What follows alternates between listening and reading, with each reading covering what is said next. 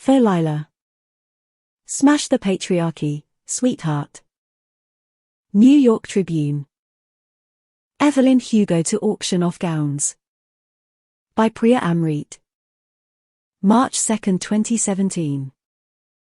Film legend and 60s it girl Evelyn Hugo has just announced that she will auction off 12 of her most memorable gowns through Christie's to raise money for breast cancer research. At the age of 79, Hugo has long been an icon of glamour and elegance. She is known for a personal style both sensual and restrained, and many of Hugo's most famous looks are considered touchstones of the fashion and Hollywood archives. Those looking to own a piece of Hugo history will be intrigued not only by the gowns themselves but also by the context in which they were worn. Included in the sale will be the emerald green Miranda Laconda that Hugo wore to the 1959 Academy Awards, the violet soufflé and organdy scoopneck she donned at the premiere of Anna Karenina in 1962, and the navy blue silk Michael Maddax that she was wearing in 1982 when she won her Oscar for All for Us. Hugo has weathered her share of Hollywood scandals, not the least of which being her 7 marriages, including her decades-long relationship with film producer Harry Cameron. The two Hollywood insiders shared a daughter, Connor Cameron, who is no doubt the influence for the auction. Ms. Cameron passed away last year from breast cancer soon after turning 41. Born Evelyn Elena Herrera in 1938, the daughter of Cuban immigrants, Hugo grew up in the Hell's Kitchen neighborhood of New York City. By 1955, she had made her way to Hollywood, gone blonde, and been rechristened Evelyn Hugo. Almost overnight, Hugo became a member of the Hollywood elite. She remained in the spotlight for more than 3 decades before retiring in the late 80s and marrying financier Robert Jameson, older brother of 3-time Oscar-winning actress Celia St. James. Now widowed from her 7th husband, Hugo resides in Manhattan. Preternaturally beautiful and a paragon of glamour and daring sexuality, Hugo has long been a source of fascination for moviegoers the world over. This auction is expected to raise upward of $2 million. Can you come into my office? I look around at the desks beside me and then back at Frankie, trying to confirm to whom, exactly, she's talking. I point to myself. Do you mean me? Frankie has very little patience. Yes, Monique, you. That's why I said, Monique, can you come into my office? Sorry, I just heard the last part. Frankie turns. I grab my notepad and follow her. There is something very striking about Frankie. I'm not sure that you'd say she was conventionally attractive. Her features are severe, her eyes very wide apart, but she is nevertheless someone you can't help but look at and admire.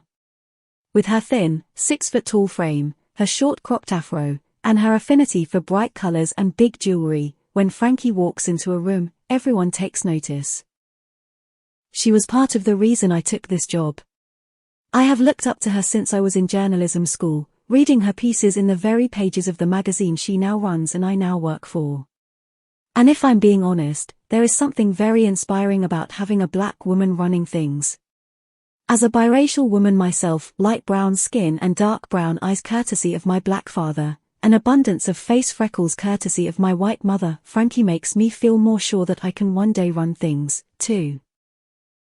Take a seat, Frankie says as she sits down and gestures toward an orange chair on the opposite side of her lucite desk. I calmly sit and cross my legs. I let Frankie talk first. So, puzzling turn of events, she says, looking at her computer. Evelyn Hugo's people are inquiring about a feature. An exclusive interview. My gut instinct is to say holy shit, but also why are you telling me this? About what in particular? I ask. My guess is it's related to the gown auction she's doing, Frankie says. My understanding is that it's very important to her to raise as much money for the American Breast Cancer Foundation as possible. But they won't confirm that. Frankie shakes her head. All they will confirm is that Evelyn has something to say. Evelyn Hugo is one of the biggest movie stars of all time. She doesn't even have to have something to say for people to listen. This could be a big cover for us, right? I mean, she's a living legend. Wasn't she married 8 times or something? 7, Frankie says. And yes, this has huge potential. Which is why I hope you'll bear with me through the next part of this. What do you mean? Frankie takes a big breath and gets a look on her face that makes me think I'm about to get fired. But then she says, Evelyn specifically requested you. Me? This is the second time in the span of 5 minutes that I have been shocked that someone was interested in speaking with me. I need to work on my confidence. Suffice it to say, it's taken a beating recently. Although why pretend it was ever really soaring? To be honest, that was my reaction, too, Frankie says. Now I'll be honest, I'm a little offended. Although, obviously, I can see where she's coming from. I've been at Vivant for less than a year, mostly doing puff pieces. Before that, I was blogging for The Discourse, a current events and culture site that calls itself a news magazine but is, effectively, a blog with punchy headlines. I wrote mainly for the Modern Life section, covering trending topics and opinion pieces. After years of freelancing, the Discourse gig was a lifesaver. But when Vivant offered me a job, I couldn't help myself. I jumped at the chance to join an institution, to work among legends. On my first day of work, I walked past walls decorated with iconic, culture-shifting covers, the one of women's activist Debbie Palmer, naked and carefully posed, standing on top of a skyscraper overlooking Manhattan in 1984, the one of artist Robert Turner in the act of painting a canvas while the text declared that he had AIDS, back in 1991. It felt surreal to be a part of the Vivant world. I have always wanted to see my name on its glossy pages.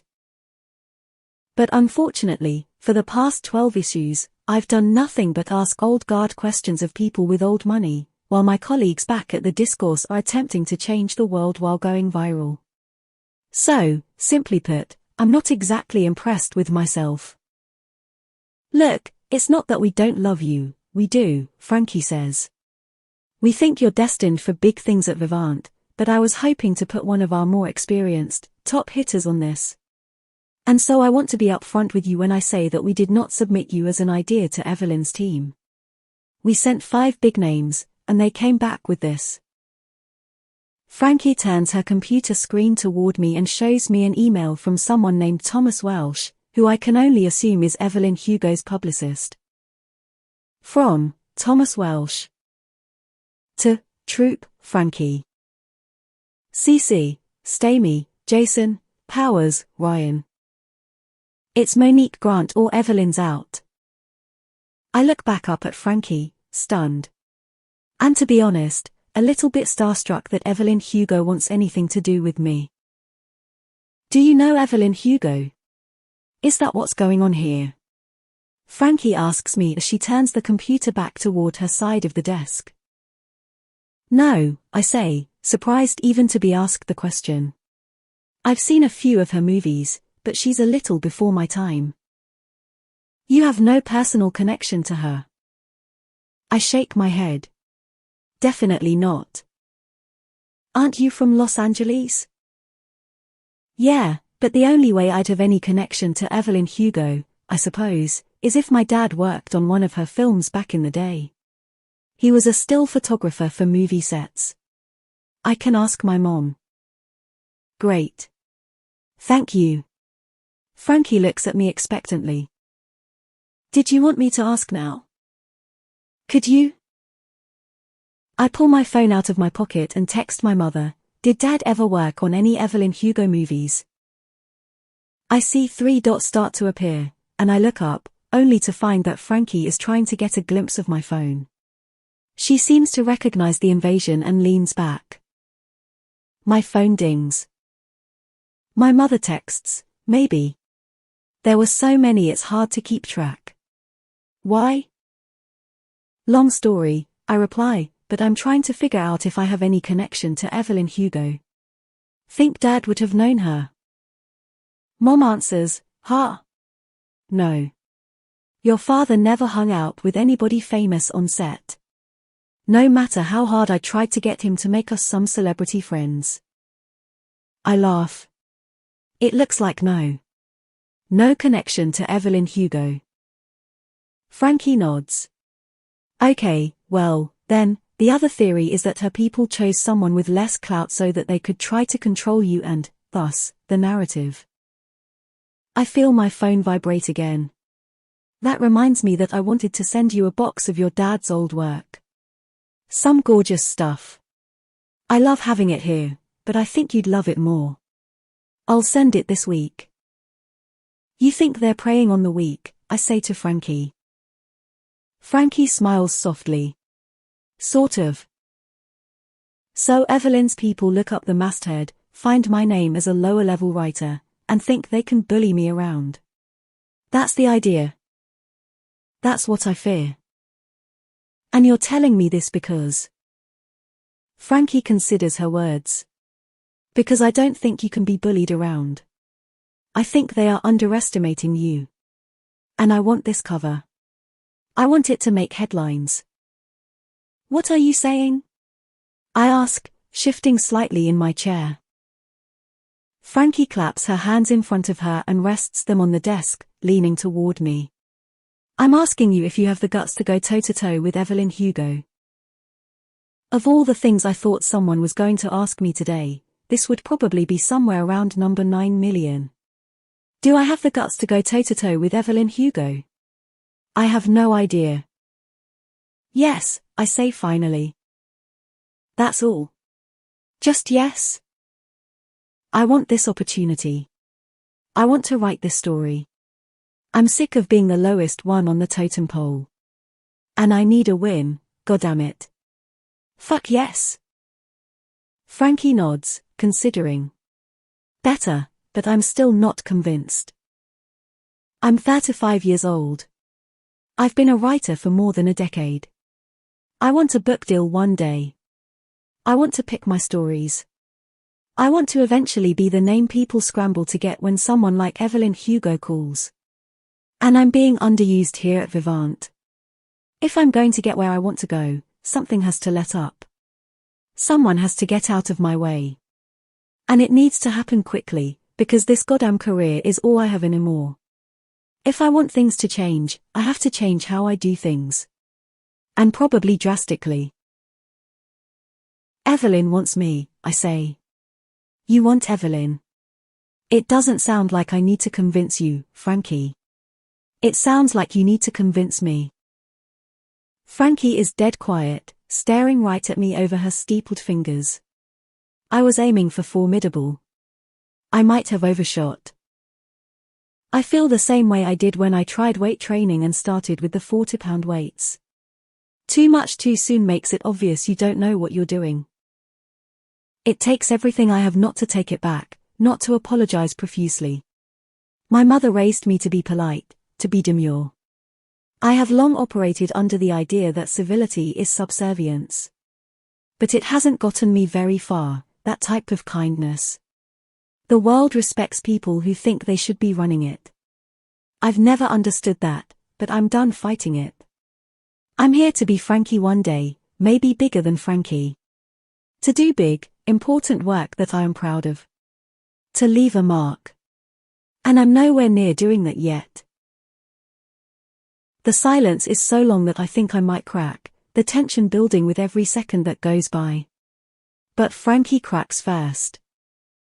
Okay, she says, and puts out her hand as she stands up. Shock and searing pride run through me as I extend my own. I make sure my handshake is strong, Frankie's is a vice. Ace this, Monique. For us and for yourself, please. I will. We break away from each other as I walk toward her door. She might have read your physician-assisted suicide piece for the discourse, Frankie says just before I leave the room. What? It was stunning. Maybe that's why she wants you. It's how we found you. It's a great story. Not just because of the hits it got but because of you, because it's beautiful work. It was one of the first truly meaningful stories I wrote of my own volition. I pitched it after I was assigned a piece on the rise in popularity of microgreens, especially on the Brooklyn restaurant scene. I had gone to the Park Slope Market to interview a local farmer, but when I confessed that I didn't get the appeal of mustard greens, he told me that I sounded like his sister.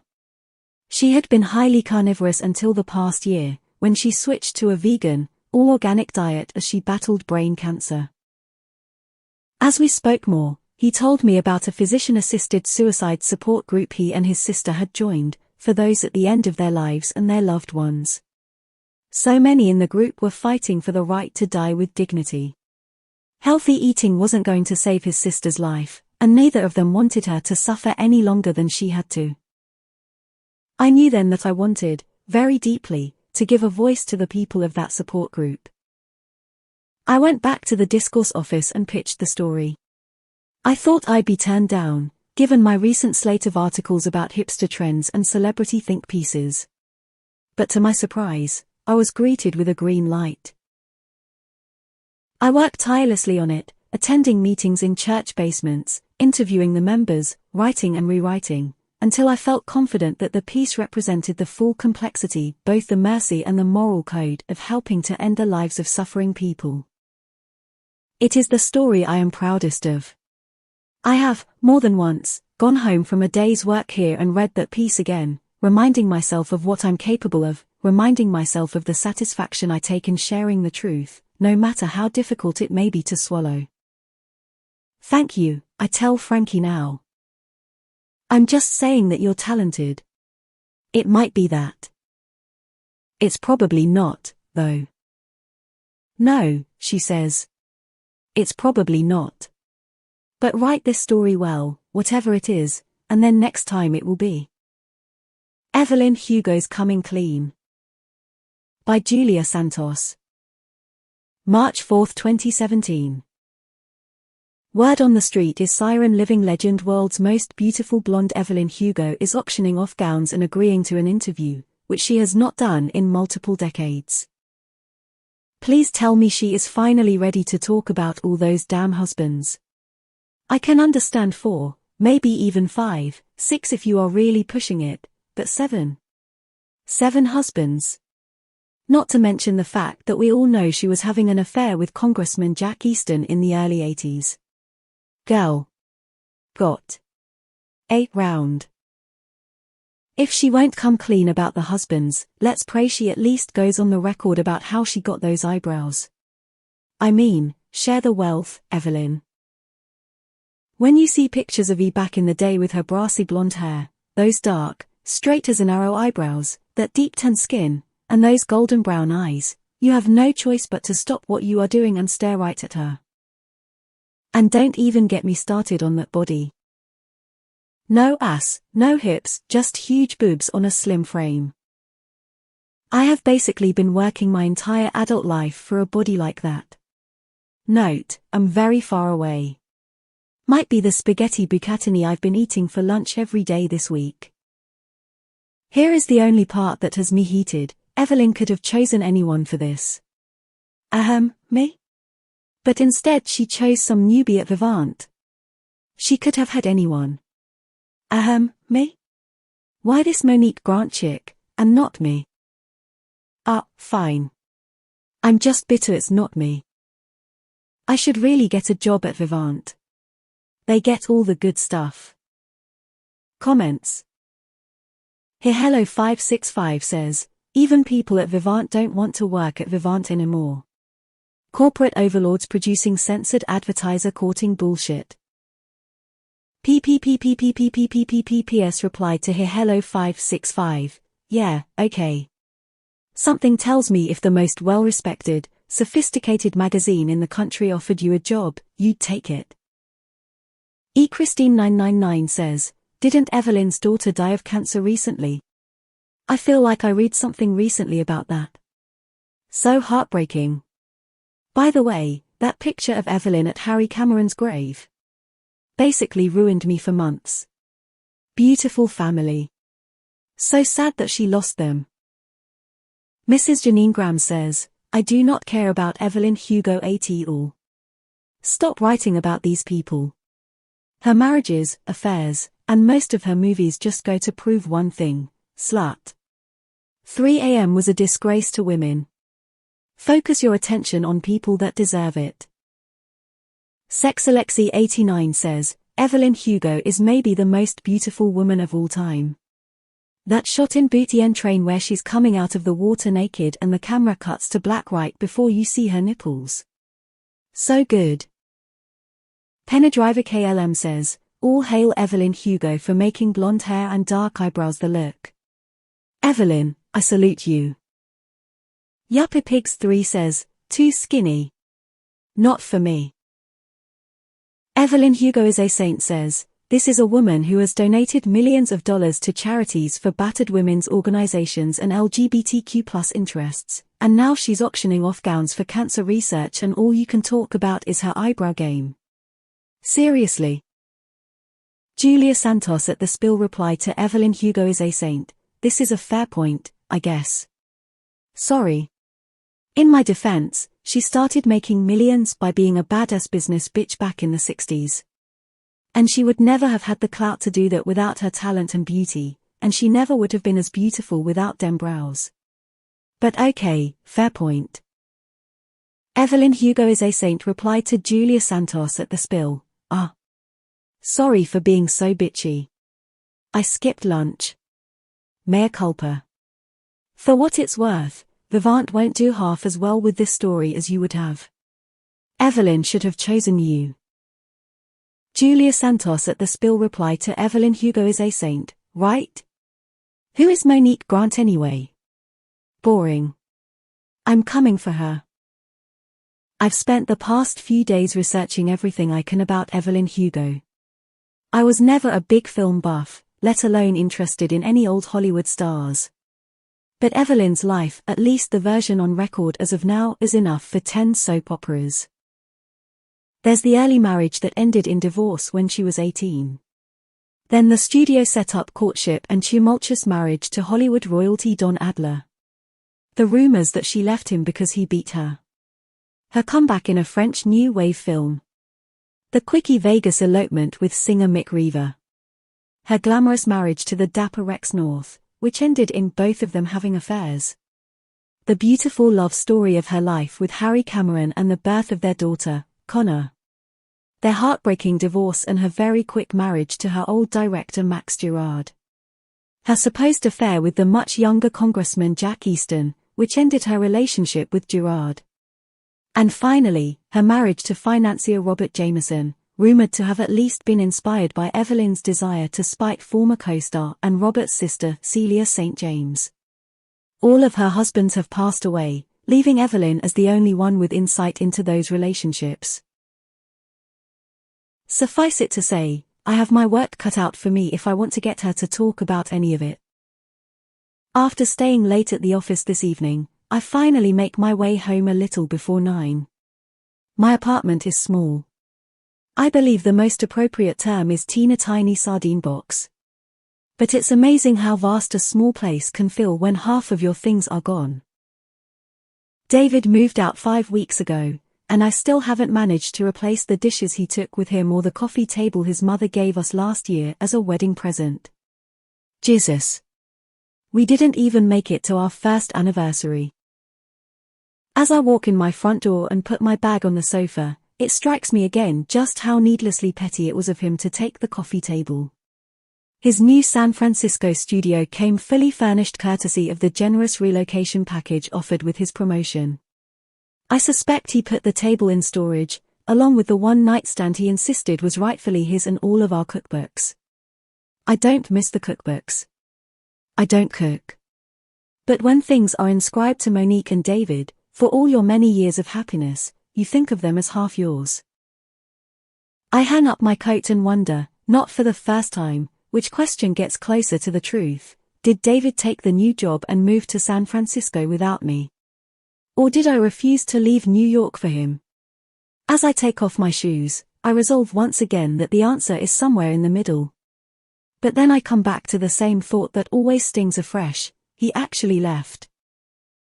I order myself pad thai and then get in the shower. I turn the water to nearly scalding hot. I love water so hot it almost burns. I love the smell of shampoo. My happiest place might just be under a shower head. It is here in the steam, covered in suds, that I do not feel like Monique Grant, woman left behind. Or even Monique Grant, stalled writer. I am just Monique Grant, owner of luxury bath products.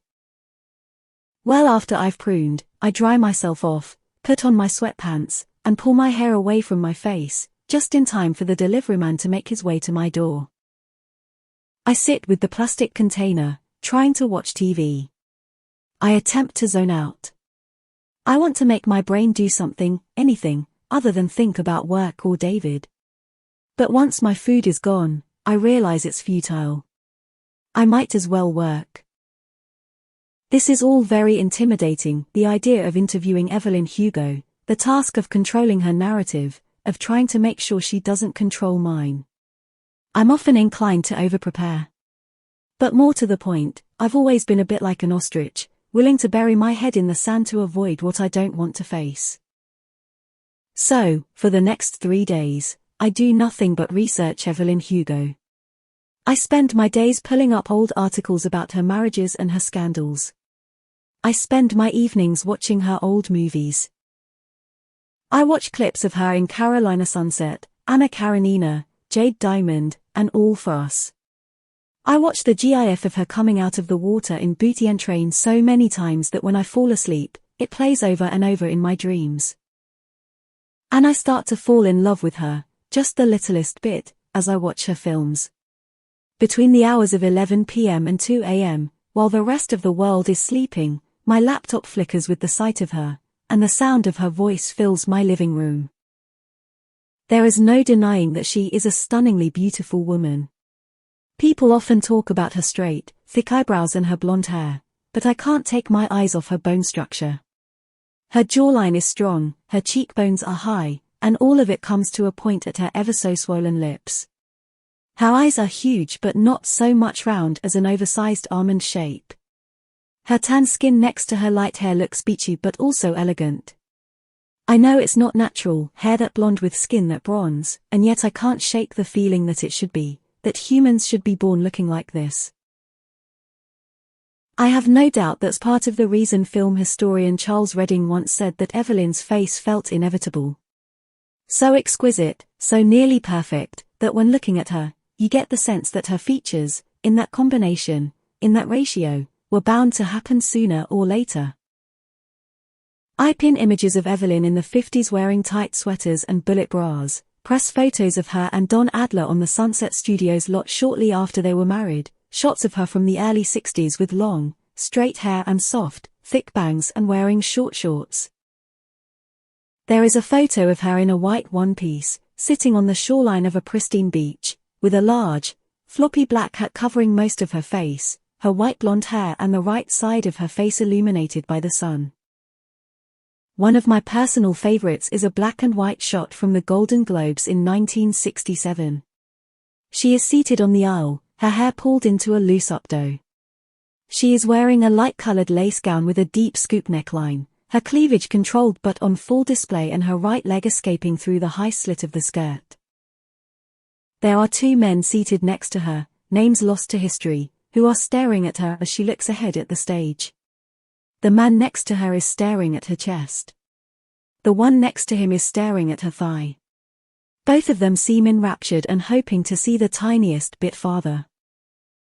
Maybe I'm overthinking that photo, but I'm starting to notice a pattern. Evelyn always leaves you hoping you'll get just a little bit more. And she always denies you. Even in her much talked about sex scene in 3 a.m. from 1977, in which she rides, reverse cowboy style, on top of Don Adler, you see her full breasts for less than 3 seconds. It was rumored for years that the incredible box office numbers for the film were because couples were going to see it multiple times. How does she know just how much to give and just how much of herself to withhold? And does that all change now that she's got something to say? Or is she going to play me the same way she played audiences for years? Is Evelyn Hugo going to tell me just enough to keep me on the edge of my seat but never enough to truly reveal anything? I wake up a half hour before my alarm. I check my emails, including one from Frankie with the subject line "Keep me updated," yelling at me in all caps. I make myself a small breakfast. I put on black slacks and a white t-shirt with my favorite herringbone blazer. I gather my long, tight curls into a bun at the top of my head. I forego my contacts and choose my thickest black-framed glasses. As I look in the mirror, I notice that I have lost weight in my face since David left. While I have always had a slim frame, my butt and face seem to be the first to pick up any extra weight. And being with David, during the 2 years we dated and the 11 months since we married, meant I put on a few. David likes to eat. And while he would get up in the early mornings to run it off, I slept in. Looking at myself now, pulled together and slimmer, I feel a rush of confidence. I look good. I feel good. Before I make my way out the door, I grab the camel cashmere scarf that my mother gave me for Christmas this past year. And then I put one foot in front of the other, down to the subway, into Manhattan, and uptown. Evelyn's place is just off Fifth Avenue overlooking Central Park. I've done enough internet stalking to know she's got this place and a beachfront villa just outside of Malaga, Spain. She's had this apartment since the late 60s, when she bought it with Harry Cameron. She inherited the villa when Robert Jameson died almost 5 years ago. In my next life, please remind me to come back as a movie star with points on the back end. Evelyn's building, at least from the outside, limestone, pre-war, Beaux Arts style, is extraordinary. I am greeted, before even walking in, by an older, handsome doorman with soft eyes and a kind smile. "How may I help you?" he says. I find myself embarrassed even to say it. "I'm here to see Evelyn Hugo. My name's Monique Grant." He smiles and opens the door for me. It's clear he was expecting me. He walks me to the elevator and presses the button for the top floor. "Have a nice day, Ms. Grant," he says, and then disappears as the elevators close. I ring the doorbell of Evelyn's apartment at 11 a.m. on the dot. A woman in jeans and a navy blouse answers. She looks to be about 50, maybe a few years older. She is Asian American, with straight jet black hair pulled into a ponytail. She's holding a stack of half-opened mail. She smiles and extends her hand. "You must be Monique," she says as I hold out my own. She seems like the sort of person who genuinely delights in meeting other people, and I already like her, despite my strict promise to myself to remain neutral to everything I encounter today. "I'm Grace." "Hi, Grace," I say. "Nice to meet you." "Likewise. Come on in." Grace steps out of the way and beckons to invite me in. I put my bag on the ground and take off my coat. "You can put it right in here," she says, opening a closet just inside the foyer and handing me a wooden hanger. This coat closet is the size of the one bathroom in my apartment. It's no secret that Evelyn has more money than God. But I need to work at not letting that intimidate me. She's beautiful, and she's rich, and she's powerful and sexual and charming. And I'm a normal human being. Somehow I have to convince myself that she and I are on equal footing, or this is never going to work.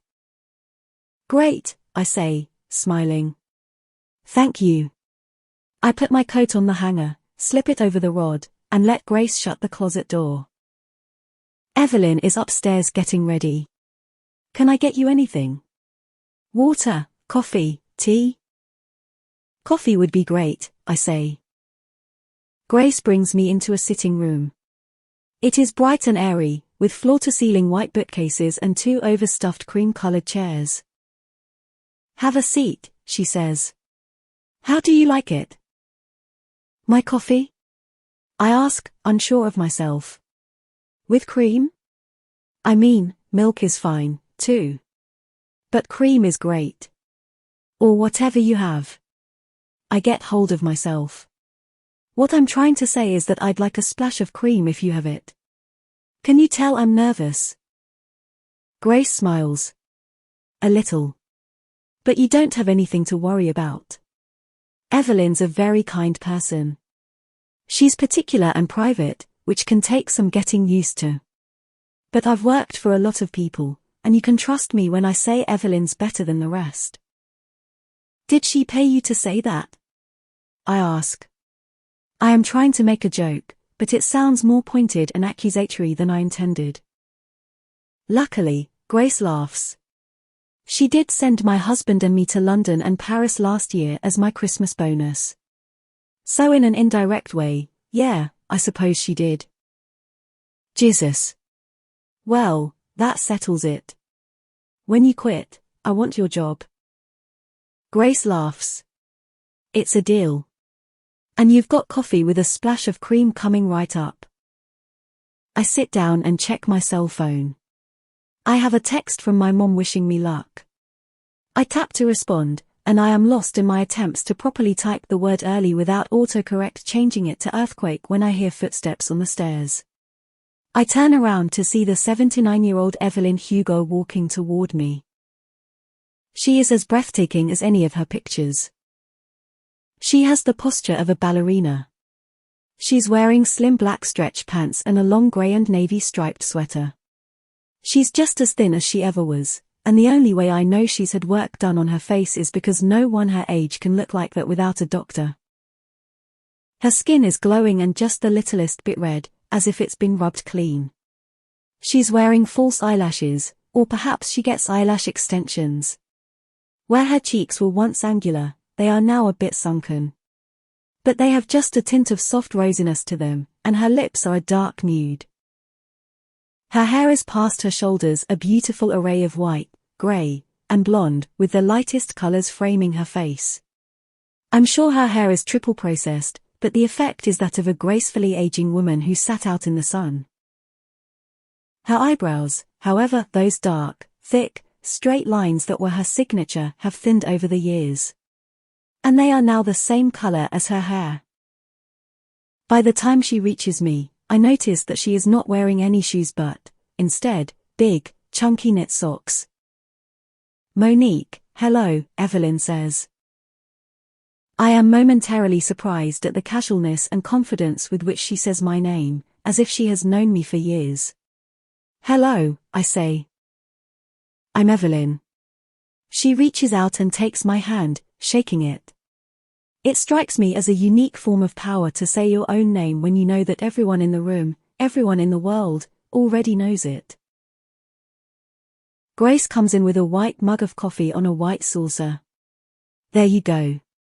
With just a bit of cream. Thank you so much, I say, taking it from her. That's just the way I like it as well, Evelyn says, and I'm embarrassed to admit it thrills me. I feel as if I've pleased her. Can I get either of you anything else? Grace asks. I shake my head, and Evelyn doesn't answer. Grace leaves. Come, Evelyn says. Let's go to the living room and get comfortable. As I grab my bag, Evelyn takes the coffee out of my hand, carrying it for me. I once read that charisma is charm that inspires devotion. And I can't help but think of that now, when she's holding my coffee for me. The combination of such a powerful woman and such a small and humble gesture is enchanting, to be sure. We step into a large, bright room with floor-to-ceiling windows. There are oyster-grey chairs opposite a soft slate-blue sofa. The carpet under our feet is thick, bright ivory, and as my eyes follow its path, I am struck by the black grand piano, open under the light of the windows. On the walls are two blown-up black and white images. The one above the sofa is of Harry Cameron on the set of a movie. The one above the fireplace is the poster for Evelyn's 1959 version of Little Women. Evelyn, Celia St. James, and two other actresses' faces make up the image. All four of these women may have been household names back in the 50s, but it is Evelyn and Celia who stood the test of time. Looking at it now, Evelyn and Celia seem to shine brighter than the others. But I'm pretty sure that's simply hindsight bias. I'm seeing what I want to see, based on how I know it all turns out. Evelyn puts my cup and saucer down on the black lacquer coffee table. Sit, she says as she takes a seat herself in one of the plush chairs. She pulls her feet up underneath her. Anywhere you want. I nod and put my bag down. As I sit on the couch, I grab my notepad. So you're putting your gowns up for auction, I say as I settle myself. I click my pen, ready to listen. Which is when Evelyn says, actually, I've called you here under false pretenses. I look directly at her, sure I've misheard. Excuse me. Evelyn rearranges herself in the chair and looks at me. There's not much to tell about me handing a bunch of dresses over to Christie's. Well, then. I called you here to discuss something else. What is that? My life story. Your life story? I say, stunned and trying hard to catch up to her. A tell-all. An Evelyn Hugo tell-all would be. I don't know. Something close to the story of the year. You want to do a tell-all with Vivant? No, she says. You don't want to do a tell-all? I don't want to do one with Vivant. Then why am I here? I'm even more lost than I was just a moment ago. You're the one I'm giving the story to. I look at her, trying to decipher what exactly she's saying. You're going to go on record about your life, and you're going to do it with me but not with Vivant. Evelyn nods. Now you're getting it. What exactly are you proposing? There is no way that I have just walked into a situation in which one of the most intriguing people alive is offering me the story of her life for no reason. I must be missing something. I will tell you my life story in a way that will be beneficial to both of us. Although, to be honest, mainly you. Just how in-depth are we talking about here? Maybe she wants some airy retrospective. Some lightweight story published somewhere of her choosing. The whole 9 yards. The good, the bad, and the ugly. Whatever cliché you want to use that means I'll tell you the truth about absolutely everything I've ever done. Whoa.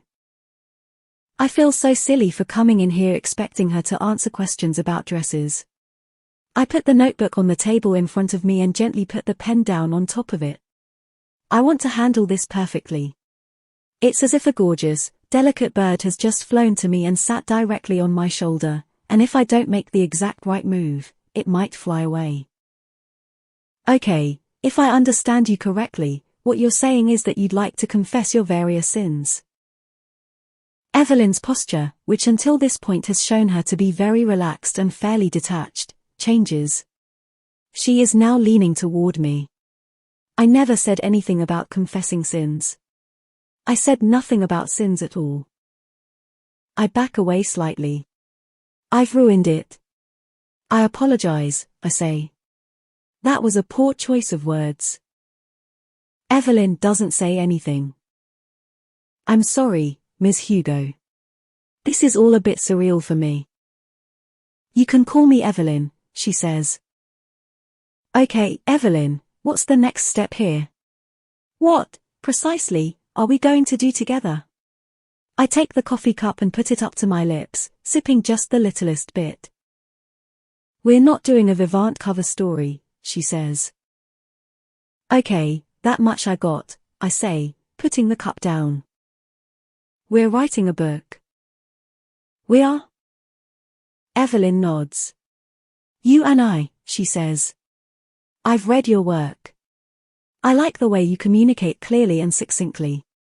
Your writing has a no-nonsense quality to it that I admire and that I think my book could use.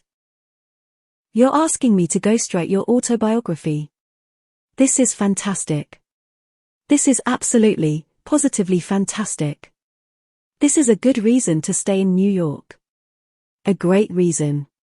Things like this don't happen in San Francisco. Evelyn shakes her head again. I'm giving you my life story, Monique. I'm going to tell you the whole truth. And you are going to write a book about it. And we'll package it with your name on it and tell everyone you wrote it. That's ghostwriting. I pick up my cup again. My name won't be on it. I'll be dead. I choke on my coffee and in doing so stain the white carpet with flecks of umber. Oh, my God, I say, perhaps a bit too loudly, as I put down the cup. I spilled coffee on your carpet.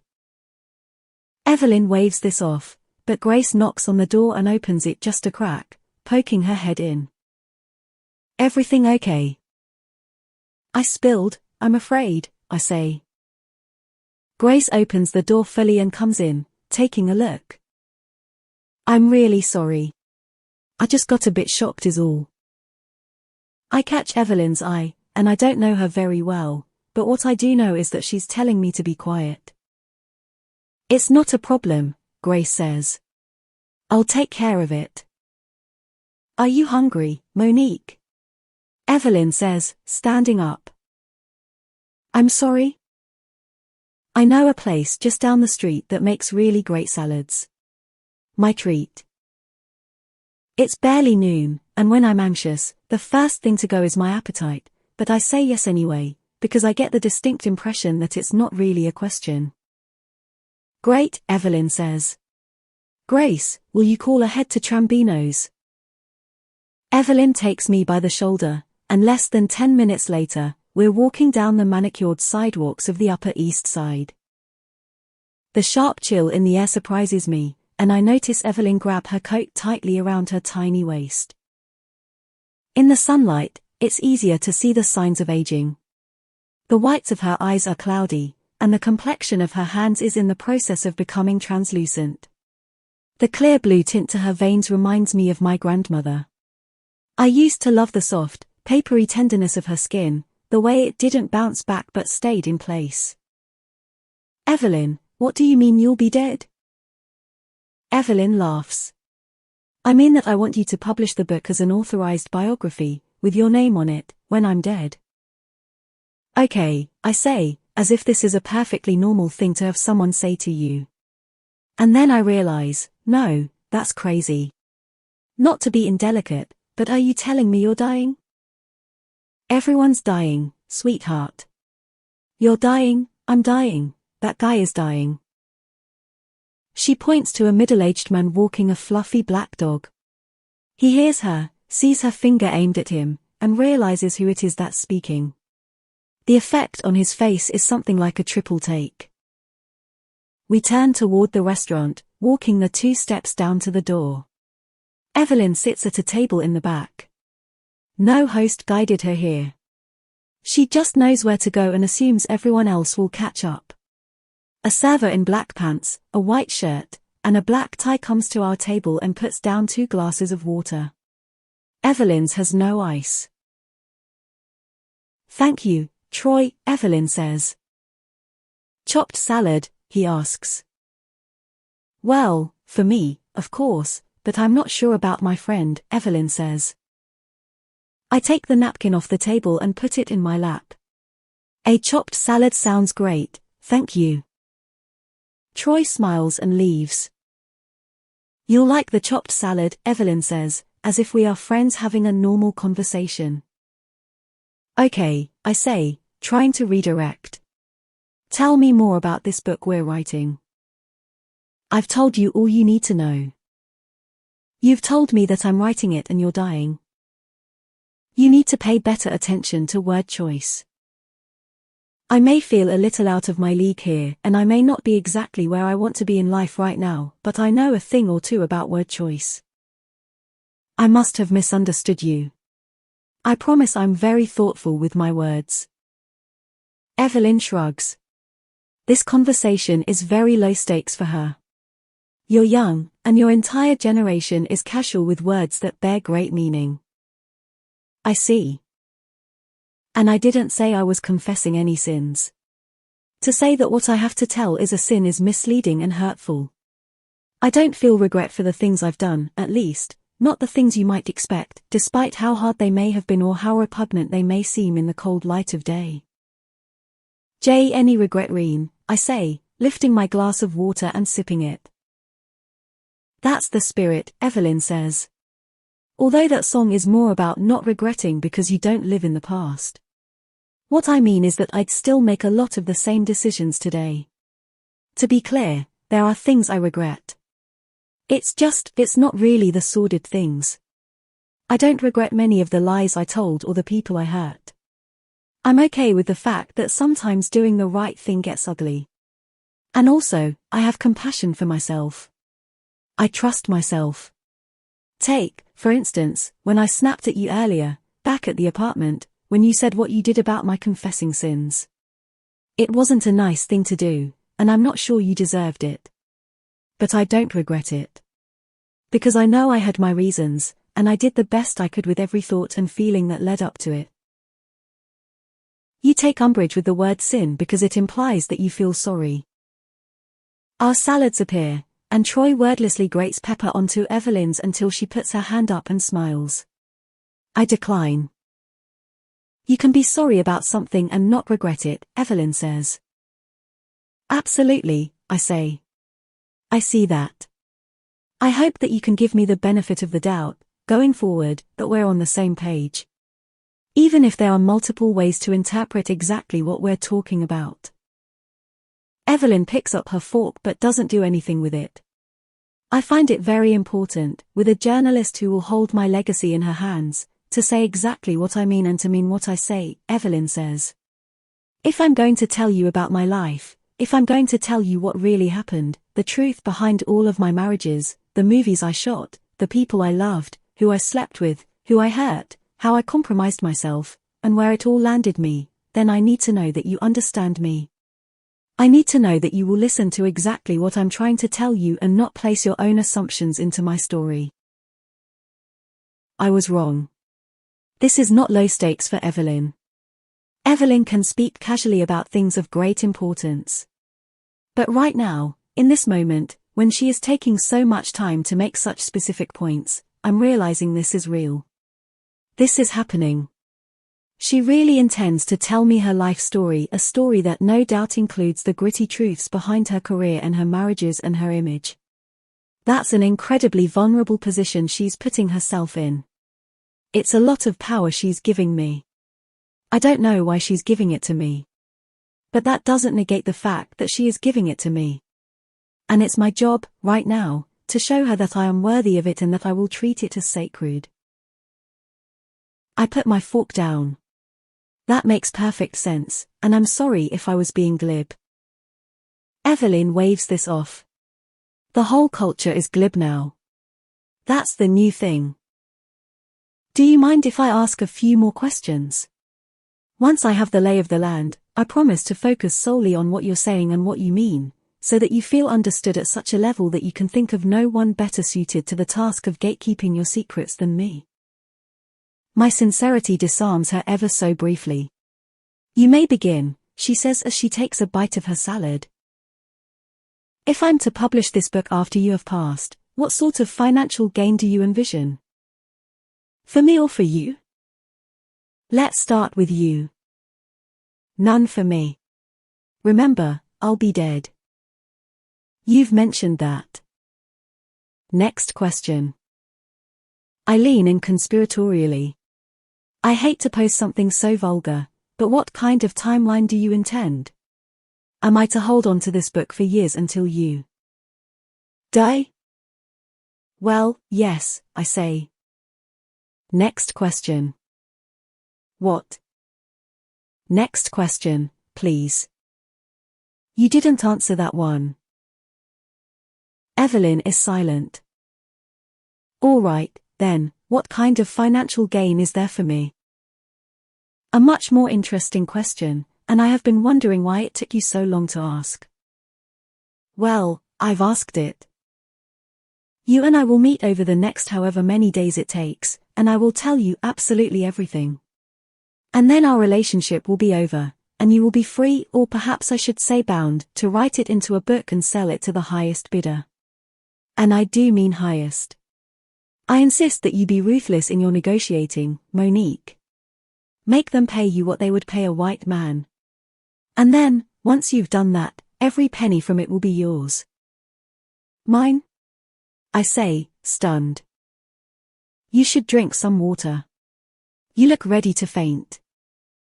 Evelyn, an authorized biography about your life, in which you talk about all 7 of your marriages. Yes. A book like that stands to make millions of dollars, even if I didn't negotiate. But you will, Evelyn says, taking a sip of her water and looking pleased. The question has to be asked. We've been dancing around it for far too long. Why on earth would you do that for me? Evelyn nods. She has been expecting this question. For now, think of it as a gift. But why? Next question. Seriously. Seriously, Monique, next question. I accidentally dropped my fork onto the ivory tablecloth. The oil from the dressing bleeds into the fabric, turning it darker and more translucent. The chopped salad is delicious but heavy on the onions, and I can feel the heat of my breath permeating the space around me. What the hell is going on? I'm not trying to be ungrateful, but I think I deserve to know why one of the most famous actresses of all time would pluck me out of obscurity to be her biographer and hand me the opportunity to make millions of dollars off her story. The Huffington Post is reporting that I could sell my autobiography for as much as $12 million. Jesus Christ. Inquiring minds want to know, I guess. The way Evelyn is having so much fun with this, the way she seems to delight in shocking me, lets me know that this is, at least a little bit, a power play. She likes to be cavalier about things that would change other people's lives. Isn't that the very definition of power? Watching people kill themselves over something that means nothing to you. 12 million is a lot, don't get me wrong, she says, and she doesn't need to finish the sentence in order for it to be completed in my head. But it's not very much to me. But still, Evelyn, why? Why me? Evelyn looks up at me, her face stoic. Next question. With all due respect, you're not being particularly fair. I'm offering you the chance to make a fortune and skyrocket to the top of your field. I don't have to be fair. Certainly not if that's how you're going to define it, anyway. On the one hand, this feels like a no-brainer. But at the same time, Evelyn has given me absolutely nothing concrete. And I could lose my job by stealing a story like this for myself. That job is all I have right now. Can I have some time to think about this? Think about what? About all of this. Evelyn's eyes narrow ever so slightly. What on earth is there to think about? I'm sorry if it offends you, I say. Evelyn cuts me off. You haven't offended me. Just the very implication that I could get under her skin gets under her skin. There's a lot to consider, I say. I could get fired. She could back out. I could fail spectacularly at writing this book. Evelyn leans forward, trying to hear me out. For instance, how am I supposed to handle this with Vivant? They think they have an exclusive with you. They're making calls to photographers this very moment. I told Thomas Welsh not to promise a single thing. If they have gone out and made wild assumptions about some cover, that's on them. But it's on me, too. Because now I know you have no intention of moving forward with them. So what do I do? Go back to my office and tell my boss that you're not talking to Vivant, that instead you and I are selling a book. It's going to look like I went behind their backs, on company time, mind you, and stole their story for myself. That's not really my problem, Evelyn says. But that's why I have to think about it. Because it's my problem. Evelyn hears me. I can tell she's taking me seriously from the way she puts her water glass down and looks directly at me, leaning with her forearms on the table. You have a once-in-a-lifetime opportunity here, Monique. You can see that, right? Of course. So do yourself a favor and learn how to grab life by the balls, dear. Don't be so tied up trying to do the right thing when the smart thing is so painfully clear. You don't think that I should be forthright with my employers about this? They'll think I conspired to screw them over. Evelyn shakes her head. When my team specifically requested you, your company shot back with someone at a higher level. They only agreed to send you out once I made it clear that it was you or it was no one. Do you know why they did that? Because they don't think Because they run a business. And so do you. And right now, your business stands to go through the roof. You have a choice to make. Are we writing a book together or not? You should know, if you won't write it, I'm not going to give it to anyone else. It will die with me in that case. Why would you tell only me your life story? You don't even know me. That doesn't make sense. I'm under absolutely no obligation to make sense to you. What are you after, Evelyn? You ask too many questions. I'm here to interview you. Still. She takes a sip of water, swallows, and then looks me right in the eye. By the time we are through, you won't have any questions, she says. All of these things you're so desperate to know, I promise I'll answer them before we're done. But I'm not going to answer them 1 minute before I want to. I call the shots. That's how this is going to go. I listen to her and think about it, and I realize I would be an absolute moron to walk away from this, no matter what her terms are. I didn't stay in New York and let David go to San Francisco because I like the Statue of Liberty. I did it because I want to climb the ladder as high as I possibly can.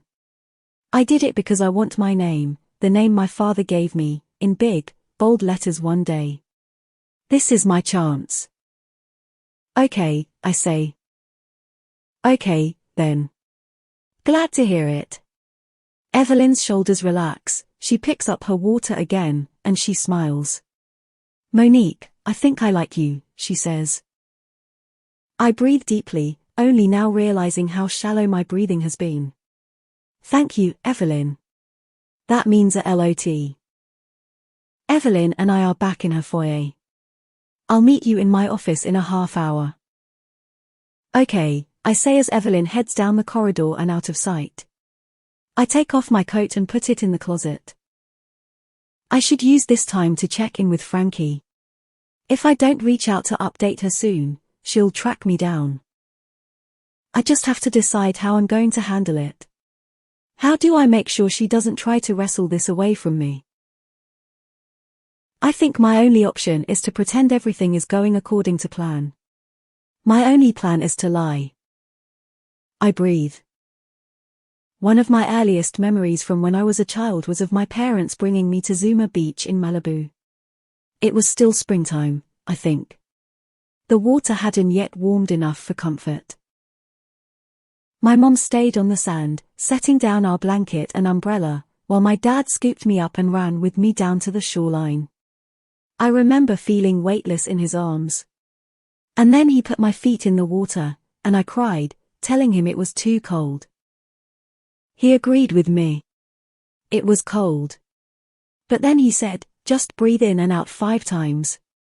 And when you're done, I bet it won't feel so cold. I watched as he put his feet in.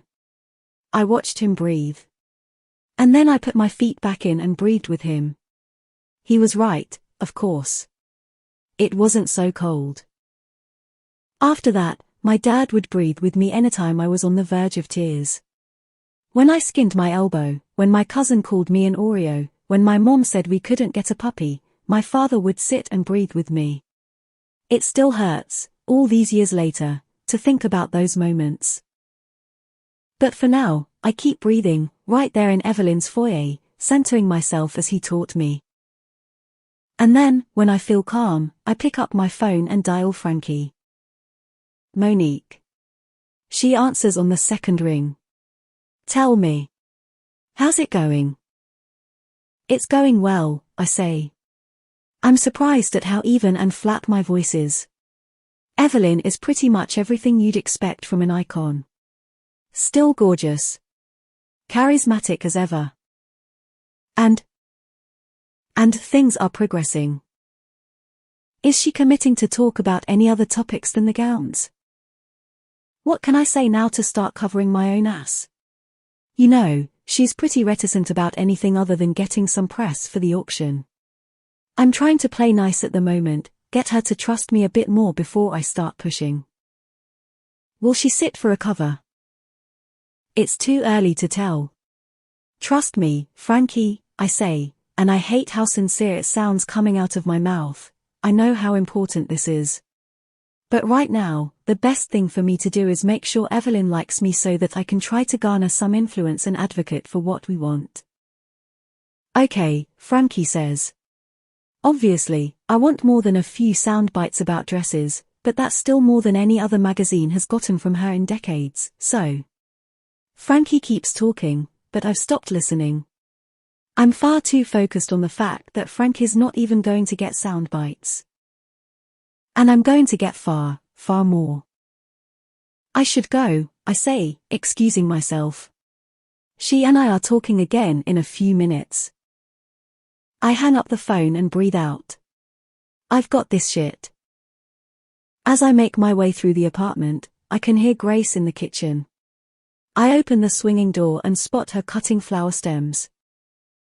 Sorry to bother you. Evelyn said to meet her in her office, but I'm not sure where that is. Oh, Grace says, putting down the scissors and wiping her hands on a towel. I'll show you. I follow her up a set of stairs and into Evelyn's study area. The walls are a striking flat charcoal grey, the area rugged golden beige. The large windows are flanked by dark blue curtains, and on the opposite side of the room are built-in bookcases. A grey-blue couch sits facing an oversized glass desk. Grace smiles and leaves me to wait for Evelyn. I drop my bag on the sofa and check my phone. You take the desk, Evelyn says as she comes in. She hands me a glass of water. I can only assume the way this works is that I talk and you write. I suppose, I say, sitting in the desk chair. I've never attempted to write a biography before.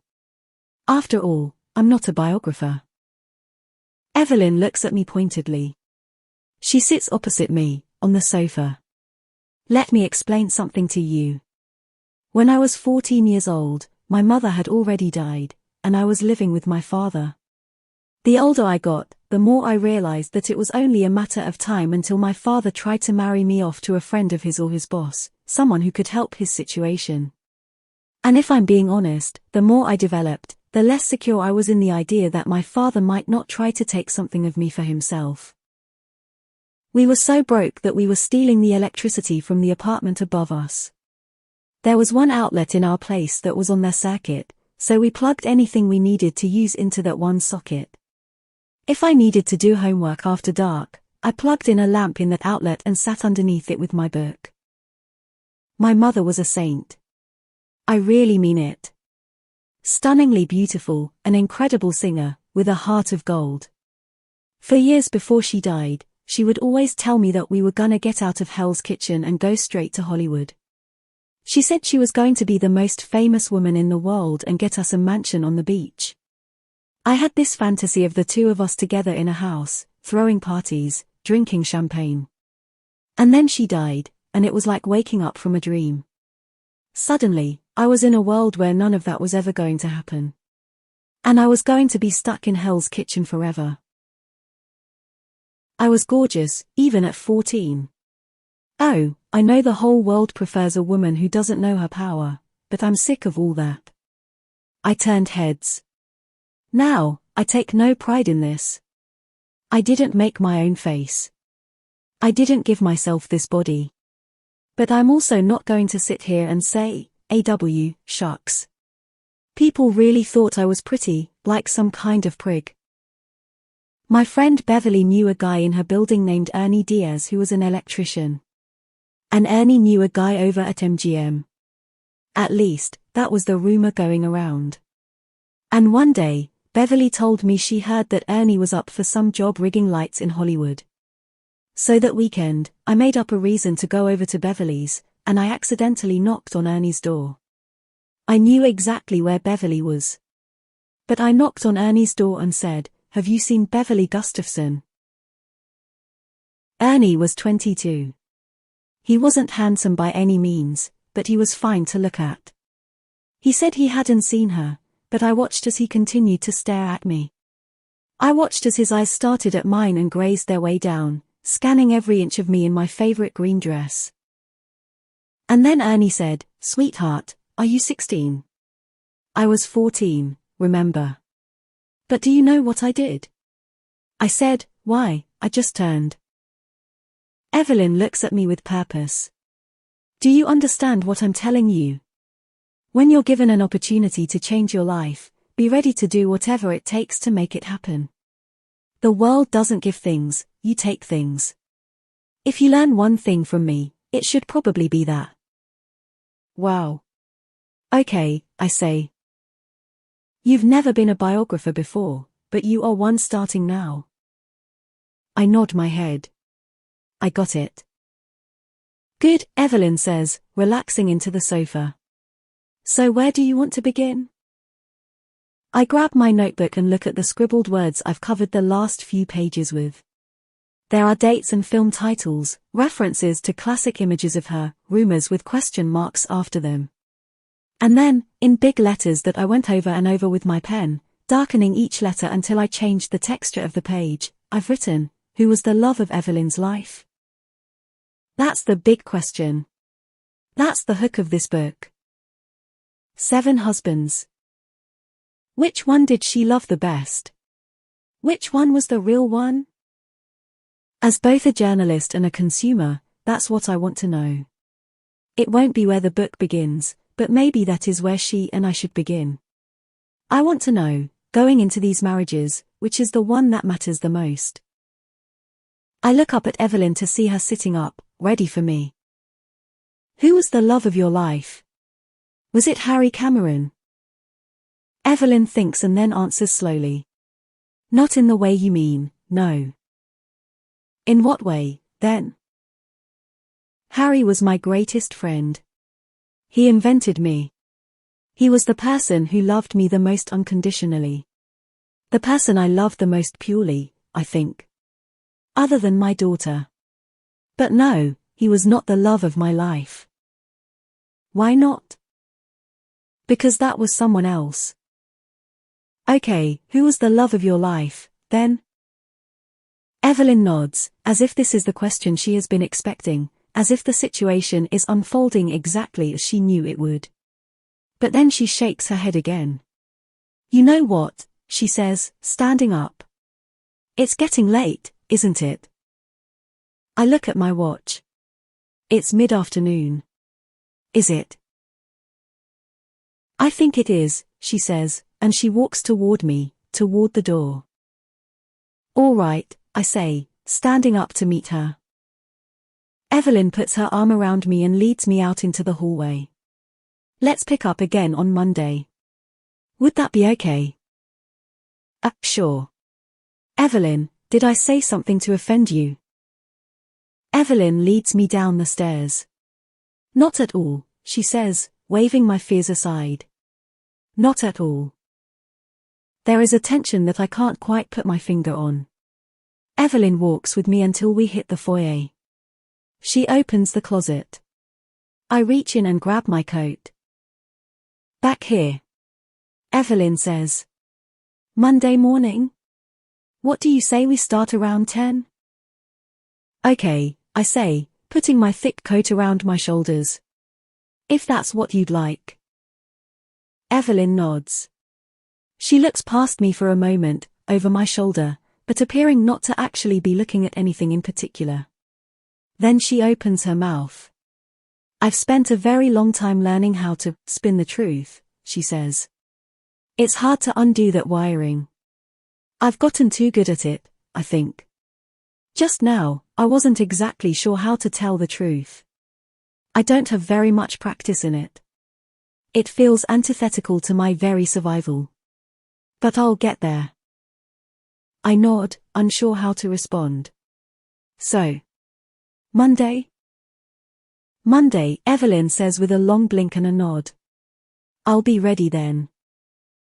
I walk back to the subway in the chilly air. I cram myself into a car packed with people, holding on to the handrail above my head. I walk to my apartment and open my front door. I sit on my couch, open my laptop, and answer some emails. I start to order something for dinner. And it is only when I go to put my feet up that I remember there is no coffee table. For the first time since he left, I have not come into this apartment immediately thinking of David.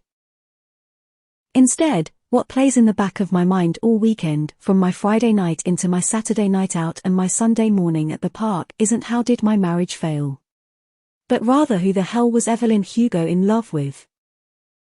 I am once again in Evelyn's study. The sun is shining directly into the windows, lighting Evelyn's face with so much warmth that it obscures her right side from view. We're really doing this. Evelyn and me. Subject and biographer. It begins now. She is wearing black leggings and a man's navy blue button-down shirt with a belt. I'm wearing my usual jeans, t-shirt, and blazer. I dressed with the intention of staying here all day and all night, if need be. If she keeps talking, I will be here, listening. So, I say. So, Evelyn says, her voice daring me to go for it. Sitting at her desk while she is on the couch feels adversarial somehow. I want her to feel as if we are on the same team. Because we are, aren't we? Although I get the impression you never know with Evelyn. Can she really tell the truth? Is she capable of it? I take a seat in the chair next to the sofa. I lean forward, with my notepad in my lap and a pen in my hand. I take out my phone, open the voice memo app, and hit record. You sure you're ready? I ask her. Evelyn nods. Everyone I loved is dead now. There's no one left to protect. No one left alive for but me. People have so closely followed the most intricate details of the fake story of my life. But it's not. I don't. I want them to know the real story. The real me.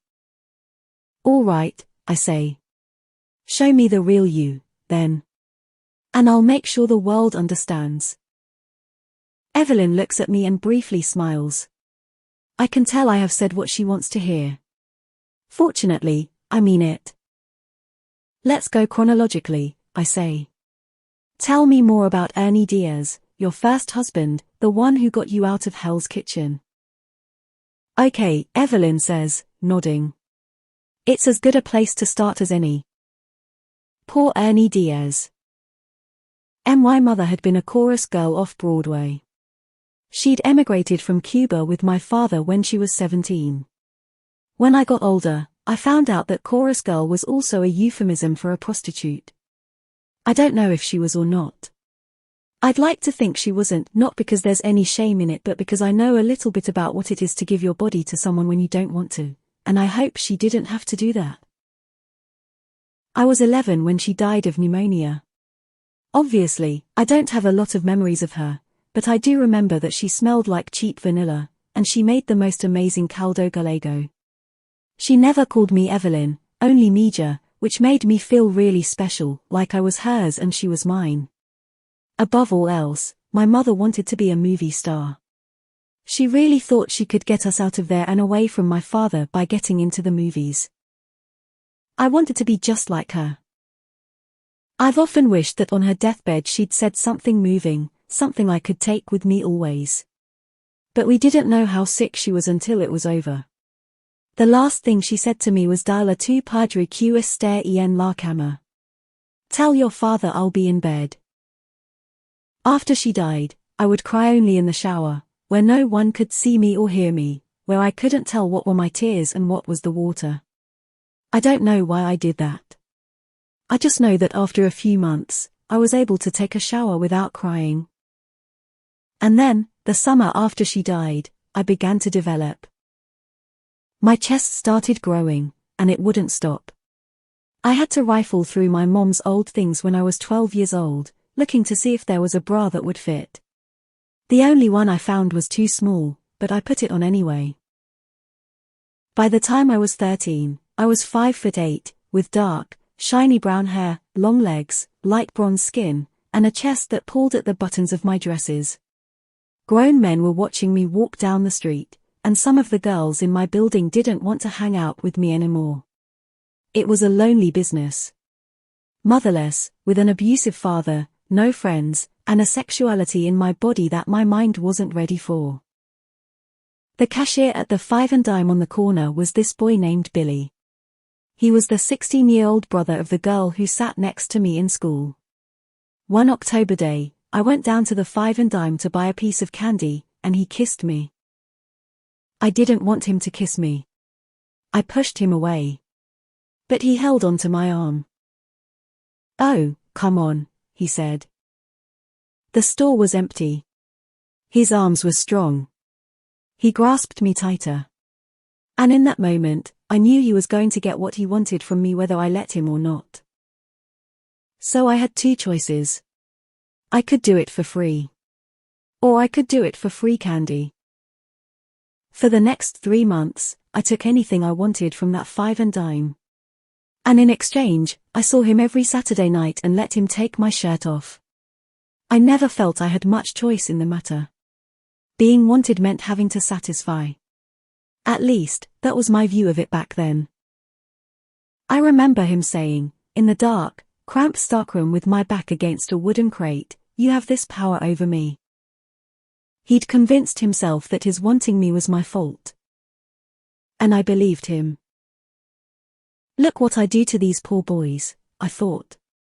And yet also, here is my value, my power.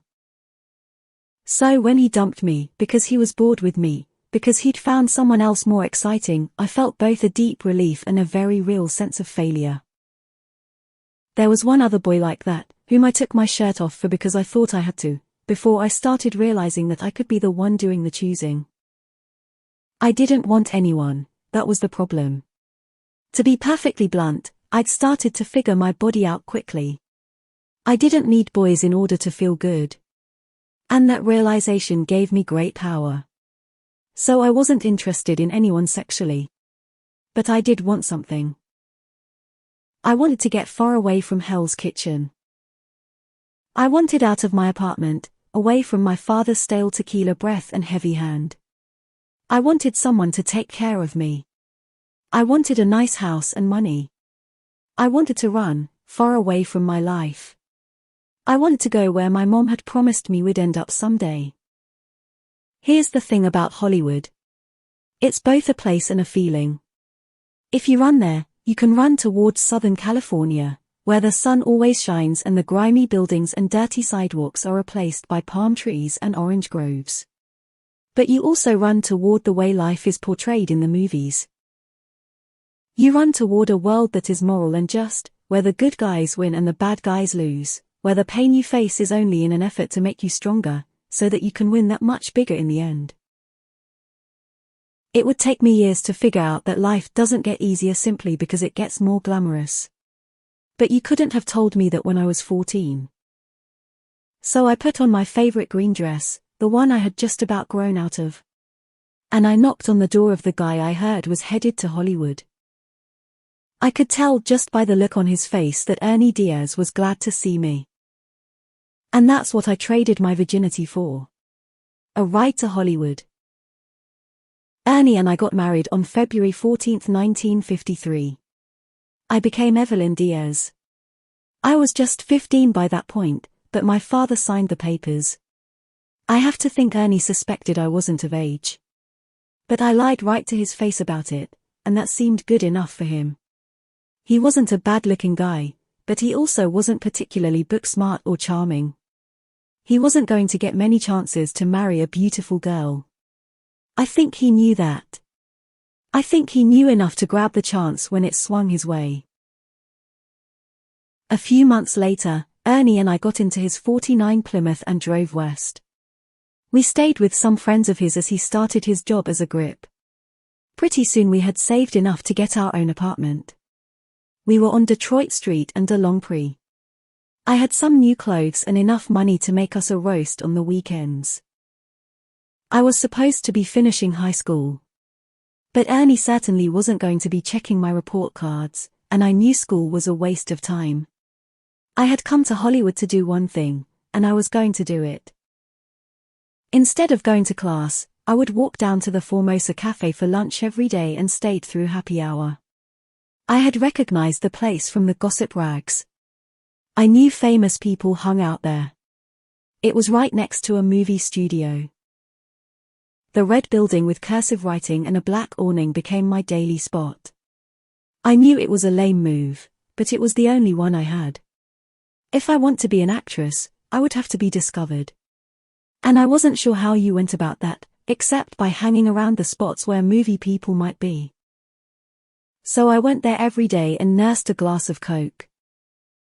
I did it so often and for so long that eventually the bartender got sick of pretending he didn't know what gamble I was running.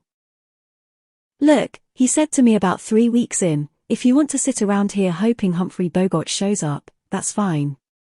But you need to make yourself useful. I'm not giving up a paying seat for you to sip a soda. He was older, maybe 50, but his hair was thick and dark. The lines on his forehead reminded me of my father's. What do you want me to do? I asked him. I was slightly worried that he'd want something from me that I had already given to Ernie, but he threw a waiter's pad at me and told me to try my hand at taking orders. I had no clue how to be a waitress, but I certainly wasn't going to tell him that. All right, I said. Where should I start? He pointed at the tables in the place, the booths in a tight row. That's table 1. You can figure out the rest of the numbers by counting. Okay, I said. I got it. I stood up off the bar stool and started walking over to table 2, where 3 men in suits were seated, talking, their menus closed. Hey, kid, the bartender said. Yes. You're a knockout. $5 as it happens for you. I took 10 orders, mixed up 3 people's sandwiches, and made $4. For months later, Harry Cameron, then a young producer at Sunset Studios, came in to meet with an exec from the lot next door. They each ordered a steak. When I brought the check, Harry looked up at me and said, Jesus. 2 weeks later, I had a deal at Sunset Studios. I went home and told Ernie that I was shocked that anyone at Sunset Studios would be interested in little old me. I said that being an actress would just be a fun lark, a thing to do to pass the time until my real job of being a mother began. Grade A bullshit. I was almost 17 by that point, although Ernie still thought I was older. It was late 1954. And I would get up every morning and head to Sunset Studios. I didn't know how to act my way out of a paper bag, but I was learning. I was an extra in a couple of romantic comedies. I had one line in a war picture. And why shouldn't he? That was the line. I played a nurse taking care of a wounded soldier. The doctor in the scene playfully accused the soldier of flirting with me, and I said, and why shouldn't he? I said it like a child in a 5th grade play, with a slight New York accent. Back then, so many of my words were accented. English spoken like a New Yorker. Spanish spoken like an American. When the movie came out, Ernie and I went to see it. Ernie thought it was funny, his little wife with a little line in a movie. I had never made much money before, and now I was making as much as Ernie after he was promoted to key grip. So I asked him if I could pay for acting classes. I'd made him arroz con pollo that night, and I specifically didn't take my apron off when I brought it up. I wanted him to see me as harmless and domestic. I thought I'd get further if I didn't threaten him. It grated on my nerves to have to ask him how I could spend my own money. But I didn't see another choice. Sure, he said. I think it's a smart thing to do. You'll get better, and who knows, you might even star in a picture one day. I would star. I wanted to punch his lights out. But I've since come to understand that it wasn't Ernie's fault. None of it was Ernie's fault. I told him I was someone else. And then I started getting angry that he couldn't see who I really was. 6 months later, I could deliver a line with sincerity. I wasn't great by any means, but I was good enough. I'd been in 3 more movies, all day player roles. I'd heard there was a part open to play Stu Cooper's teenage daughter in a romantic comedy. And I decided I wanted it. So I did something that not many other actresses at my level would have had the guts to do. I knocked on Harry Cameron's door. "Evelyn," he said, surprised to see me. "To what do I owe the pleasure?" "I want the Caroline part," I said. "In love isn't all." Harry motioned for me to sit down. He was handsome, for an executive. Most producers around the lot were rotund, a lot of them losing their hair. But Harry was tall and slim. He was young. I suspected he didn't even have a decade on me. He wore suits that fit him nicely and always complimented his ice blue eyes. There was something vaguely Midwestern about him, not so much in how he looked but in the way he approached people, with kindness first, then strength. Harry was one of the only men on the lot who didn't stare directly at my chest. It actually bothered me, as if I'd been doing something wrong to not get his attention. It just goes to show that if you tell a woman her only skill is to be desirable, she will believe you. I was believing it before I was even 18. "I'm not going to bullshit you, Evelyn. Ari Sullivan is never going to approve you for that part." "Why not?" "You're not the right type." "What's that supposed to mean?" "No one would believe you were Stu Cooper's daughter." "I certainly could be." "You could not." "Why?" "Why?" "Yes, I want to know why." "Your name is Evelyn Diaz." "So?" "I can't put you in a movie and try to pretend you're not Mexican." "I'm Cuban." "For our purposes, same difference." It was not the same difference, but I saw absolutely no merit in trying to explain that to him. "Okay," I said. "Then how about the movie with Gary DuPont?" "You can't play a romantic lead with Gary DuPont." "Why not?" Harry looked at me as if to ask if I was really going to make him say it. "Because I'm Mexican?" I asked. "Because the movie with Gary DuPont needs a nice blonde girl." "I could be a nice blonde girl." Harry looked at me. I tried harder. "I want it, Harry. And you know I can do it. I'm one of the most interesting girls you guys have right now." Harry laughed. "You're bold. I'll give you that." Harry's secretary knocked on the door. "I'm sorry to interrupt, but Mr. Cameron, you need to be in Burbank at 1. Harry looked at his watch. "I made one last play." "Think about it, Harry. I'm good, and I can be even better. But you're wasting me in these small roles." "We know what we're doing," he said, standing up. I stood up with him. "Where do you see my career a year from now, Harry?" "Playing a teacher with 3 lines." Harry walked past me and opened his door, ushering me out. "We'll see," he said.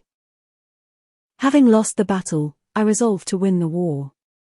So the next time I saw Ari Sullivan at the studio dining hall, I dropped my purse in front of him and accidentally gave him an eyeful as I bent down to pick it up.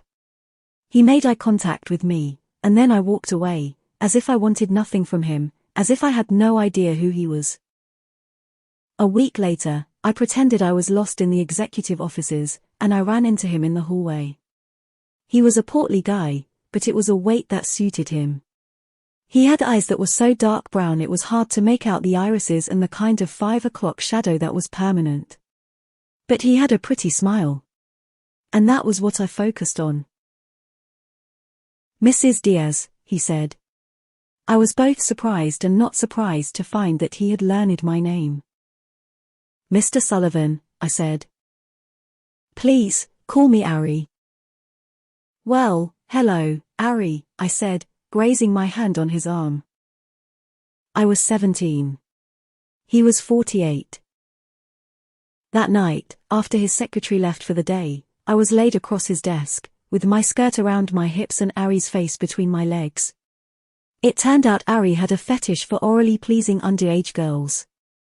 After about 7 minutes of it, I pretended to erupt in reckless pleasure. I couldn't tell you whether it was any good. But I was happy to be there, because I knew it was going to get me what I wanted. If the definition of enjoying sex means that it is pleasurable, then I've had a lot of sex that I didn't enjoy. But if we're defining it as being happy to have made the trade, then, well, I haven't had much I hated. When I left, I saw the row of Oscars that Ari had sitting in his office. I told myself that one day I'd get one, too. Love Isn't All and the Gary DuPont movie I'd wanted came out within a week of each other. Love Isn't All tanked.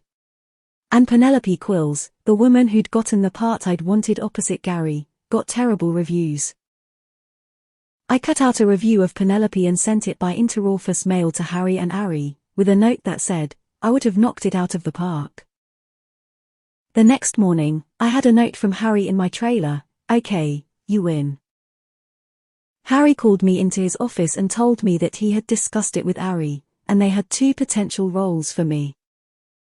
I could play an Italian heiress as the 4th lead in a war romance. Or I could play Jo in Little Women. I knew what it would mean, playing Jo. I knew Jo was a white woman. And still, I wanted it.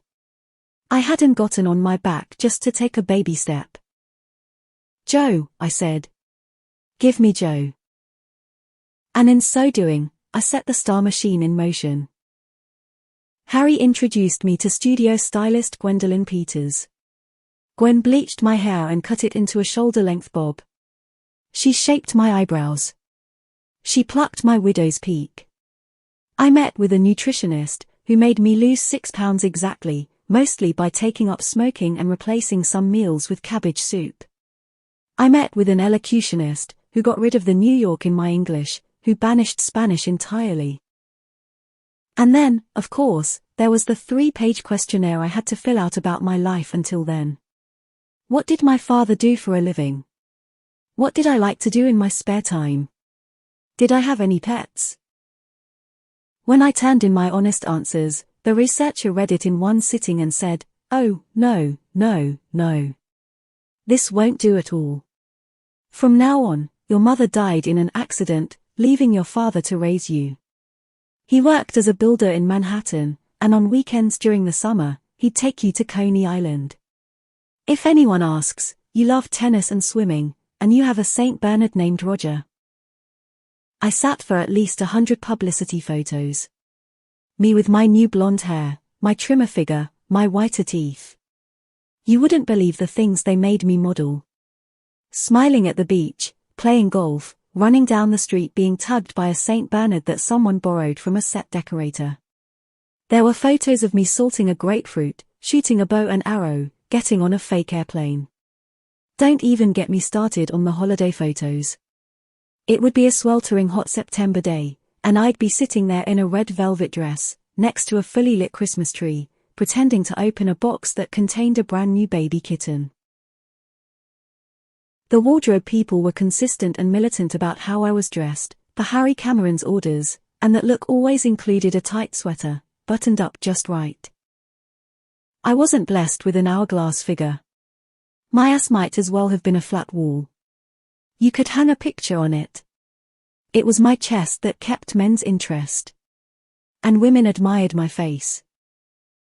To be honest, I'm not sure when I figured out the exact angle we were all going for.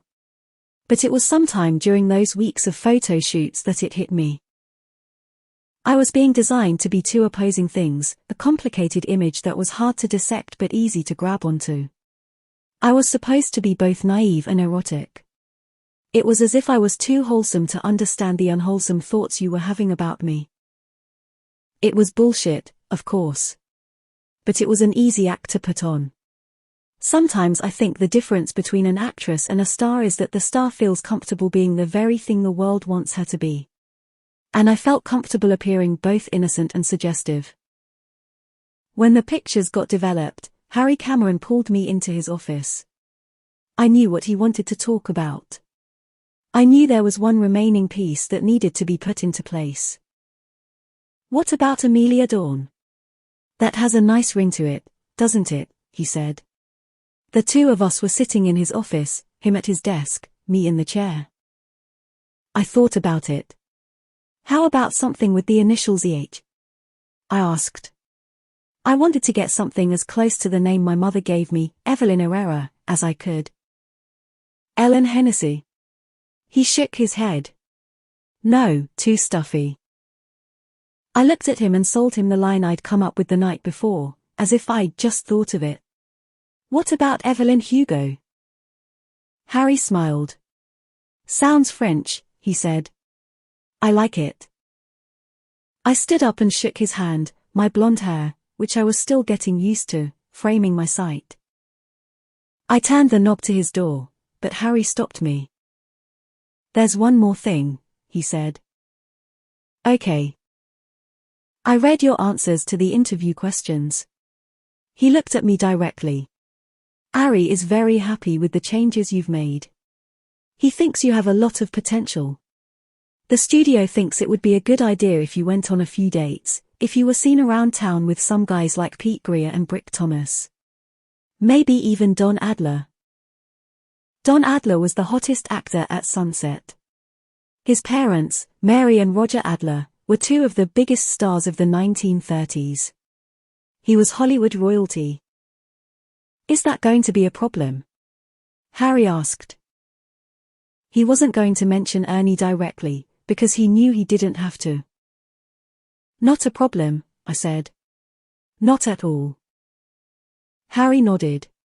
He handed me a business card. Call Benny Morris.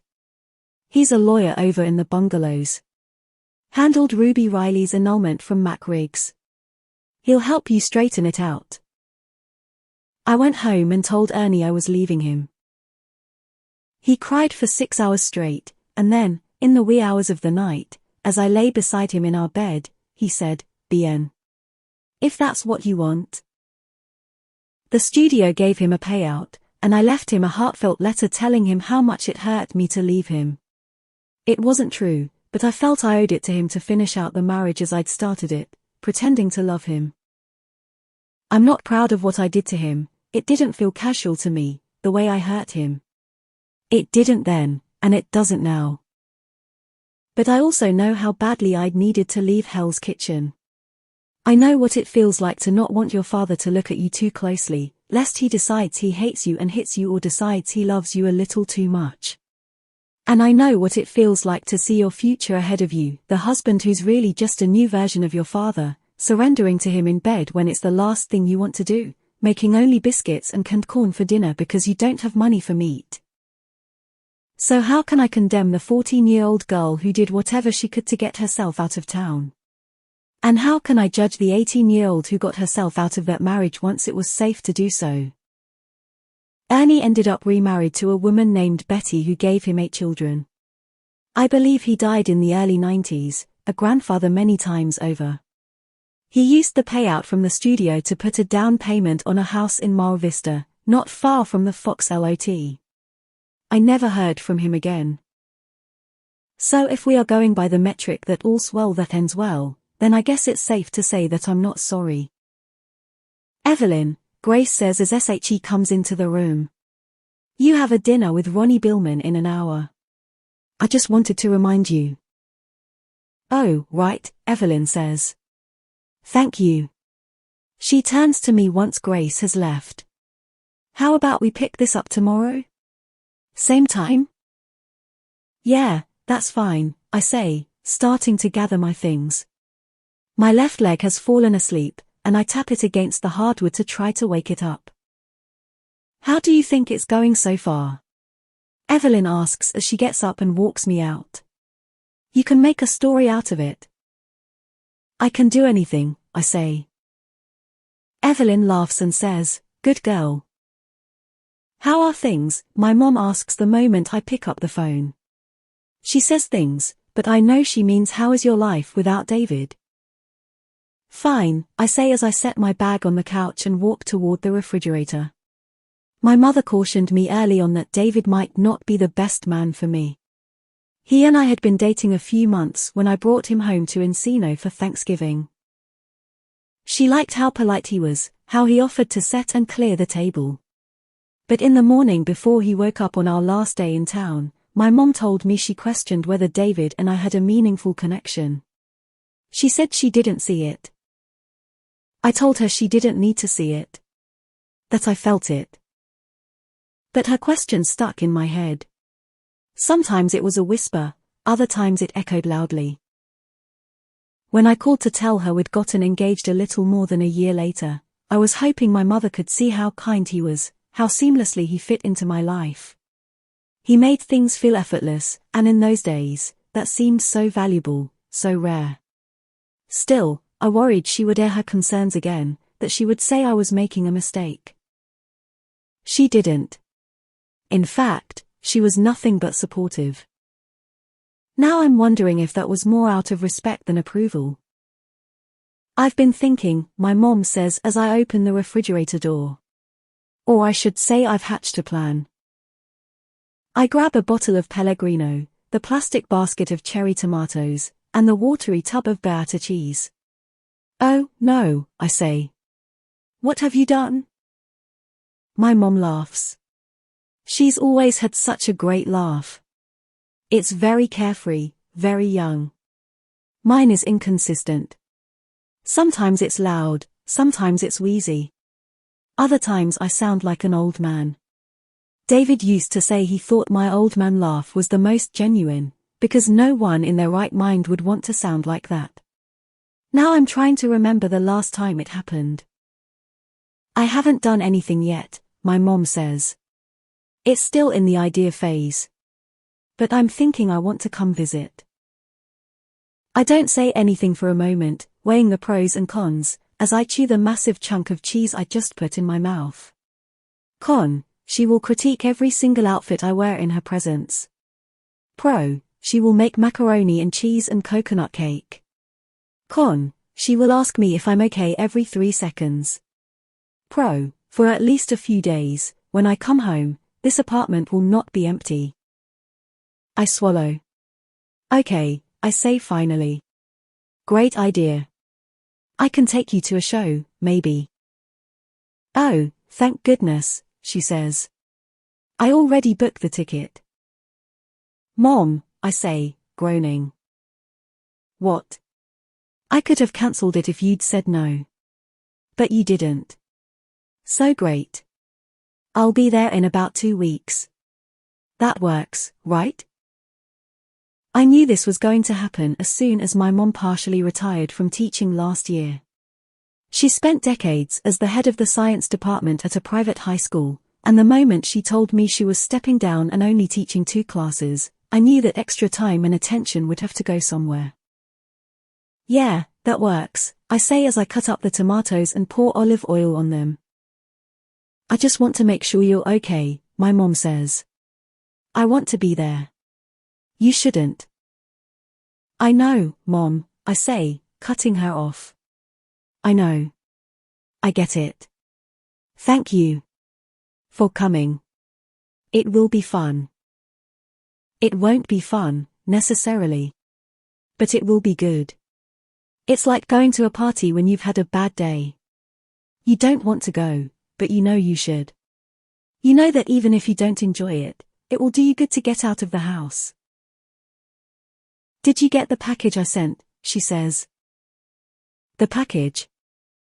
With your dad's photos? Oh, no, I say. I didn't. We are quiet for a moment, and then my mom gets exasperated by my silence. For heaven's sake, I've been waiting for you to bring it up, but I can't wait any longer. How's it going with Evelyn Hugo? She says.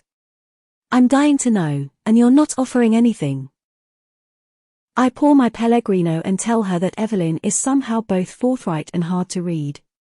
And then I tell her that she isn't giving me the story for Vivant. That she wants me to write a book. I'm confused, my mom says. She wants you to write her biography. Yeah, I say. And as exciting as it is, there's something weird about it. I mean, I don't think she ever considered doing a piece with Vivant at all. I think she was. I trail off, because I haven't figured out exactly what it is I'm trying to say. What? I think about it more. Using Vivant to get to me. I don't quite know. But Evelyn is very calculating. She's up to something. Well, I'm not surprised she wants you. You're talented. You're bright. I find myself rolling my eyes at my mother's predictability, but I do still appreciate it. No, I know, Mom. But there's another layer here. I'm convinced of it. That sounds ominous. I guess so.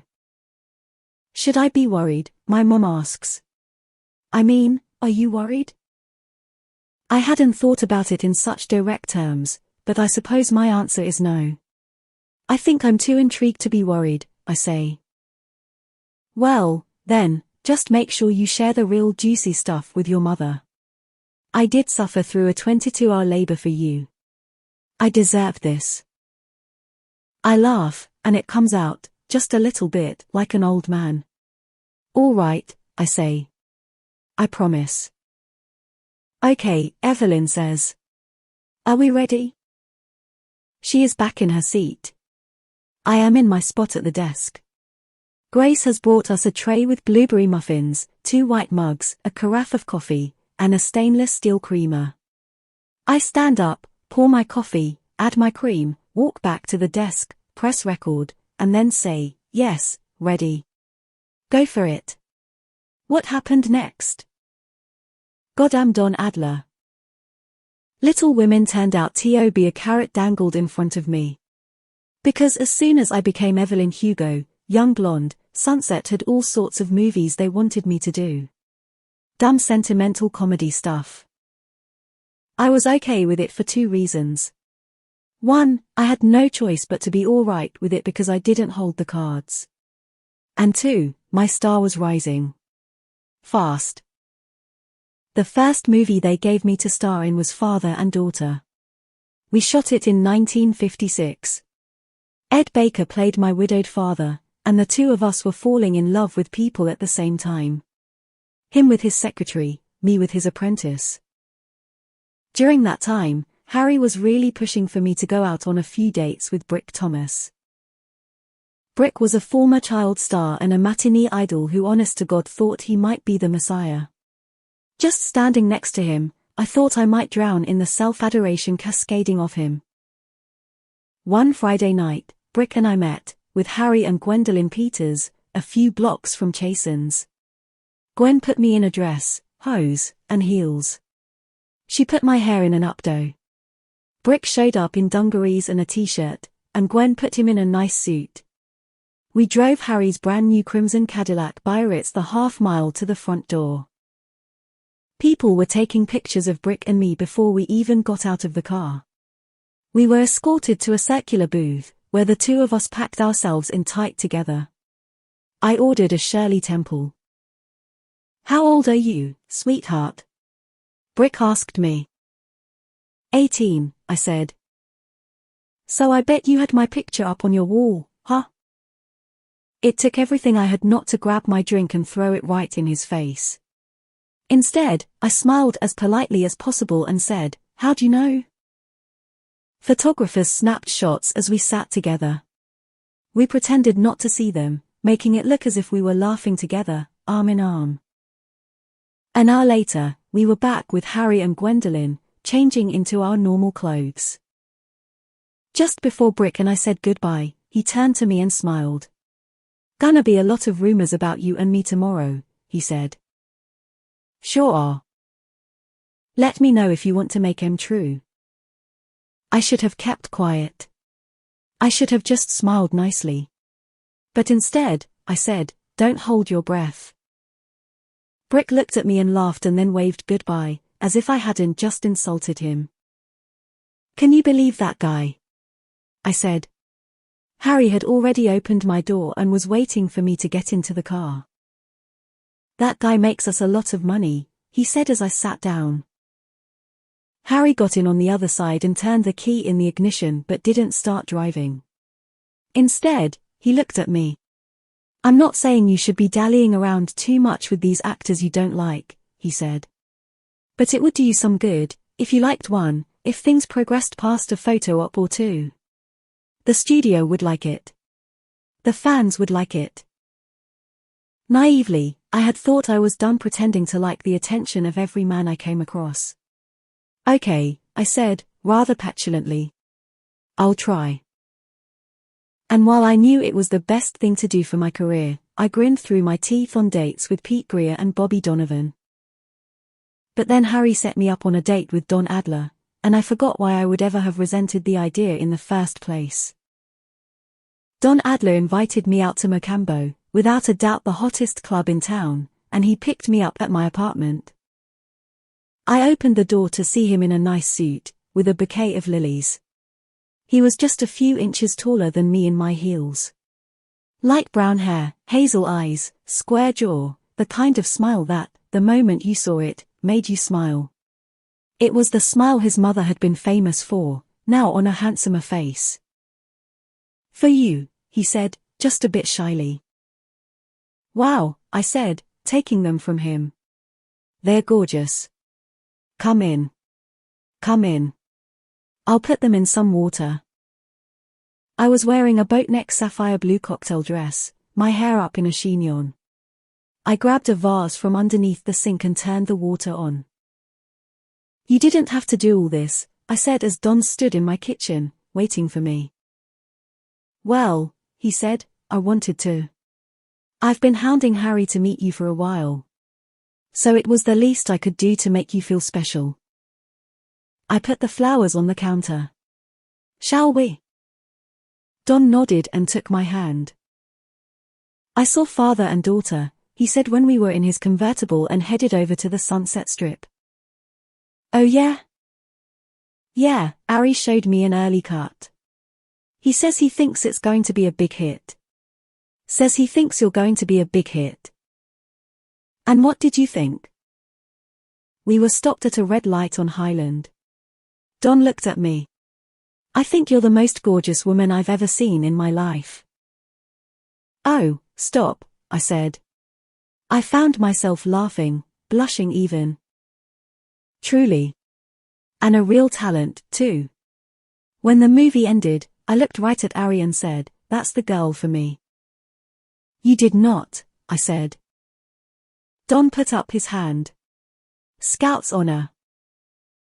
There's absolutely no reason a man like Don Adler should have a different effect on me from the rest of the men in the world. He was no more handsome than Brick Thomas, no more earnest than Ernie Diaz, and he could offer me stardom whether I loved him or not. But these things defy reason. I blame pheromones, ultimately. That and the fact that, at least at first, Don Adler treated me like a person. There are people who see a beautiful flower and rush over to pick it. They want to hold it in their hands, they want to own it.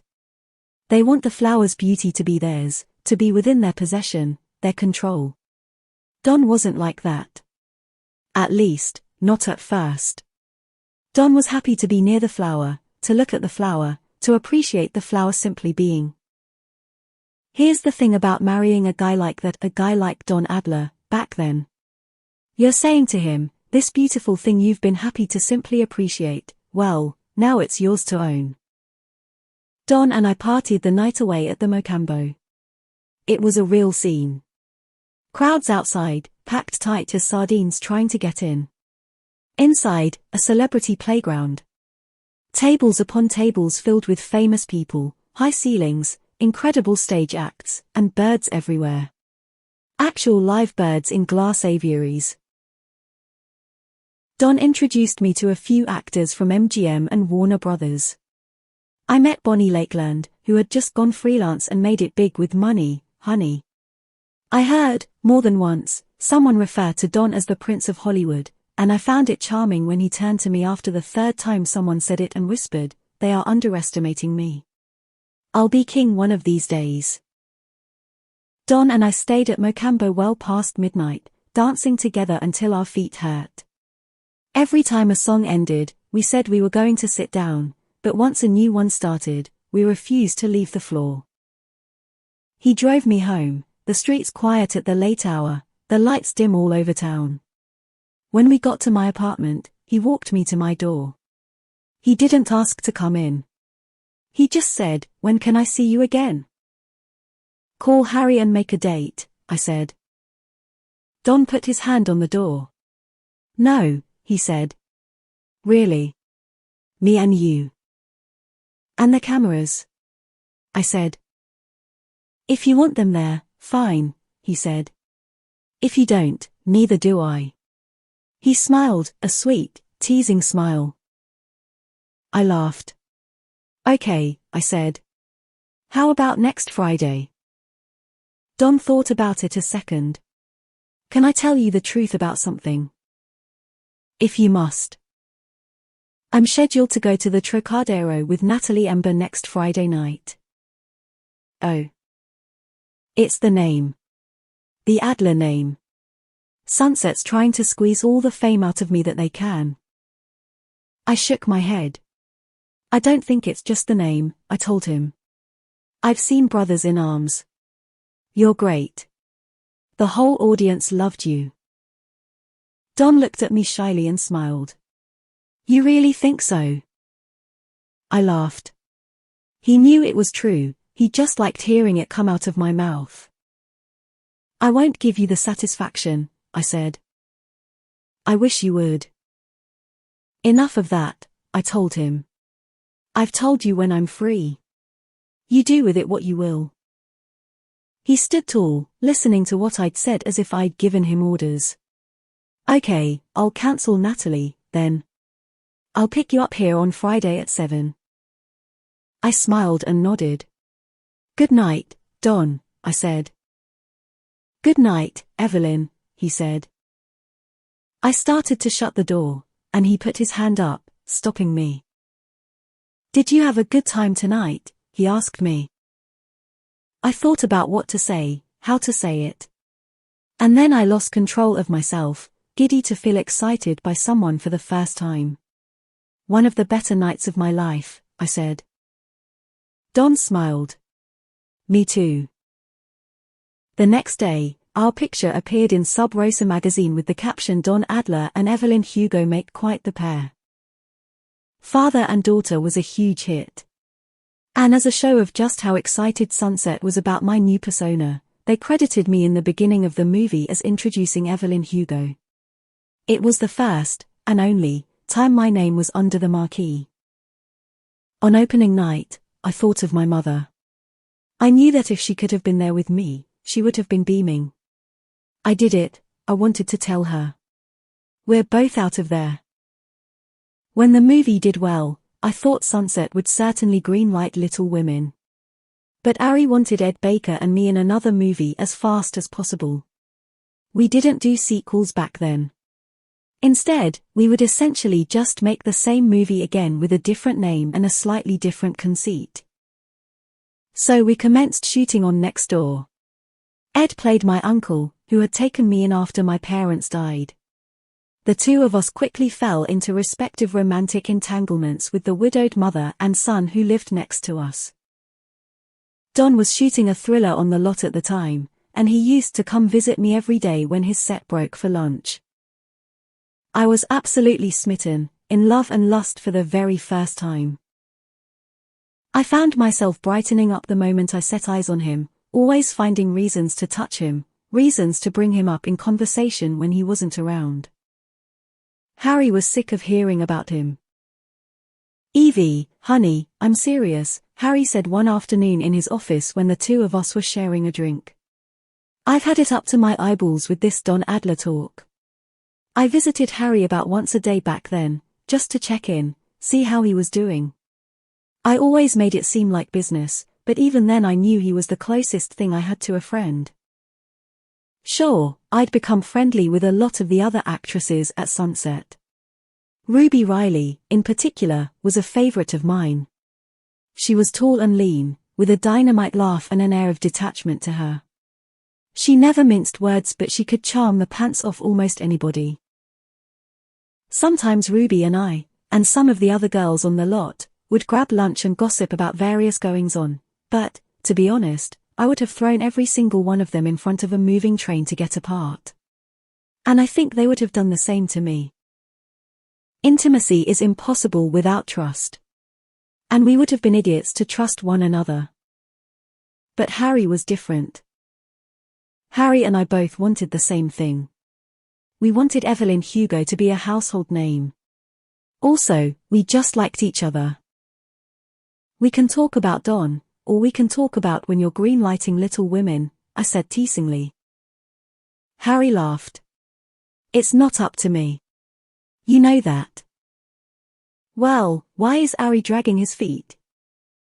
You don't want to do Little Women right now, Harry says. It's better if you give it a few months. I most certainly do want to do it right now. Harry shook his head and stood up, pouring himself another glass of scotch. He didn't offer me a second martini, and I knew it was because he knew I shouldn't have had the first one to begin with. You could really be big, Harry said.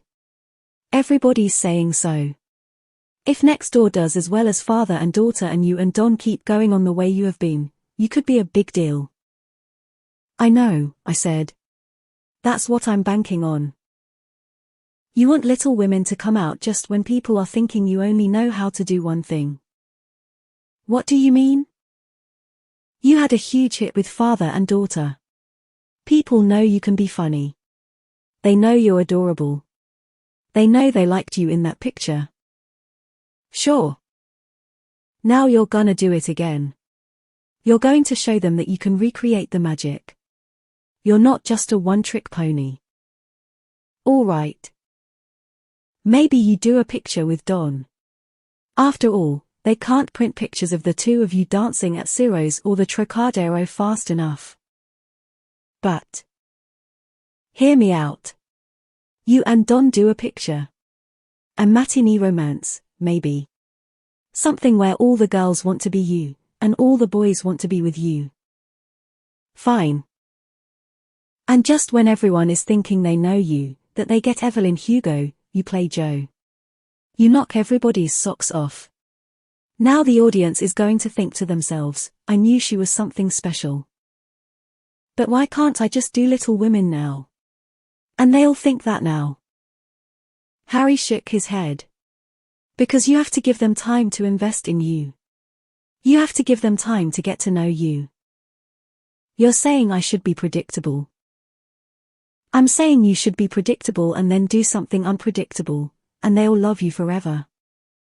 I listened to him, thought about it. You're just feeding me a line, I said. Harry laughed. Look, this is Harry's plan. Like it or not. He wants you in a few more pictures before he's gonna give you Little Women. But he is gonna give you Little Women.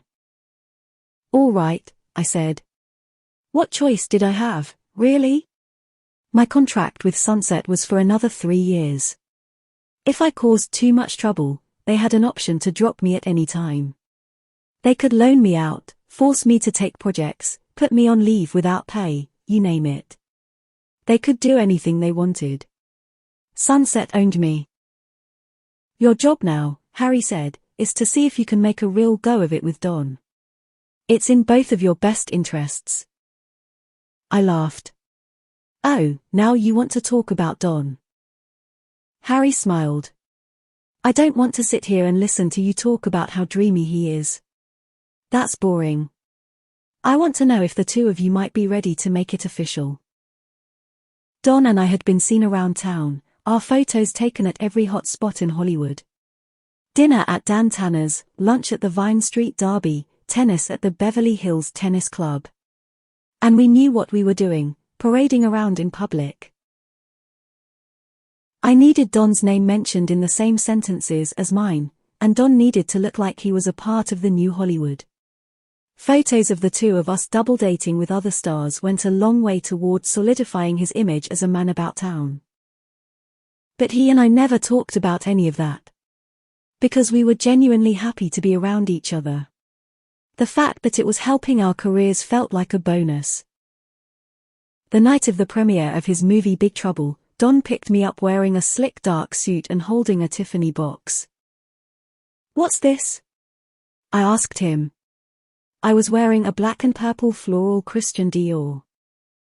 Open it, Don said, smiling. Inside was a giant platinum and diamond ring. It was braided on the sides with a square-cut jewel in the middle. I gasped. Are you? I knew it had been coming, if only because I knew Don wanted to sleep with me so bad it was nearly killing him. I'd been resisting him despite his very overt advances. But it was getting harder to do. The more we kissed in dark places, the more we found ourselves alone in the backs of limousines, the harder it was for me to push him away. I'd never had that feeling before, physical yearning. I'd never felt what it is to ache to be touched until dawn. I would find myself next to him, desperate to feel his hands on my bare skin. And I loved the idea of making love to someone. I'd had sex before, but it had never meant anything to me. I wanted to make love to Don. I loved him. And I wanted us to do it right. And here it was. A marriage proposal. I put my hand out to touch the ring, to make sure it was all real. Don shut the box before I could. I'm not asking you to marry me, he said. What? I felt foolish. I'd allowed myself to dream too big. Here I was, Evelyn Herrera, parading around as if my name was Evelyn Hugo and I could marry a movie star. At least, not yet. I tried to hide my disappointment. Have it your way, then, I said, turning away from him to grab my clutch. Don't be sour, Don said. Who's sour? I said. We walked out of my apartment, and I shut the door behind me. I'm going to ask you tonight. His voice was pleading, nearly apologetic. At the premiere. In front of everyone. I softened. I just wanted to make sure. I wanted to know. Don grabbed my hand and got down on one knee. He didn't open the ring box again. He just looked at me sincerely. Will you say yes? We should go, I said. You can't be late to your own movie. Will you say yes? That's all I need to know. I looked right at him and said, yes, you dumb fool. I'm mad for you. He grabbed me and kissed me. It hurt a little. His teeth hit my lower lip. I was going to get married. To someone I loved this time. To someone who made me feel the way I was pretending to feel in the movies. What could be any further from that tiny sad apartment in Hell's Kitchen than this? An hour later, on the red carpet, in a sea of photographers and publicists, Don Adler got down on one knee. Evelyn Hugo, will you marry me? I cried and nodded. He stood up and put the ring on my finger. And then he picked me up and spun me in the air. As Don put me back down, I saw Harry Cameron by the theater door, clapping for us. He gave me a wink. Sub Rosa. March 4, 1957. Don and Evie, forever. You heard it here first, folks. Hollywood's newest it couple, Don Adler and Evelyn Hugo, are tying the knot. The most eligible of eligible bachelors has chosen none other than the sparkling blonde starlet to be his bride. The two have been seen canoodling and cavorting all over, and now they've decided to make it official. Rumor has it that Mary and Roger Adler, Don's oh-so-proud parents, couldn't be happier to have Evelyn joining the family. You can bet your bottom dollar that the nuptials will be the event of the season. With a Hollywood family this glamorous and a bride this beautiful, the whole town will be talking. We had a beautiful wedding. 300 guests, hosted by Mary and Roger Adler. Ruby was my maid of honor. I wore a dual-neck taffeta gown, covered with rose-point lace, with sleeves down to my wrists and a full lace skirt. It was designed by Vivian Worley, the head costumer for Sunset. Gwendolyn did my hair, pulled back into a simple but flawless bun, to which my tulle veil was attached. There wasn't much of the wedding that was planned by us, it was controlled almost entirely by Mary and Roger and the rest by Sunset. Don was expected to play the game exactly the way his parents wanted it played. Even then I could tell he was eager to get out of their shadow, to eclipse their stardom with his own. Don had been raised to believe that fame was the only power worth pursuing, and what I loved about him was that he was ready to become the most powerful person in any room by becoming the most adored. And while our wedding might have been at the whim of others, our love and our commitment to each other felt sacred. When Don and I looked into each other's eyes and held hands as we said I do at the Beverly Hills Hotel, it felt like it was just the two of us up there, despite being surrounded by half of Hollywood. Toward the end of the night, after the wedding bells and our announcement as a married couple, Harry pulled me aside. He asked me how I was doing. "I'm the most famous bride in the world right now," I said. "I'm great." Harry laughed. "You'll be happy?" he asked. "With Don? He's going to take good care of you." I have no doubt about it. I believed in my heart that I'd found someone who understood me, or at least understood the me I was trying to be. At the age of 19, I thought Don was my happy ending. Harry put his arm around me and said, "I'm happy for you, kid." I grabbed his hand before he could pull it away. I'd had 2 glasses of champagne, and I was feeling fresh. "How come you never tried anything?" I asked him. "We've known each other a few years now. Not even a kiss on the cheek." "I'll kiss you on the cheek if you want," Harry said, smiling. "Not what I mean, and you know it." "Did you want something to happen?" he asked me. I wasn't attracted to Harry Cameron, despite the fact that he was a categorically attractive man. "No," I said. "I don't think I did." "But you wanted me to want something to happen." I smiled. "And what if I did?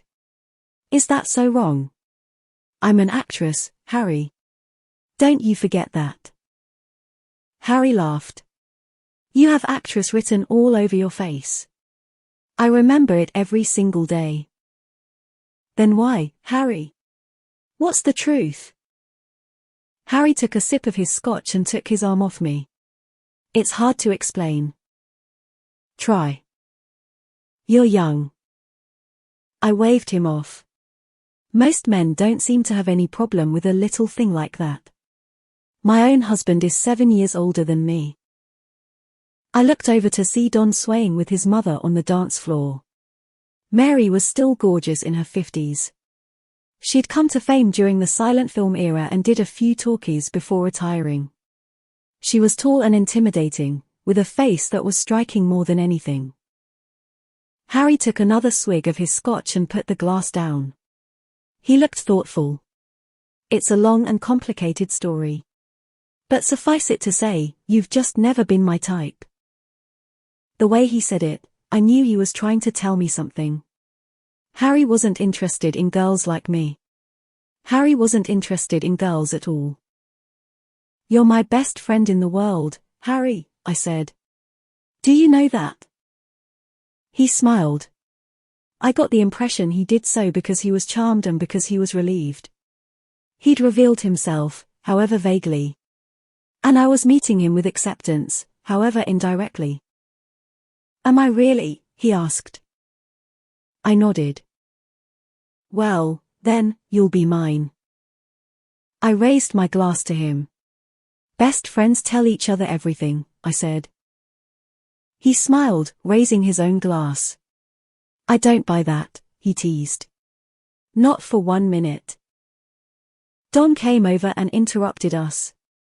"Would you mind terribly, Cameron, if I danced with my bride?" Harry put his hands up, as if in surrender. "She's all yours." "That she is." I took Don's hand, and he twirled me around the dance floor. He looked right into my eyes. He really looked at me, really saw me. "Do you love me, Evelyn Hugo?" he asked. "More than anything in the world." "Do you love me, Don Adler?" "I love your eyes, and your tits, and your talent. I love the fact that you've got absolutely no ass on you. I love everything about you." So to say yes would be an understatement. I laughed and kissed him. We were surrounded by people, packed onto the dance floor. His father, Roger, was smoking a cigar with Ari Sullivan in the corner. I felt a million miles away from my old life, the old me, that girl who needed Ernie Diaz for anything at all. Don pulled me close and put his mouth to my ear, whispering, "Me and you. We will rule this town." We were married for 2 months before he started hitting me. 6 weeks into our marriage, Don and I shot a wee pie on location in Puerto Vallarta. Called One More Day, it was about a rich girl, Diane, who spends the summer with her parents at their second home, and the local boy, Frank, who falls in love with her. Naturally, they can't be together, because her parents don't approve. The first weeks of my marriage to Don had been nearly blissful. We bought a house in Beverly Hills and had it decorated in marble and linen.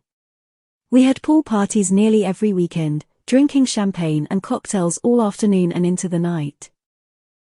Don made love like a king, truly. With the confidence and power of someone in charge of a fleet of men.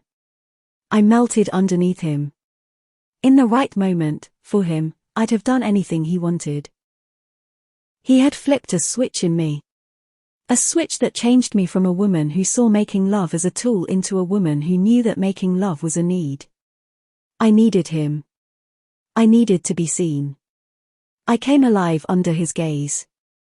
Being married to Don had shown me another side of myself, a side I was just getting to know. A side I liked. When we got to Puerto Vallarta, we spent a few days in town before shooting. We took our rented boat out into the water. We dived into the ocean. We made love in the sand. But as we started shooting and the daily stresses of Hollywood started fracturing our newlywed cocoon, I could tell the tide was turning. Don's last movie, The Gun at Point Dume, wasn't doing well at the box office. It was his first time in a Western, his first crack at playing an action hero. Photo Moment had just published a review saying, "Don Adler is no John Wayne." Hollywood Digest wrote, "Adler looks like a fool holding a gun." I could tell it was bothering him, making him doubt himself.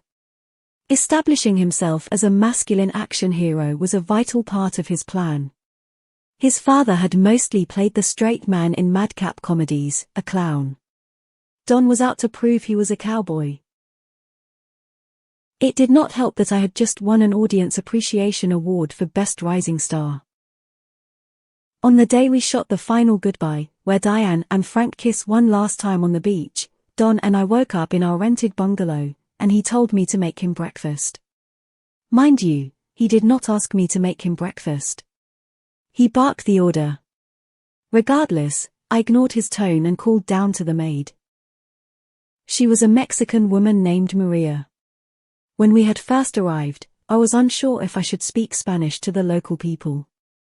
And then, without ever making a formal decision about it, I found myself speaking slow, over-enunciated English to everyone. "Maria, will you please make Mr. Adler some breakfast?" I said into the phone, and then I turned to Don and said, "What would you like?" "Some coffee and eggs." Our maid back in Los Angeles, Paula, made his breakfast every morning. She knew just how he liked it. I realized in that moment that I'd never paid attention. Frustrated, Don grabbed the pillow from under his head and smashed it over his face, screaming into it. "What has gotten into you?" I said. "If you're not going to be the kind of wife who is going to make me breakfast, you can at least know how I like it." He escaped to the bathroom. I was bothered but not entirely surprised. I had quickly learned that Don was only kind when he was happy, and he was only happy when he was winning. I had met him on a winning streak, married him as he was ascending. I was quickly learning that sweet Don was not the only Don. Later, in our rented Corvette, Don backed out of the driveway and started heading the 10 blocks toward set. "Are you ready for today?" I asked him. I was trying to be uplifting. Don stopped in the middle of the road. He turned to me. "I've been a professional actor for longer than you've been alive. This was true, albeit on a technicality. He was in one of Mary's silent movies as a baby. He didn't act in a movie again until he was 21. There were a few cars behind us now. We were holding up traffic. "Don," I said, trying to encourage him to move forward. He wasn't listening. The white truck behind us started pulling around, trying to get past us. "Do you know what Alan Thomas said to me yesterday?" Don said. Alan Thomas was his new agent. Alan had been encouraging Don to leave Sunset Studios, to go freelance. A lot of actors were navigating their careers on their own. It was leading to big paychecks for big stars. And Don was getting antsy. He kept talking about making more for one picture than his parents had made their whole careers. Be wary of men with something to prove. People around town are asking why you're still going by Evelyn Hugo. I changed my name legally. What do you mean? On the marquee. It should say Don and Evelyn Adler. That's what people are saying. Who is saying that? People. What people? They think you wear the pants. My head fell into my hands. Don, you're being silly. Another car came up around us, and I watched as they recognized Don and me. We were seconds away from a full page in Sub Rosa magazine about how Hollywood's favorite couple were at each other's throat. They'd probably say something like the Adlers gone madlers.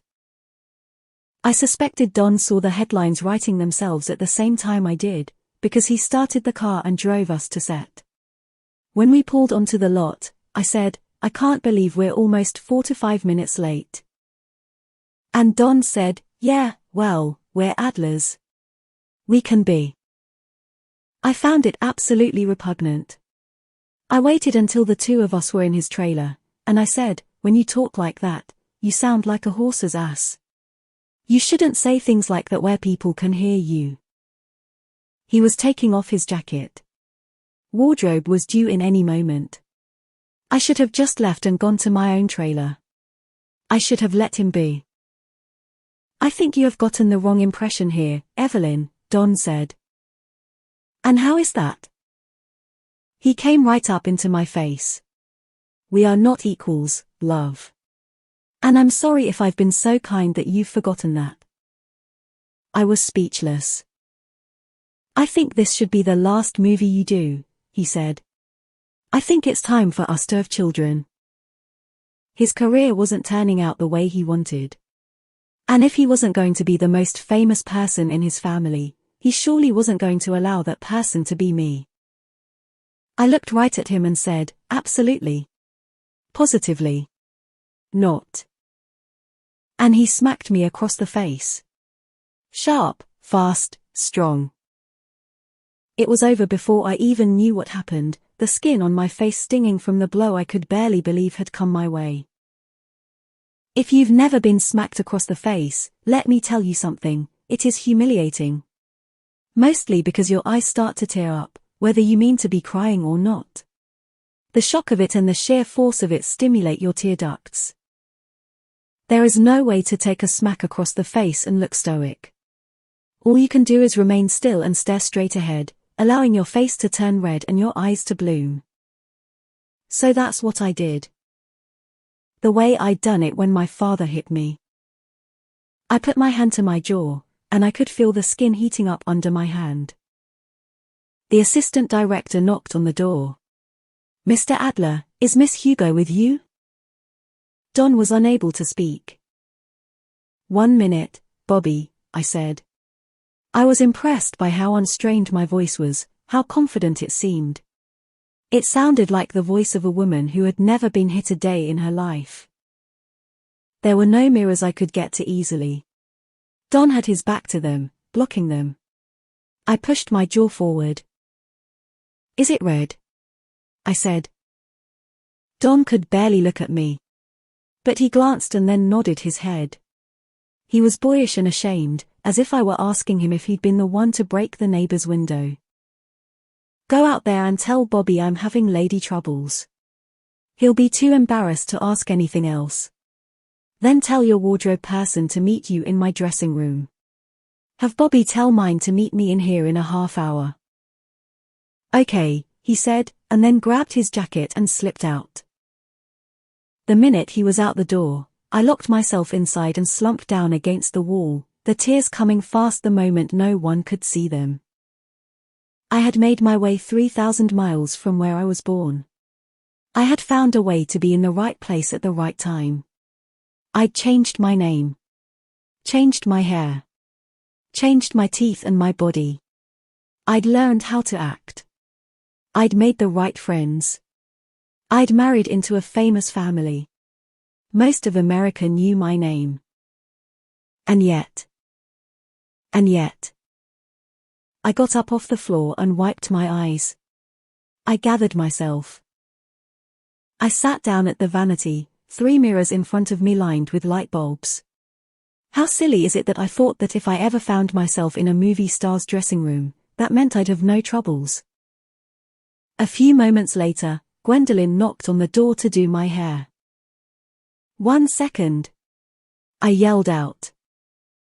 Evelyn, we have to move quickly. You guys are already behind schedule. Just 1 second. I looked at myself in the mirror and realized I couldn't force the redness to go away. The question was whether I trusted Gwen. And I decided I did, I had to. I stood up and opened the door. Oh, sweetheart, she said. You look a fright. I know. She looked more closely at me and realized what she was seeing. Did you fall? Yes, I said. I did. I fell right over. Onto the counter. Jaw caught the worst of it. We both knew I was lying. And to this day, I'm not sure whether Gwen asked me if I fell in order to spare me the need to lie or to encourage me to keep quiet. I wasn't the only woman being hit back then. A lot of women were negotiating the very same things I was at that moment. There was a social code for these things. The first rule being to shut up about it. An hour later, I was being escorted to set. We were to film a scene just outside a mansion on the beach. Don was sitting in his chair, the 4 wooden legs digging into the sand, behind the director. He ran up to me. How are you feeling, sweetheart? His voice was so chipper, so consoling, that for a moment I thought he had forgotten what happened. I'm fine. Let's get on with it. We took our places. The sound guy MIC'd us. The grips made sure we were lit properly. I put everything out of my head.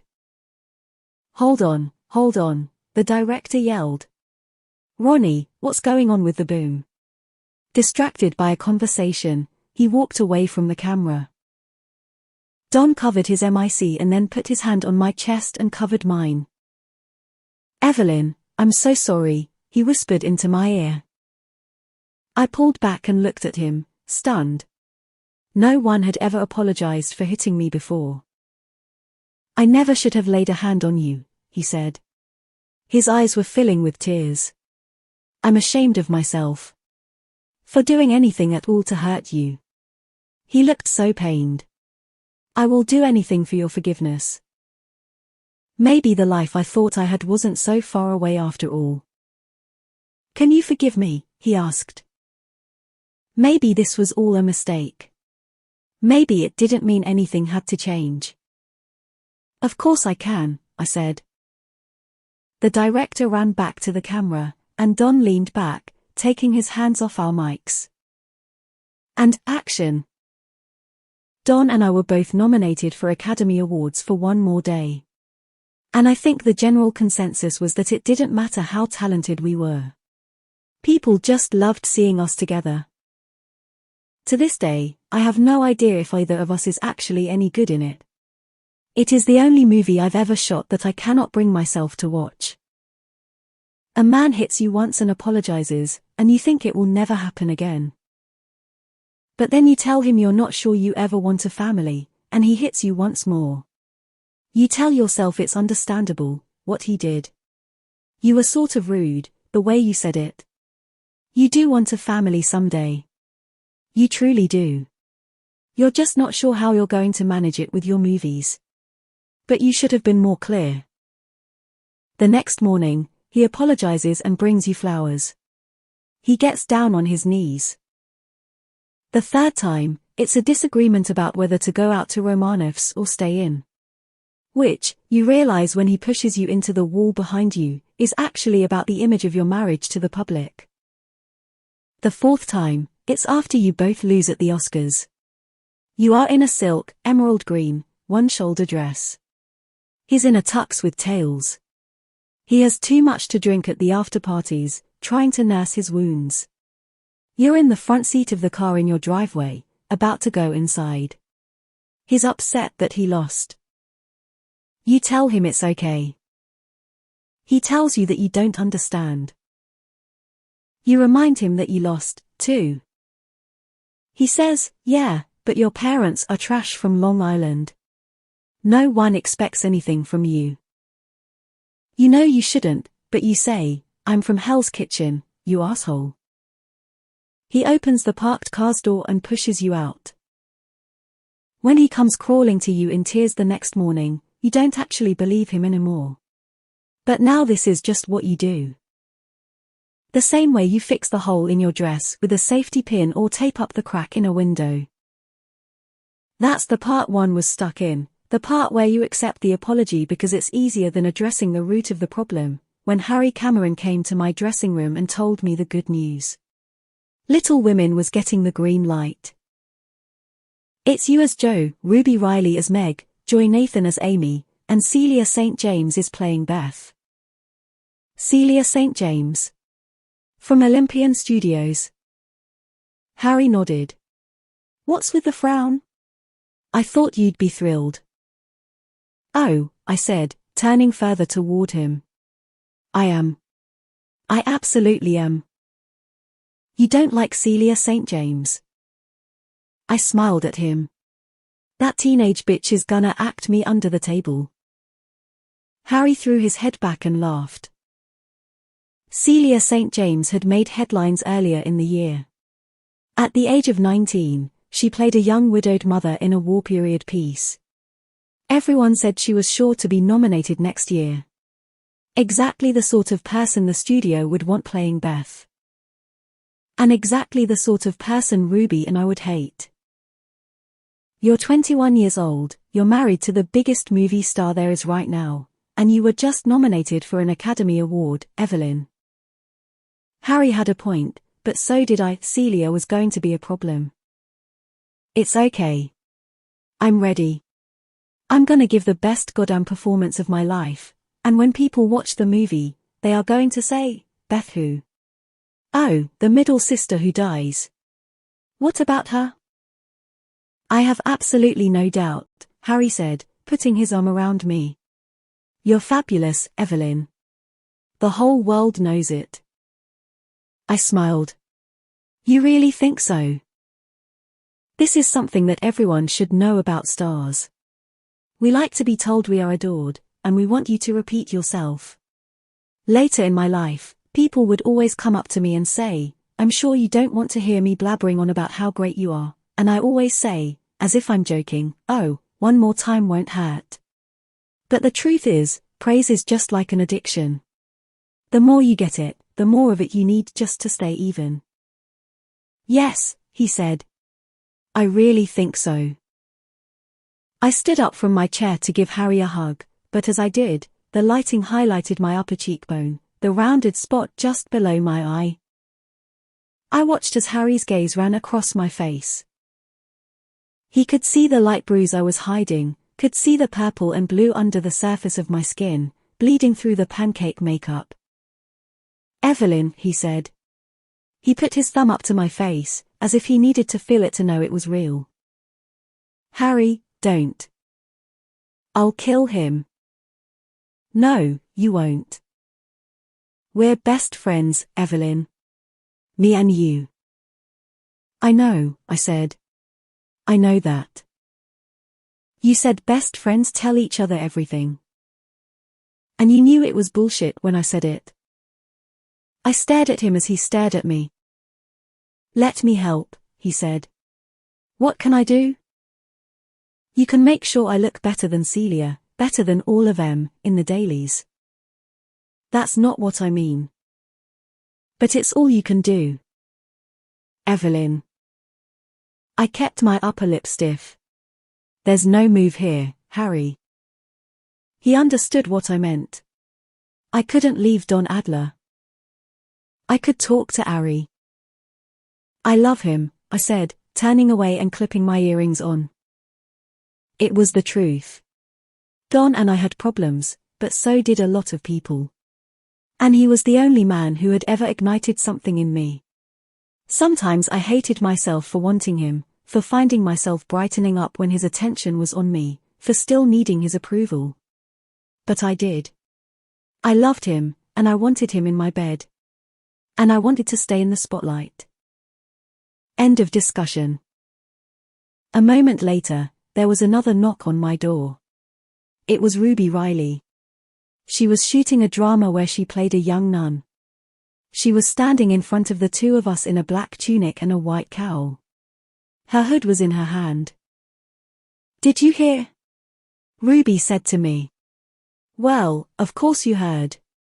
Harry's here. Harry laughed. You both start rehearsals in 3 weeks. Ruby hit Harry on the arm playfully. No, not that part. Did you hear Celia St. James is playing Beth? That tart's gonna show us all up. See, Harry? I said. Celia St. James is going to ruin everything. The morning we started rehearsals for Little Women, Don woke me up with breakfast in bed. Half a grapefruit and a lit cigarette. I found this highly romantic, because it was exactly what I wanted. Good luck today, sweetheart, he said as he got dressed and headed out the door. I know you'll show Celia St. James what it really means to be an actress. I smiled and wished him a good day. I ate the grapefruit and left the tray in bed as I got into the shower. When I got out, our maid, Paula, was in the bedroom cleaning up after me. She was picking the butt of my cigarette off the duvet. I'd left it on the tray, but it must have fallen. I didn't keep a neat house. My clothes from last night were on the floor. My slippers were on top of the dresser. My towel was in the sink. Paula had her work cut out for her, and she didn't find me particularly charming. That much was clear.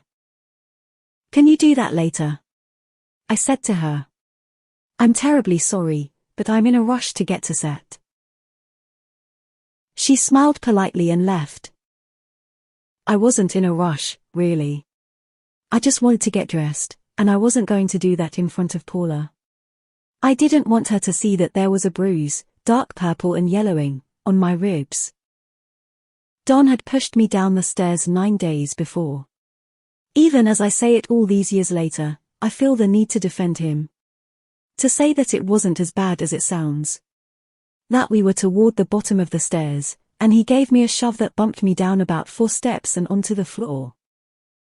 Unfortunately, the table by the door, where we kept the keys and the mail, is what caught my fall. I landed on it on my left side, the handle on the top drawer getting me right in the rib cage. When I said that I thought I might have broken a rib, Don said, "Oh, no, honey. Are you all right?" as if he wasn't the one who pushed me.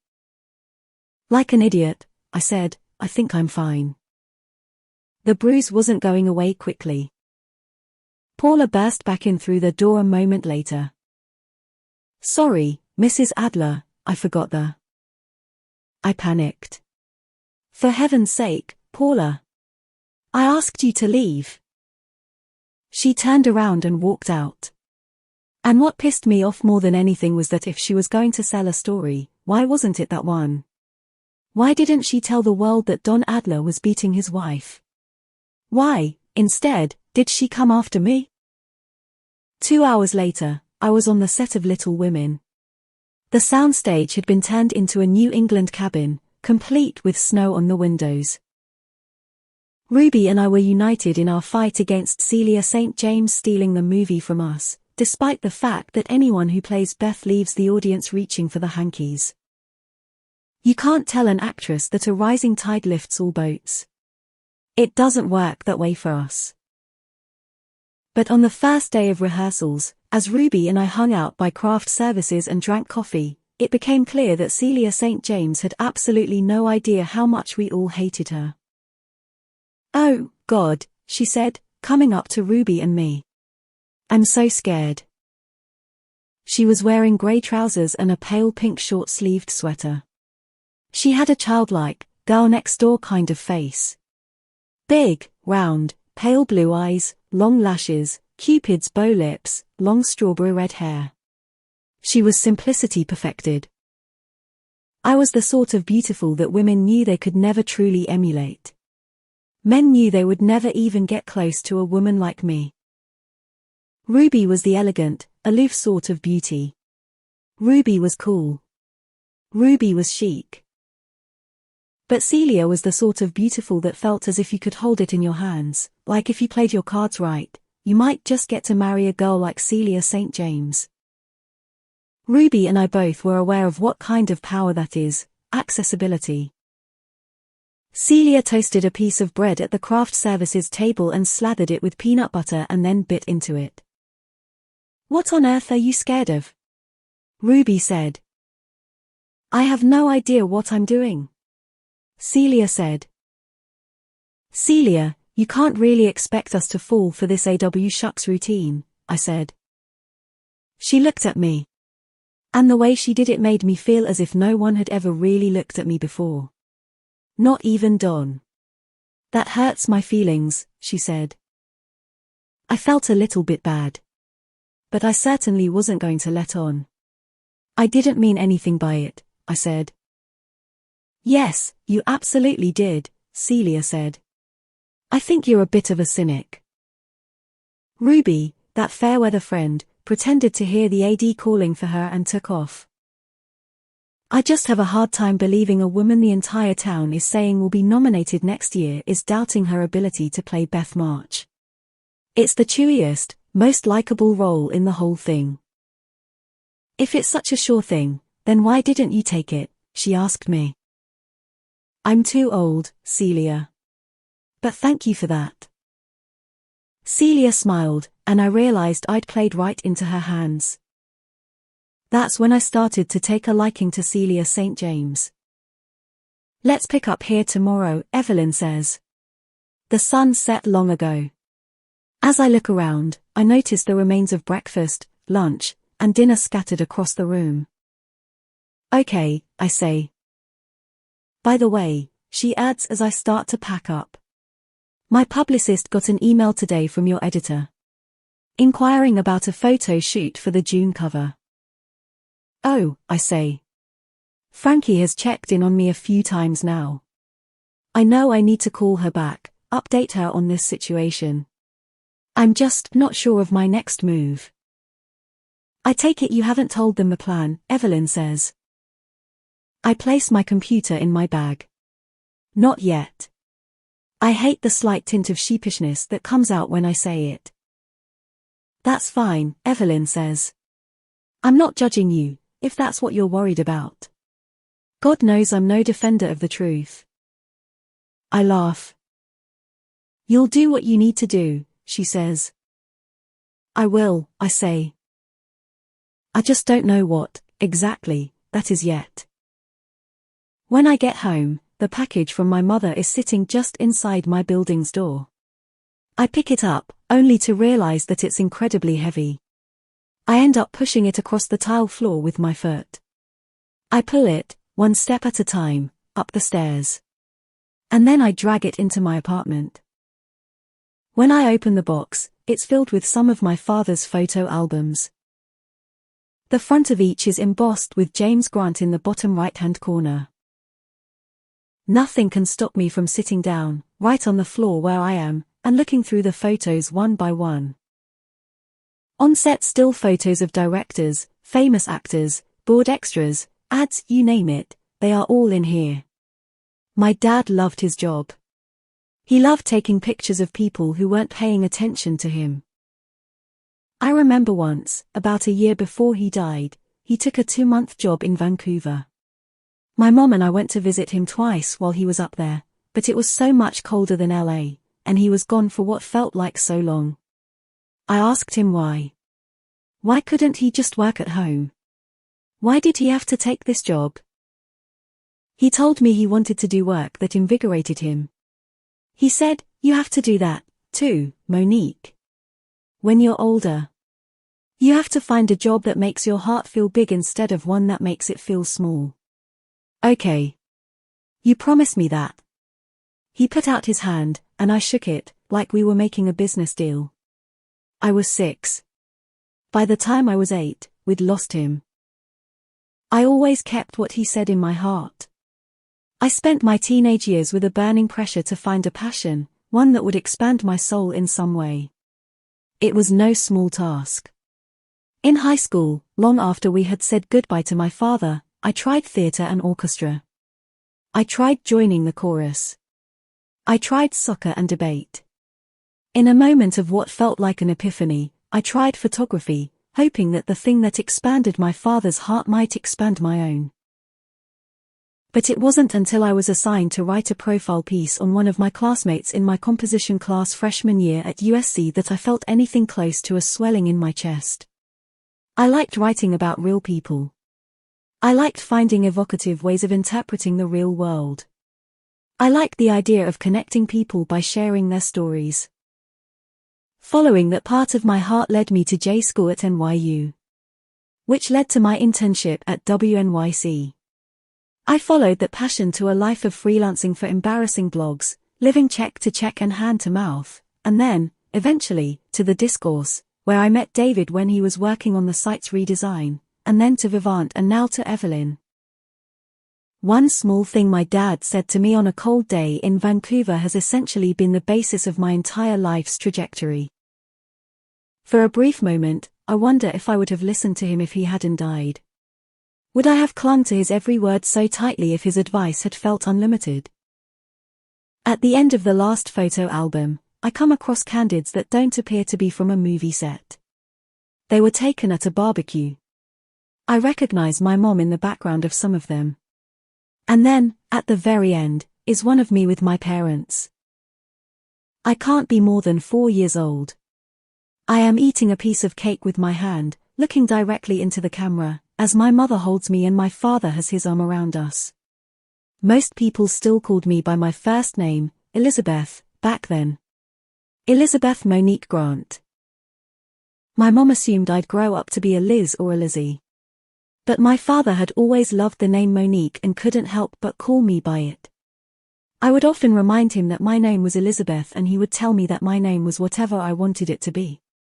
When he passed away, it became clear to both my mother and me that I should be Monique. It eased our pain ever so slightly to honor every last thing about him. So my pet name became my real name. And my mother often reminds me that my name was a gift from my father. Looking at this picture, I am struck by how beautiful my parents were together. James and Angela. I know what it cost them to build a life, to have me. A white woman and a black man in the early 80s, neither of their families being particularly thrilled with the arrangement. We moved around a lot before my father died, trying to find a neighborhood where my parents felt at ease, at home. My mother didn't feel welcome in Baldwin Hills. My father didn't feel comfortable in Brentwood. I was in school before I met another person who looked like me. Her name was Yoel. Her father was Dominican, and her mother was from Israel. She liked to play soccer. I liked to play dress up. We could rarely agree on anything. But I liked that when someone asked her if she was Jewish, she said, "I'm half Jewish." No one else I knew was half something. For so long, I felt like two halves.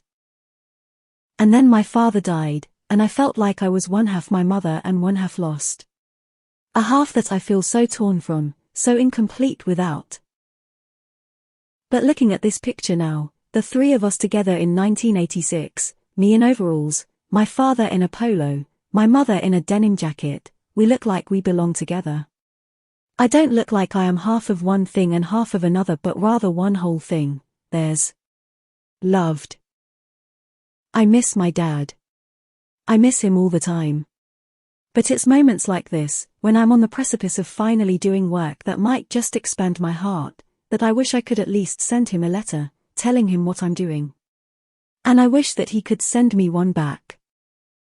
I already know what he would write. Something like, I'm proud of you. I love you. But still, I'd like to get one anyway. All right, I say. My spot at Evelyn's desk has become my second home. I've come to rely on Grace's morning coffee. It has replaced my usual Starbucks habit. Let's pick up where we left off yesterday. You're about to start Little Women. Go. Evelyn laughs. You've become an old hand at this, she says. I learn quickly. A week into rehearsals, Don and I were lying in bed. He was asking how it was going, and I admitted that Celia was just as good as I'd thought she'd be. Well, the People of Montgomery County is going to be #1 again this week. I'm at the top of my game again. And my contract is up at the end of this year. Ari Sullivan is willing to do whatever I want to make me happy. So just say the word, baby, and poof, she's out of there. No, I said to him, putting my hand on his chest and my head on his shoulder. It's okay. I'm the lead. She's supporting. I'm not going to worry too much. And anyway, there's something I like about her. There's something I like about you, he said, pulling me on top of him. And for a moment, all my worries completely disappeared. The next day, when we broke for lunch, Joy and Ruby went off to get turkey salads. Celia caught my eye. There's no chance you'd want to cut out and grab a milkshake, is there? She asked. The nutritionist at Sunset would not have liked me getting a milkshake. But what he didn't know wouldn't kill him. 10 minutes later, we were in Celia's baby pink 1956 Chevy, making our way to Hollywood Boulevard. Celia was a terrible driver. I gripped the door handle as if it was capable of saving my life. Celia stopped at the light at Sunset Boulevard and Cahuenga. I'm thinking Schwab's, she said with a grin. Schwab's was the place everybody hung around during the day back then. And everybody knew that Sydney Skolsky, from Photoplay, worked out of Schwab's almost every day. Celia wanted to be seen there. She wanted to be seen there with me. What kind of game are you playing? I asked. I'm not playing any game, she said, falsely insulted that I'd suggest such a thing. Oh, Celia, I said, dismissing her with a wave of my hand. I've been at this a few more years than you. You're the one who just fell off the turnip truck. Don't confuse us. The light turned green, and Celia gunned it. I'm from Georgia, she said. Just outside of Savannah. So? I'm just saying, I didn't fall off a turnip truck. I was scouted by a guy from Paramount back home. I found it somewhat intimidating, maybe even threatening, that someone had flown out to woo her. I had made my way to town through my own blood, sweat, and tears, and Celia had Hollywood running to her before she was even somebody. That may be so, I said. But I still know what game you're running, honey. Nobody goes to Schwab's for the milkshakes. Listen, she said, the tone of her voice changing slightly, becoming more sincere. I could use a story or two. If I'm going to star in my own movie soon, I need some name recognition. And this milkshake business is all just a ruse to be seen with me. I found it insulting. Both being used and being underestimated. Celia shook her head. No, not at all. I wanted to go get a milkshake with you. And then, when we pulled out of the lot, I thought, we should go to Schwab's. Celia stopped abruptly at the light at Sunset and Highland. I realized at that point that was just how she drove. A lead foot on both the gas and the brake. Take a right, I said. What? Take a right. Why? Celia, take the goddamn right before I open this car door and throw myself out of it.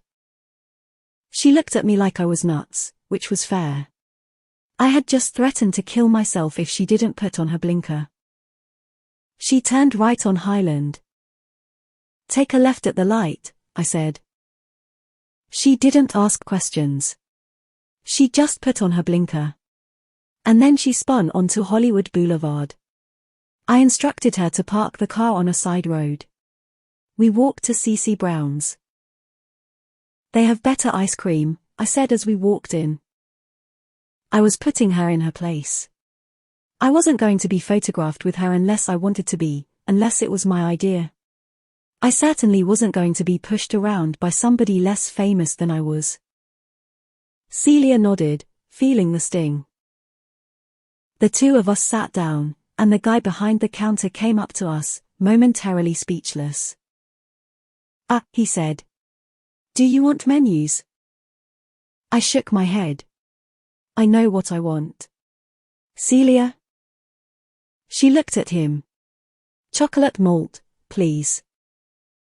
I watched the way his eyes fixed on her, the way she bent forward slightly with her arms together, emphasizing her chest.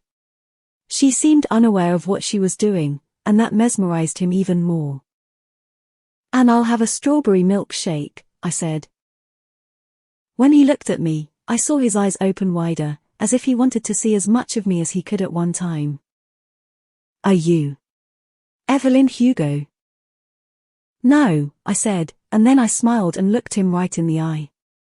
It was ironic and teasing, with the same tone and inflection I'd used countless times when I was recognized around town. He scattered away. "Cheer up, Buttercup," I said as I looked at Celia. She was staring down at the glossy counter. "You're getting a better milkshake out of the deal." "I upset you," she said. "With the Schwab's thing. I'm sorry." "Celia, if you're going to be as big as you clearly want to be, you need to learn two things." "And what are they?"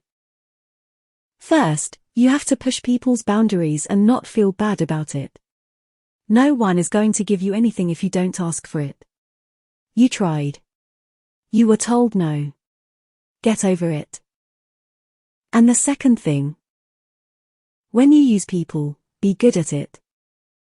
I wasn't trying to use you." "Yes, Celia, you were. And I'm fine with that. I wouldn't have a moment's hesitation in using you. And I wouldn't expect you to have a second thought about using me. Do you know the difference between the two of us?" "There are a lot of differences between the two of us." "Do you know the one in particular I'm talking about?" I said. "What is it?" "That I know I use people. I'm fine with the idea of using people. And all of that energy that you spend trying to convince yourself that you're not using people I spend getting better at it. And you're proud of that." "I'm proud of where it's gotten me." "Are you using me now?" "If I was, you'd never know." "That's why I'm asking." The guy behind the counter came back with our milkshakes. He appeared to have to give himself a pep talk just to give them to us. "No," I said to Celia, once he was gone. "No what?" "No, I'm not using you." "Well, that's a relief," Celia said. It struck me as painfully naive, the way she so easily, so readily believed me. I was telling the truth, but still. "Do you know why I'm not using you?" I said. "This should be good," Celia said as she took a sip of her shake. I laughed, surprised by both the world weariness in her voice and the speed with which she spoke. Celia would go on to win more Oscars than anybody else in our circle back then. And it was always for intense, dramatic roles. But I always thought she'd be dynamite in a comedy. She was so quick. "The reason I'm not using you is that you have nothing to offer me. Not yet, at least." Celia took a sip of her shake again, stung. And then I leaned forward and took a sip of mine. I don't think that's true, Celia said. I'll give you that you're more famous than me. Being married to Captain Hollywood can have that effect on a person. But other than that, we're at the same place, Evelyn. You've turned in a couple of good performances. So have I. And now we're in a movie together, which both of us took on because we want an Academy Award. And let's be honest, I have a leg up on you in that regard. And why is that? Because I'm a better actress. I stopped sipping the thick shake through the straw and turned myself toward her. How do you figure that? Celia shrugged. It's not something we can measure, I suppose. But it's true. I've seen one more day. You're really good. But I'm better. And you know I'm better. That's why you and Don almost had me kicked off the project. No, we didn't. Yes, you did. Ruby told me. I wasn't mad at Ruby for telling Celia what I'd told her, the same way you're not mad at a dog for barking at a mailman. That's just what they do. Oh, fine. So you're a better actress than me. And sure, maybe Don and I discussed getting you fired. So what? Big deal. Well, that's just my point exactly. I'm more talented than you, and you're more powerful than me. So you're right, I'm not very good at using people. So I'm trying this a different way. Let's help each other out. I sipped my milkshake again, mildly intrigued. How so? I said. After hours, I'll help you with your scenes. I'll teach you what I know. And I go with you to Schwab's. You help me do what you've done. Become a star. But then what? I said. We both end up famous and talented. Competing for every job in town. I suppose that is one option. And the other? I really like you, Evelyn. I looked at her sideways. She laughed at me. I know that's probably not something most actresses mean in this town, but I don't want to be like most actresses. I really like you. I like watching you on screen. I like how the moment you show up in a scene, I can't look at anything else. I like the way your skin is too dark for your blonde hair, the way the two shouldn't go together and yet seem so natural on you. And to be honest, I like how calculating and awful you kind of are. I am not awful. Celia laughed. Oh, you definitely are. Getting me fired because you think I'll show you up? Awful. That's just awful, Evelyn. And walking around bragging about how you use people. Just terrible. But I really like it when you talk about it. I like how honest you are, how unashamed. So many women around here are full of crap with everything they say and do. I like that you're full of crap only when it gets you something. This laundry list of compliments seems to have a lot of insults in it, I said. Celia nodded, hearing me. You know what you want, and you go after it. I don't think there is anyone in this town doubting that Evelyn Hugo is going to be the biggest star in Hollywood one of these days. And that's not just because you're something to look at. It's because you decided you wanted to be huge, and now you're going to be. I want to be friends with a woman like that. That's what I'm saying. Real friends.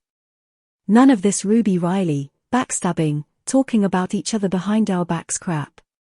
Friendship. Where each of us gets better, lives better, because we know the other. I considered her. Do we have to do each other's hair and stuff like that? Sunset pays people to do that. So no. Do I have to listen to your man troubles? Certainly not. So what, then? We choose to spend time together and try to be there for each other. Evelyn, have you never had a friend before? Of course I've had friends before. A real one, a close friend. A true friend. I have a true friend, thank you very much. Who is it? Harry Cameron. Harry Cameron is your friend. He's my best friend. Well, fine, Celia said, putting out her hand for me to shake. I will be your second best friend, next to Harry Cameron. I took her hand and shook it firmly. Fine. Tomorrow I'll take you to Schwab's. And afterward, we can rehearse together. Thank you, she said, and she smiled brightly, as if she'd gotten everything she'd ever wanted in the world. She hugged me, and when we broke away, the man behind the counter was staring at us. I asked for the check.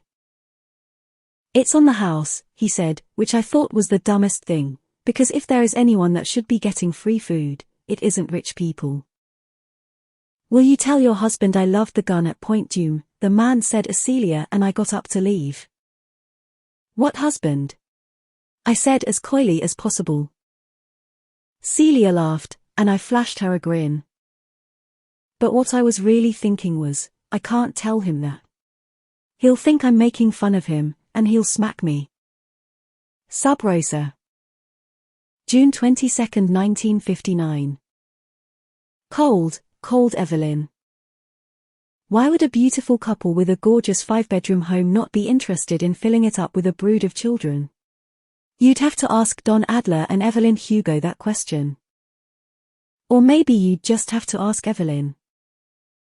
Don wants a baby, and certainly we've all been waiting with bated breath to find out when the progeny of those two beautiful creatures will make his or her way into the world.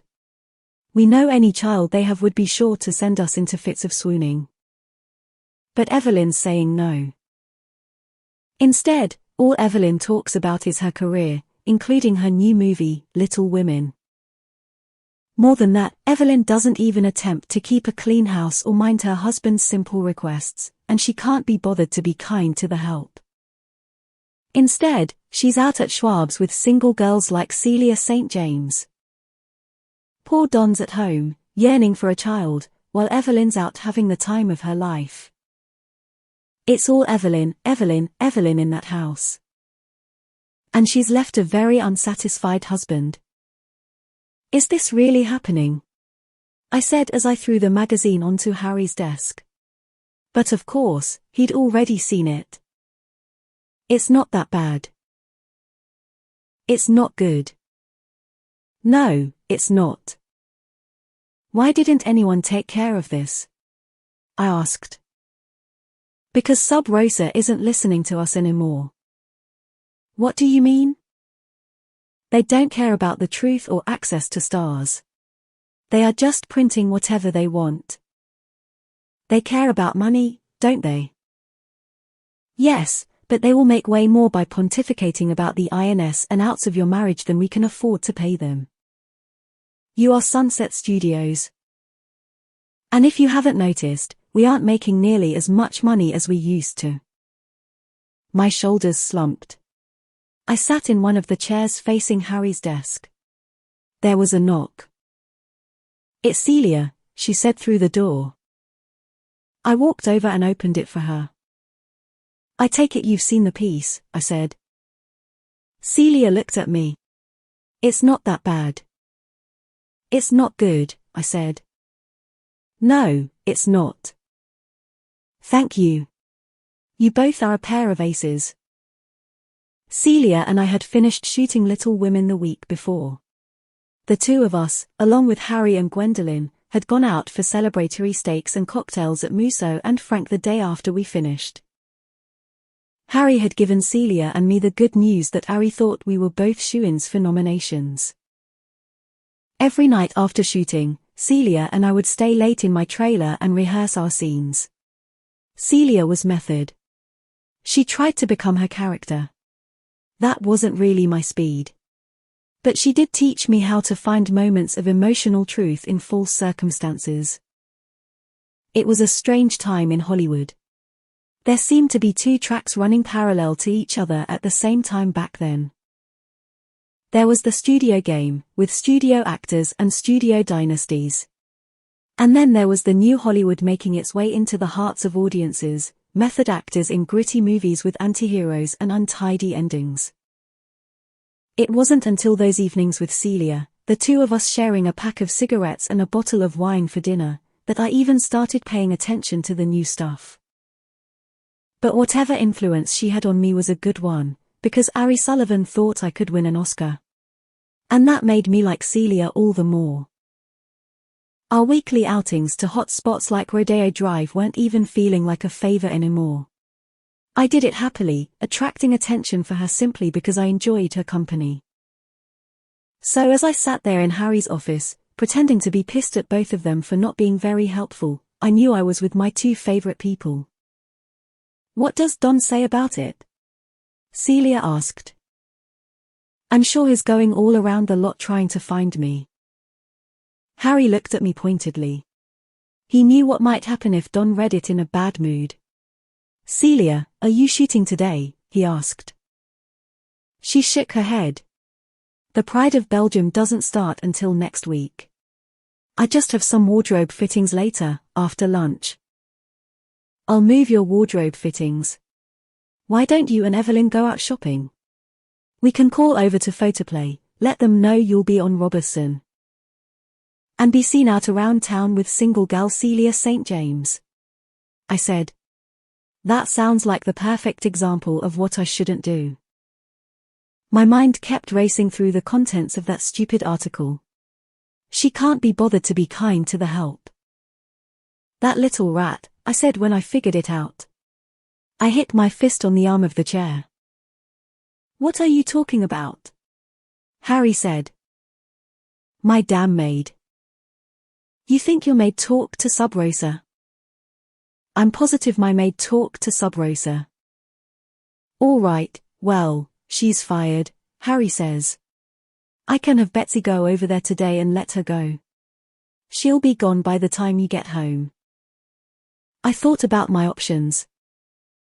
The last thing I needed was America not wanting to see my movies because I wouldn't give Don a baby. I knew, of course, that most moviegoers would never say as much. They might not even realize they thought as much. But they would read something like this, and the next time one of my pictures came out, they'd think to themselves that there was something about me they never liked, they just couldn't put their finger on it. People don't find it very sympathetic or endearing, a woman who puts herself first. Nor do people respect a man who can't keep his wife in line. So it didn't look good for Don, either. "I need to talk to Don," I said, standing up. "Harry, can you have Dr. Lopenny ring my house this evening? Sometime around 6. "Why?" "I need him to call me, and when Paula answers, he needs to sound serious,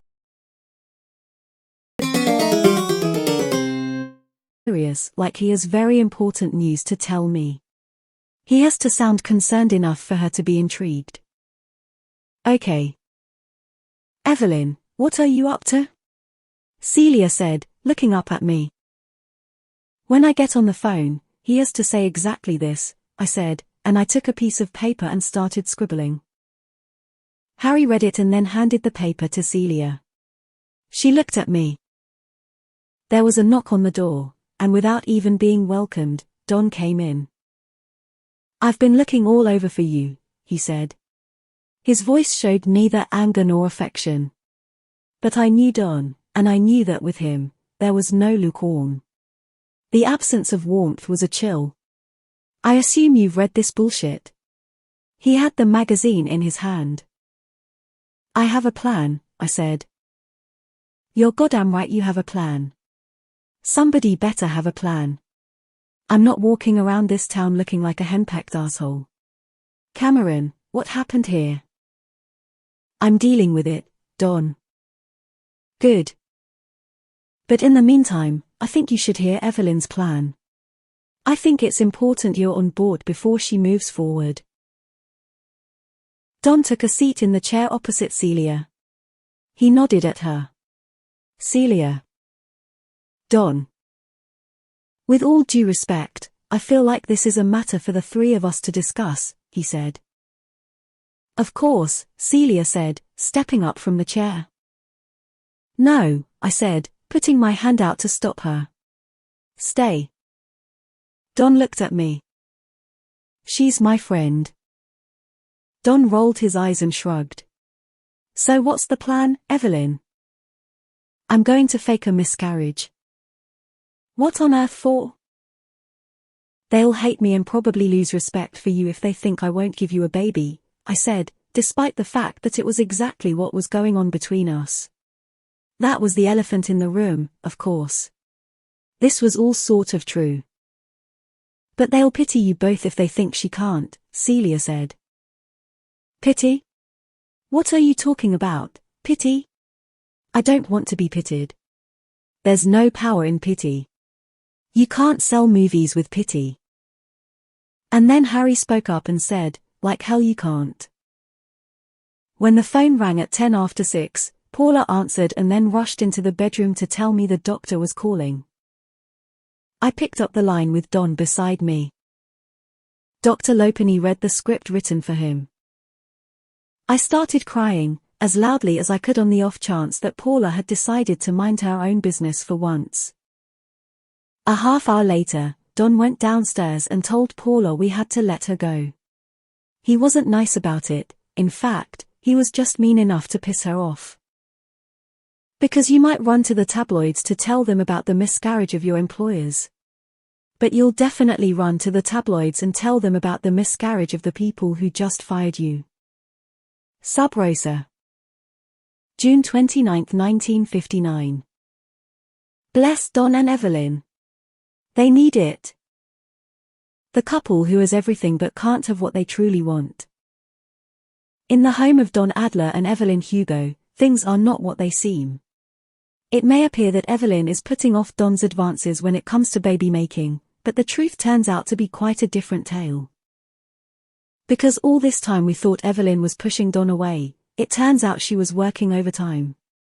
Evelyn and Don desperately want a little Don and Evelyn running around the house, but nature has not been kind. It seems every time they find themselves in the family way, things take a sad turn, a tragedy that has befallen them this month for the third time. Let's send Don and Evelyn our best wishes. It just goes to show that money can't buy happiness, folks. The night after the new article came out, Don was not convinced that it had been the right move, and Harry was busy but wouldn't say with what, which I knew meant he was seeing someone. And I wanted to celebrate. So Celia came over to the house, and we split a bottle of wine. You've got no maid, Celia said as she was searching around the kitchen for a corkscrew. No, I said, sighing. Not until the studio is done vetting all the applicants. Celia found the corkscrew, and I handed her a bottle of Cabernet. I never spent much time in the kitchen, and it was sort of surreal to be there without someone looking over my shoulder, offering to make me a sandwich or find whatever I was looking for. When you are rich, parts of your house don't really feel like they are yours. The kitchen was one of them for me. I looked through my own cabinets, trying to remember where the wine glasses were. Ah, I said when I found them. Here. Celia looked at what I was handing her. Those are champagne flutes. Oh, right, I said, putting them back where I'd found them. We had two other sizes.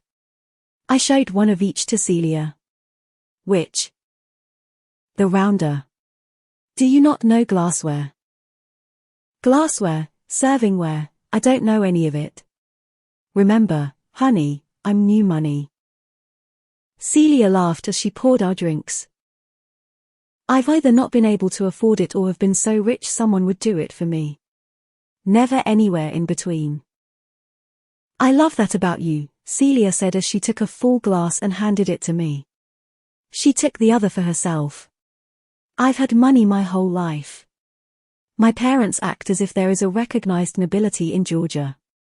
And all of my brothers and sisters, with the exception of my older brother, Robert, are just like my parents. My sister Rebecca thinks my being in movies is an embarrassment to the family. Not so much because of the Hollywood aspect but because I'm working. She says it's undignified. I love them, and I hate them. But that's family, I guess. I don't know, I said. I don't have much family. Any, really. My father and the rest of the relatives I had back in Hell's Kitchen had not succeeded in contacting me, if they had even tried at all. And I hadn't lost one night of sleep thinking about them. Celia looked at me. She appeared to neither pity me nor feel uncomfortable for all that she'd had growing up that I didn't have. All the more reason for me to admire you the way I do, she said. Everything you have you went out and got for yourself. Celia leaned her glass into mine and clinked. To you, she said. For being absolutely unstoppable. I laughed and then drank with her. Come, I said, leading her out of the kitchen and into the living room. I put my drink down on the hairpin-leg coffee table and walked over to the record player. I pulled out Billie Holiday's Lady in Satin from the bottom of the stack. Don hated Billie Holiday. But Don wasn't there. Do you know her real name is Eleanora Fagan? I said to Celia. Billie Holiday is just so much prettier. I sat down on one of our blue tufted sofas. Celia sat on the one opposite me. She folded her legs underneath her, her spare hand on her feet. What's yours? She asked. Is it really Evelyn Hugo? I grabbed my wineglass and confessed the truth. Herrera. Evelyn Herrera. Celia didn't react really. She didn't say, so you are Latin. Or I knew you were faking it, as I feared she might be thinking. She didn't say that it explained why my skin was darker than hers or Don's. In fact, she said nothing at all until she said, that's beautiful. And yours? I asked. I stood up and moved over to the couch where she was sitting, to close the gap between us. Celia St. James. Jameson. What? Cecilia Jameson. That's my real name. That's a great name. Why did they change it? I changed it. Why? Because it sounds like a girl who might live next door to you. And I've always wanted to be the kind of girl you feel lucky just to lay your eyes on. She tilted her head back and finished her wine. Like you. Oh, stop. You stop. You know damn well what you are. How you affect the people around you. I'd kill for a chest like that and full lips like yours. You make people think of undressing you just by showing up in a room fully clothed. I felt flushed hearing her talk about me like that. Having her talk about the way men saw me. I'd never heard a woman talk about me that way before. Celia took my glass out of my hand. She threw the wine back into her own throat. We need more, she said, waving the glass in the air. I smiled and took both glasses into the kitchen. Celia followed me. She leaned against my Formica counter as I poured. The first time I saw father and daughter, do you know what I thought? She said. Billie Holiday was now faintly playing in the background. What? I said, handing her her glass. She took it and put it down for a moment, then hopped up onto the counter and picked it up. She was wearing dark blue capri pants and a white sleeveless turtleneck.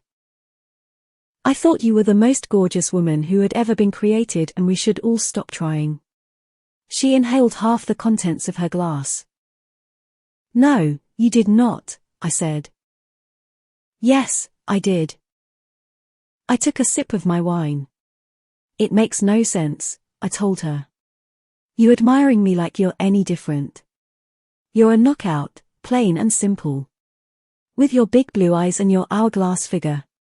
I think together we really give the guys a wild sight. Celia smiled. Thank you. I finished my glass and put it down on the counter. Celia took it as a challenge to do the same with hers. She wiped her mouth with her fingertips when she was done. I poured us more. How did you learn all the underhanded, sneaky stuff you know? Celia asked. I have absolutely no idea what you're talking about, I said coyly. You're smarter than you let on to just about anybody. Me? I said. Celia was starting to get goosebumps, so I suggested we go back into the living room, where it was warmer. The desert winds had swooped in and turned this June night into a chilly one. When I started to get cold, too, I asked her if she knew how to make a fire. "I've seen people do it," she said, shrugging. "Me too. I've seen Don do it. But I've never done it." "We can do it," she said. "We can do anything." "All right," I said. "You go open another bottle of wine, and I'll start trying to guess how to get it started." "Great idea." Celia flung the blanket off her shoulders and ran into the kitchen. I knelt down in front of the fireplace and started poking the ashes. And then I took 2 logs and laid them perpendicular to each other. "We need newspaper," she said when she came back. "And I've decided there's no point in glasses anymore." I looked up to see her swigging the wine out of the bottle.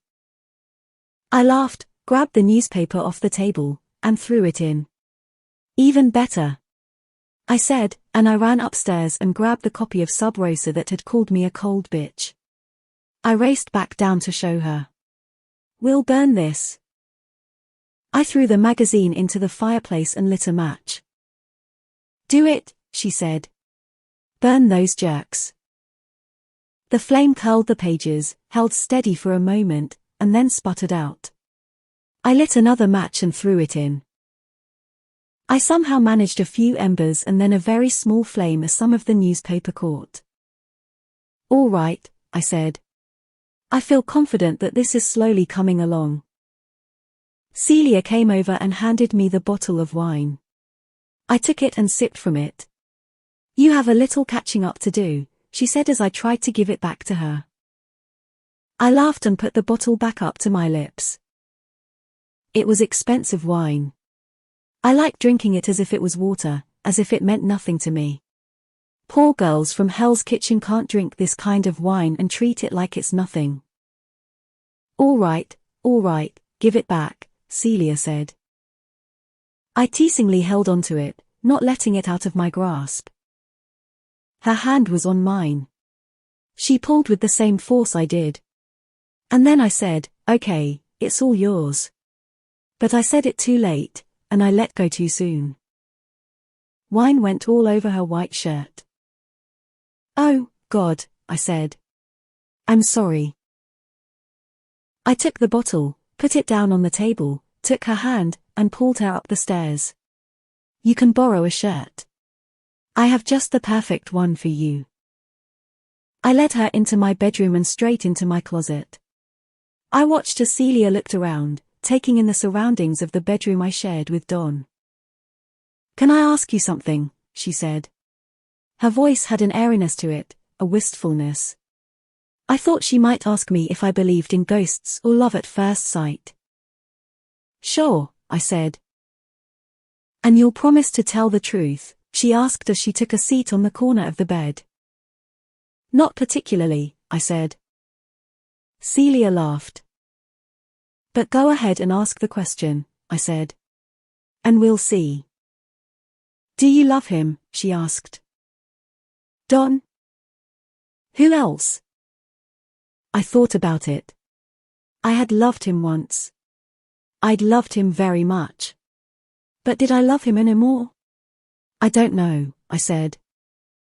"Is it all for publicity? Are you just in it to be an Adler?" "No," I said. "I don't think so."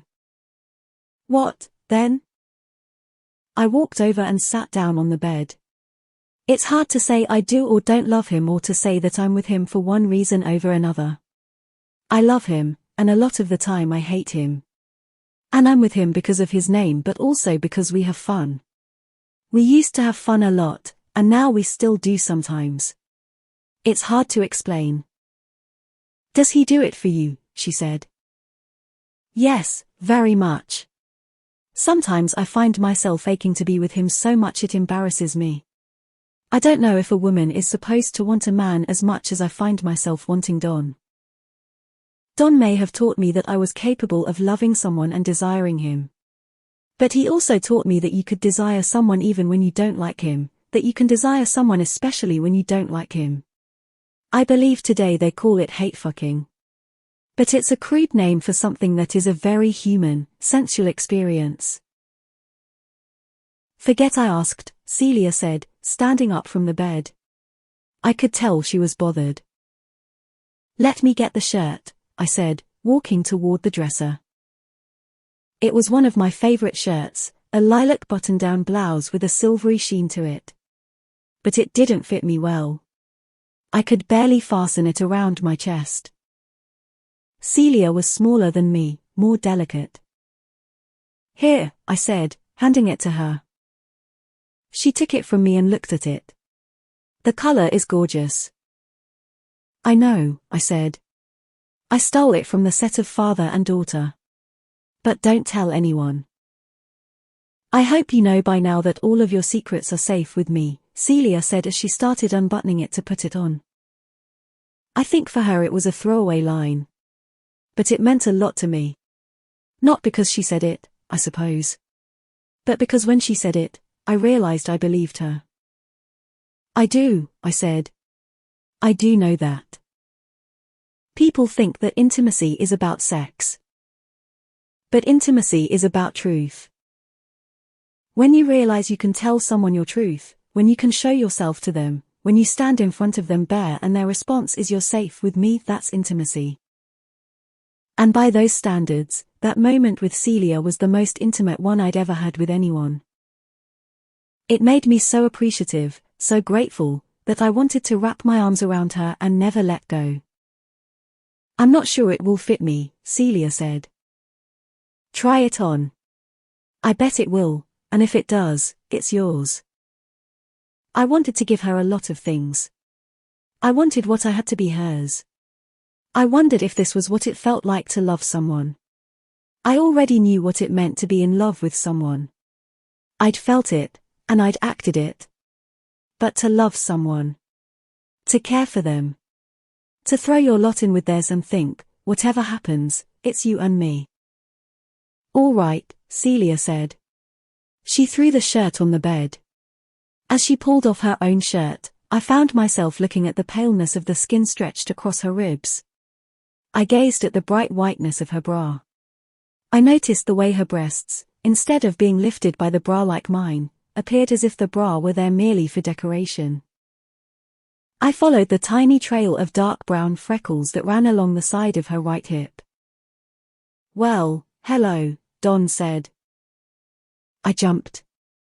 Celia gasped and scrambled to put her shirt back on. Don started laughing.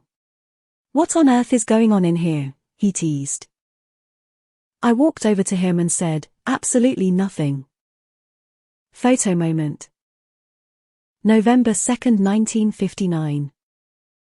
Life of the party girl. Celia St. James is really making a name for herself around town.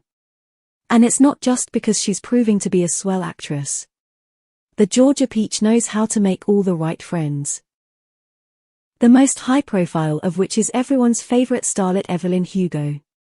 Celia and Evelyn have been seen all over town, shopping, chatting, and even finding time for a round or two of ladies' golf at the Beverly Hills Golf Club. And to make matters even more perfect, it seems the best friends will be going on plenty of double dates in the near future.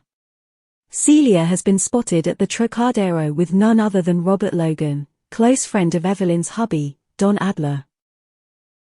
A handsome date, glamorous friends, and talk of a statuette in her future. It's a good time to be Celia St. James.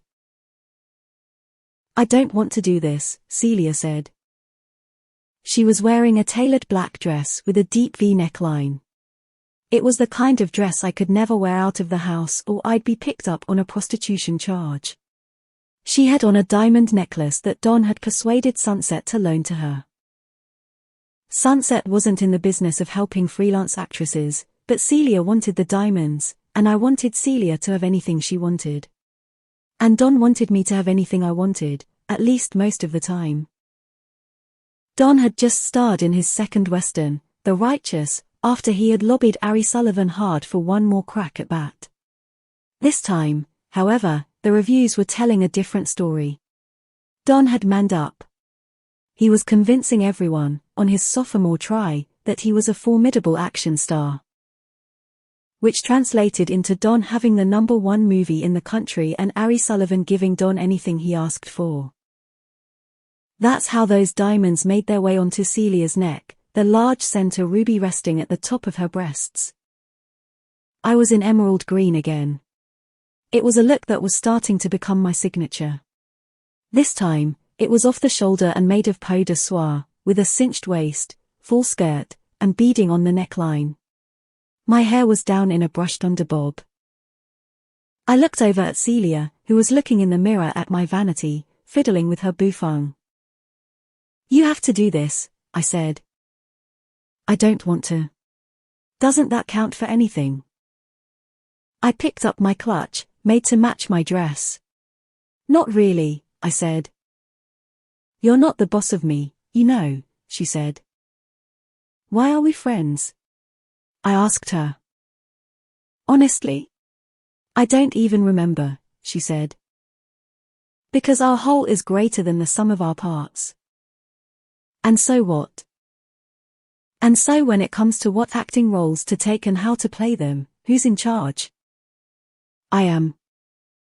"And now, when it's the opening of our movie? Who's in charge then?" "I suppose you are."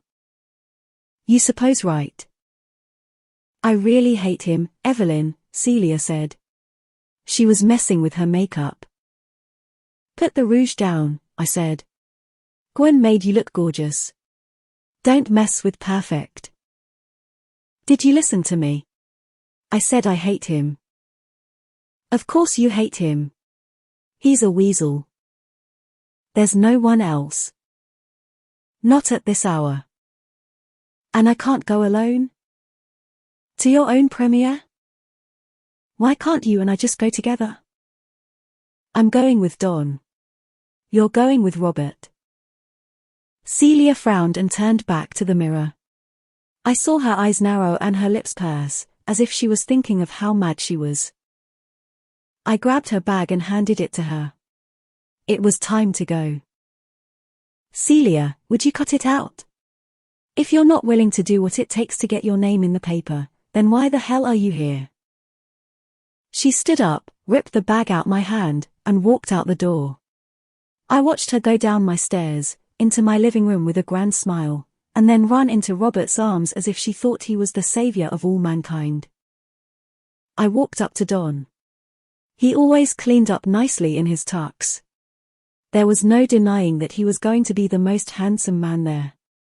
But I was tiring of him. What's that saying?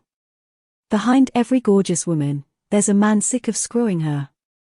Well, it works both ways. No one mentions that part. "Shall we go?" Celia said, as if she couldn't possibly wait to show up to the movie on Robert's arm. She was a great actress. No one has ever denied that. "I don't want to waste a minute more," I said, looping my arm into Don's and holding on for dear life. He looked down at my arm and then at me, as if pleasantly surprised by my warmth. "Let's see our Little Women in Little Women, shall we?" Don said. I nearly smacked him across the face. He was owed a smack or two. Or 15. Our cars picked us up and drove us to Grauman's Chinese Theatre.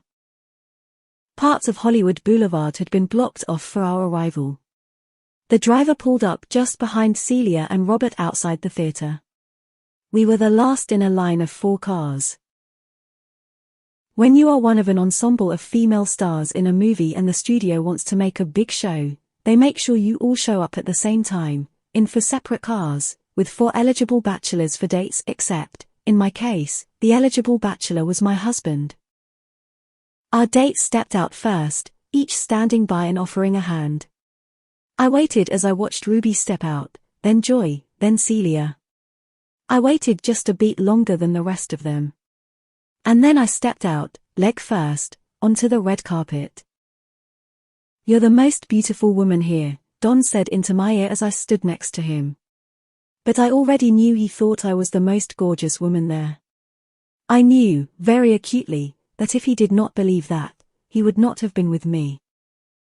Men were almost never with me for my personality. I'm not suggesting that charming girls should take pity on the pretty ones. I'm just saying it's not so great being loved for something you didn't do. The photographers started calling our names as we all walked in. My head was a jumble of words being thrown in my direction. Ruby. Joy. Celia. Evelyn.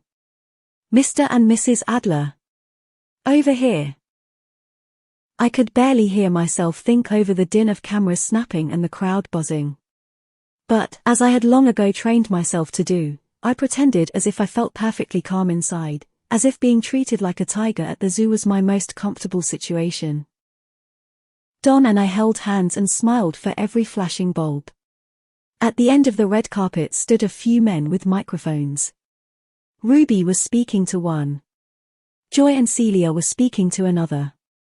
The third put his mic in my face. He was a short guy with small eyes and a bulbous, gin-blossomed nose. A face made for radio, as they say. Miss Hugo, are you excited for this picture to come out? I laughed as kindly as I could to disguise what a stupid question he was asking. I've waited my whole life to play Jo March. I'm incredibly excited for tonight. And you seem to have made a good friend during filming, he said. What's that? You and Celia St. James. You seem like you're great friends. She's wonderful. And wonderful in the film. Absolutely.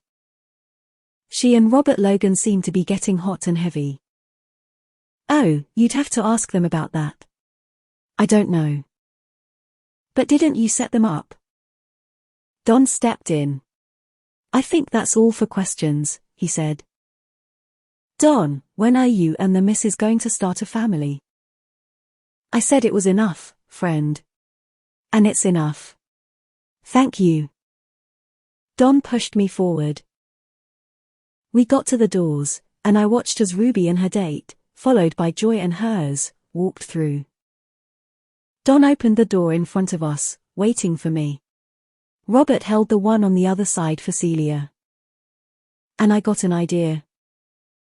I took Celia's hand and turned us around. Wave to the crowd, I said, smiling.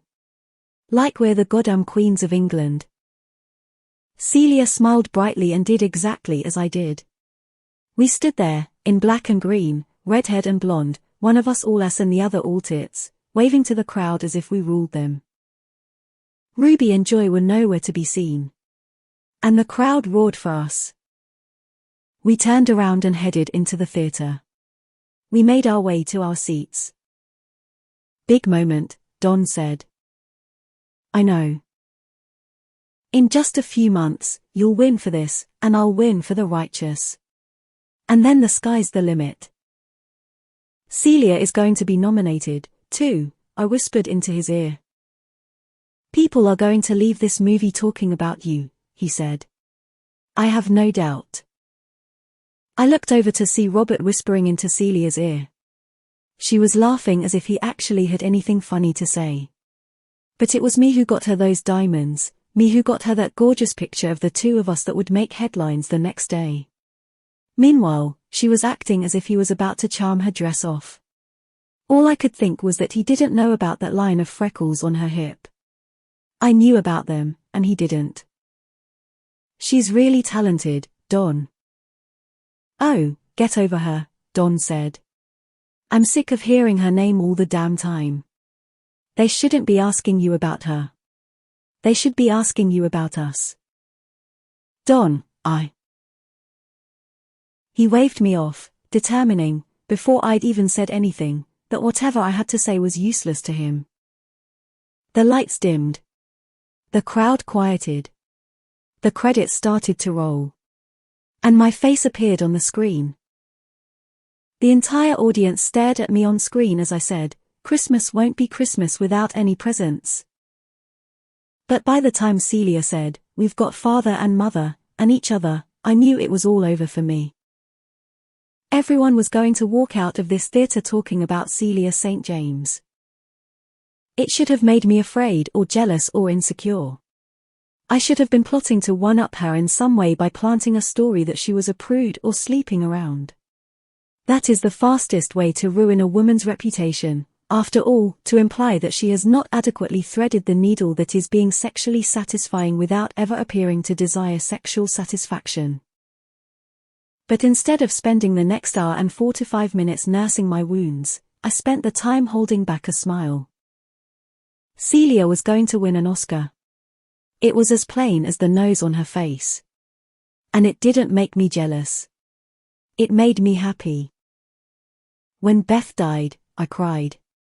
And then I reached over Robert's and Don's laps and squeezed her hand. Don rolled his eyes at me. And I thought, he's going to find an excuse to hit me later. But it will be for this. I was standing in the middle of Ari Sullivan's mansion at the top of Benedict Canyon. Don and I had made it up the winding streets without saying much of anything to each other. I suspected he knew the same thing I did once he saw Celia in that movie. That no one cared about anything else. After our driver dropped us off and we made our way inside, Don said, "I need to find the John," and disappeared. I looked for Celia but couldn't find her. Instead, I was surrounded by brown-nosing losers, hoping to rub elbows with me while they drank their sugary cocktails and talked about Eisenhower. "Would you excuse me?" I said to a woman in a hideous bubble cut. She was waxing on about the Hope Diamond.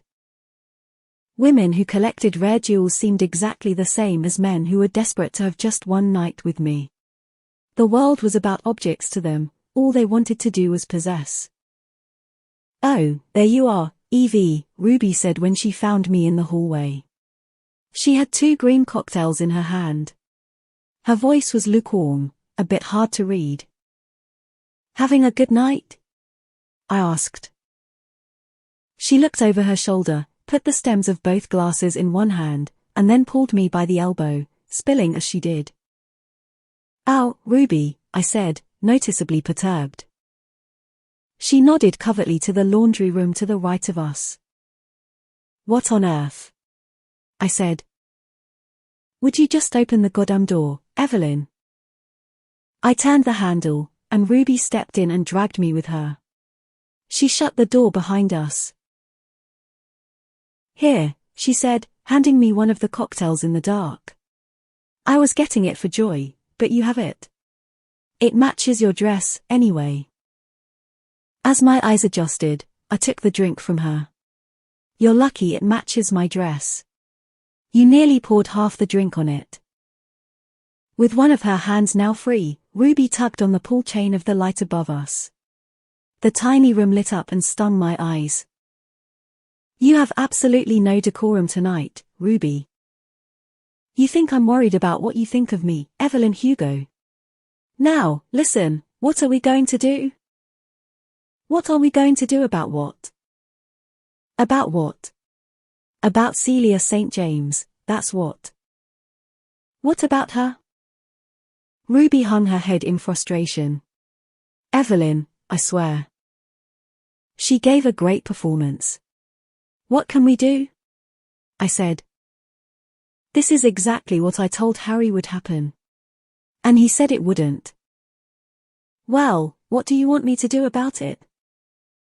"You're losing out, too. Or do you not see that?" "Of course I see it. I cared, obviously. But I also knew I could still win Best Actress. Celia and Ruby would be competing for Best Supporting. I don't know what to tell you, Ruby. We were all right about Celia. She's talented and gorgeous and charming, and when you've been bested, sometimes it's good to recognize it and move on." Ruby looked at me as if I had slapped her. I had nothing else to say, and she was blocking my way out of the room. So I put the drink to my mouth and downed it in 2 gulps. "This is not the Evelyn I know and respect," Ruby said. "Oh, Ruby, put a lid on it." She finished her drink. "People have been saying all sorts of things about the 2 of you, and I didn't believe it. But now, I don't know. People have been saying all sorts of things like what? You know. I assure you, I haven't the faintest. Why do you make things so difficult? Ruby, you've pulled me into a laundry room against my will, and you're barking at me about things I can't control. I'm not the difficult one. She's a lesbian, Evelyn. Until that point, the sounds of the party going on around us had been muted but still distinct. But the minute Ruby said what she said, the minute I heard the word lesbian, my blood started beating so fast that my pulse was all I could hear. I was not paying attention to what was flying out of Ruby's mouth. I could only catch certain words, like Dell and Dyke and Twisted. The skin on my chest felt hot. My ears burned. I did my best to calm myself. And when I did, when I focused on Ruby's words, I finally heard the other piece of what she was trying to tell me. You should probably get a better handle on your husband, by the way. He's in Ari's bedroom getting a blowjob from some harpy from MGM. When she said it, I did not think, oh, my God. My husband is cheating on me. I thought, I have to find Celia. Evelyn gets up off Titchy's sofa and picks up the phone, asking Grace to order us dinner from the Mediterranean place on the corner. Monique? What would you like? Beef or chicken? Chicken, I guess. I watch her, waiting for her to sit back down and resume her story. But when she does sit, she merely looks at me. She neither acknowledges what she has just told me nor admits what I've been suspecting for some time now. I have no choice but to be direct. Did you know? Did I know what? That Celia St. James was gay. I'm telling you the story as it unfolded. Well, yes, I say. But what? Evelyn is calm, perfectly composed. And I can't tell if it's because she knows what I suspect and she's finally ready to tell the truth or because I'm dead wrong and so she has no idea what I'm thinking. I'm not sure I want to ask the question before I know the answer. Evelyn's lips are together in a straight line. Her eyes are focused directly on me. But I notice, as she's waiting for me to speak, that her chest is rising and falling at a rapid pace. She's nervous. She's not as confident as she's letting on.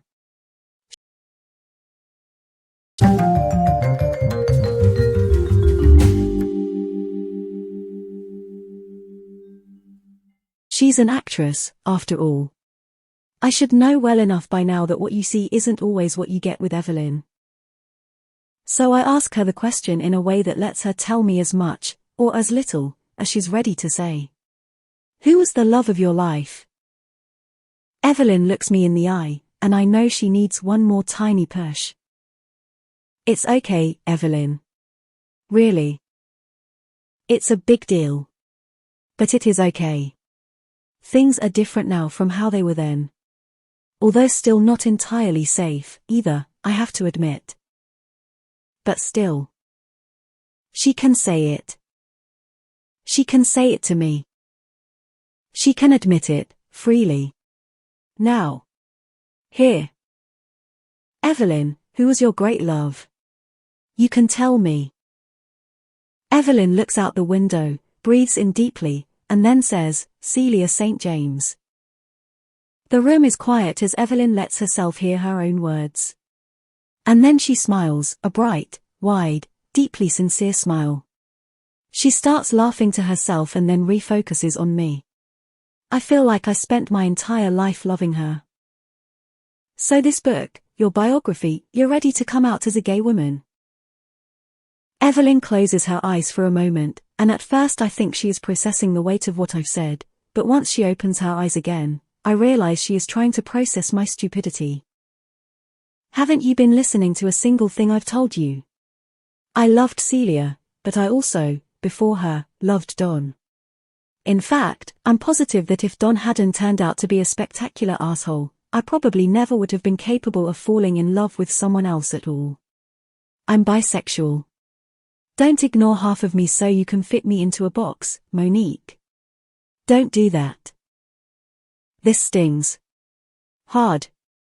I know how it feels for people to assume things about you, to prescribe a label for you based on how you appear to them. I have spent my life trying to explain to people that while I look black, I am biracial. I have spent my life knowing the importance of allowing people to tell you who they are instead of reducing them to labels. And here I've gone and done to Evelyn what so many people have done to me. Her love affair with a woman signaled to me that she was gay, and I did not wait for her to tell me she was bisexual. This is her whole point, isn't it? This is why she wants to be so acutely understood, with such perfect word choices. Because she wants to be seen exactly as she truly is, with all the nuance and shades of grey. The same way I have wanted to be seen. So this is my fuck up. I just fucked up. And despite my desire to blow past it or to reduce it to nothing, I know the stronger move here is to apologize. I'm sorry, I say. You're absolutely right. I should have asked you how you identify instead of assuming I knew. So let me try again. Are you prepared to come out, in the pages of this book, as a bisexual woman? Yes, she says, nodding. Yes, I am. Evelyn seems pleased with my apology, if not still slightly indignant. But we are back in business. And how exactly did you figure it out? I ask. That you loved her. After all, you could have found out she was interested in women and just as easily not realized you were interested in her. Well, it helped that my husband was upstairs cheating on me. Because I was sickeningly jealous on both accounts. I was jealous when I found out Celia was gay, because it meant that she was with other women, or had been with other women, that her life wasn't just me. And I was jealous that my husband was with a woman upstairs at the very party I was at, because it was embarrassing and threatened my way of life. I had been living in this world where I thought I could have this closeness with Celia and this distance with Don, and neither of them would need anything else from anyone else. It was this odd bubble that just up and burst. I would imagine, back then, it wasn't a conclusion you'd come to easily, being in love with someone of the same sex. Of course not. Maybe if I'd spent my whole life fighting off feelings for women, then I might have had a template for it. But I didn't. I was taught to like men, and I had found, albeit temporarily, love and lust with a man. The fact that I wanted to be around Celia all the time, the fact that I cared about her enough that I valued her happiness over my own, the fact that I liked to think about that moment when she stood in front of me without her shirt on. Now, you put those pieces together, and you say, 1 + 1 = I'm in love with a woman. But back then, at least for me, I didn't have that equation. And if you don't even realize that there's a formula to be working with, how the hell are you supposed to find the answer? She goes on. I thought I finally had a friendship with a woman. And I thought my marriage was down the tubes because my husband was an asshole. And by the way, both those things were true. They just weren't the whole truth. So what did you do? At the party? Yeah, who did you go to first? Well, Evelyn says, one of them came to me. Ruby left me there, next to the dryer, with an empty cocktail glass in my hand. I needed to go back to the party. But I stood there, frozen, thinking, get out of here. I just couldn't turn the doorknob. And then the door opened on its own. Celia. The raucous, bright-lit party behind her. Evelyn, what are you doing? How did you find me? I ran into Ruby, and she said I could find you drinking in the laundry room. I thought it was a euphemism. It wasn't. I can see that. Do you sleep with women? I asked. Celia, shocked, shut the door behind her. What are you talking about? Ruby says you're a lesbian. Celia looked over my shoulder. Who cares what Ruby says? Are you? Are you going to stop being friends with me now? Is that what this is about? No, I said, shaking my head. Of course not. I would never do that. I would never. What, then? I just want to know is all. Why? Don't you think I have the right to know? Depends. So you are? I asked. Celia put her hand on the doorknob and prepared to leave. Instinctively, I leaned forward and grabbed her wrist. What are you doing? She said. I liked the feel of her wrist in my hand. I liked the way her perfume permeated the whole tiny room. I leaned forward and kissed her. I did not know what I was doing. And by that I mean that I was not fully in control of my movement and that I was physically unaware of how to kiss her. Should it be the way I kissed men, or should it be different somehow? I also did not understand the emotional scope of my actions. I did not truly understand their significance or risk. I was a famous woman kissing a famous woman in the house of the biggest studio head in Hollywood, surrounded by producers and stars and probably a good dozen people who ratted to Sub Rosa magazine. But all I cared about in that moment was that her lips were soft. Her skin was without any roughness whatsoever. All I cared about was that she kissed me back, that she took her hand off the doorknob and, instead, put it on my waist. She smelled floral, like lilac powder, and her lips felt humid. Her breath was sweet, spiked with the taste of cigarettes and crème de menthe. When she pushed herself against me, when our chests touched and her pelvis grazed mine, all I could think was that it wasn't so different and yet it was different entirely. She swelled in all the places Don went flat. She was flat in the places Don swelled. And yet that sense that you can feel your heart in your chest, that your body tells you it wants more, that you lose yourself in the scent, taste, and feel of another person, it was all the same. Celia broke away first. We can't stay in here, she said. She wiped her lips on the back of her hand. She took her thumb and rubbed it against the bottom of mine. Wait, Celia, I said, trying to stop her. But she left the room, shutting the door behind her. I closed my eyes, unsure how to get a handle on myself, how to quiet my brain. I breathed in. I opened the door and walked right up the steps, taking them two at a time. I opened every single door on the second floor until I found who I was looking for.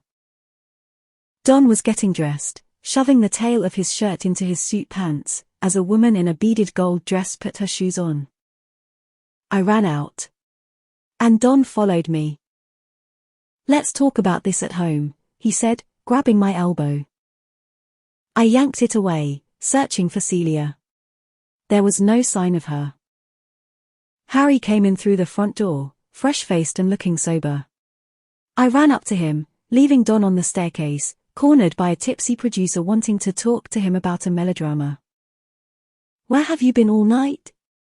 I asked Harry. He smiled.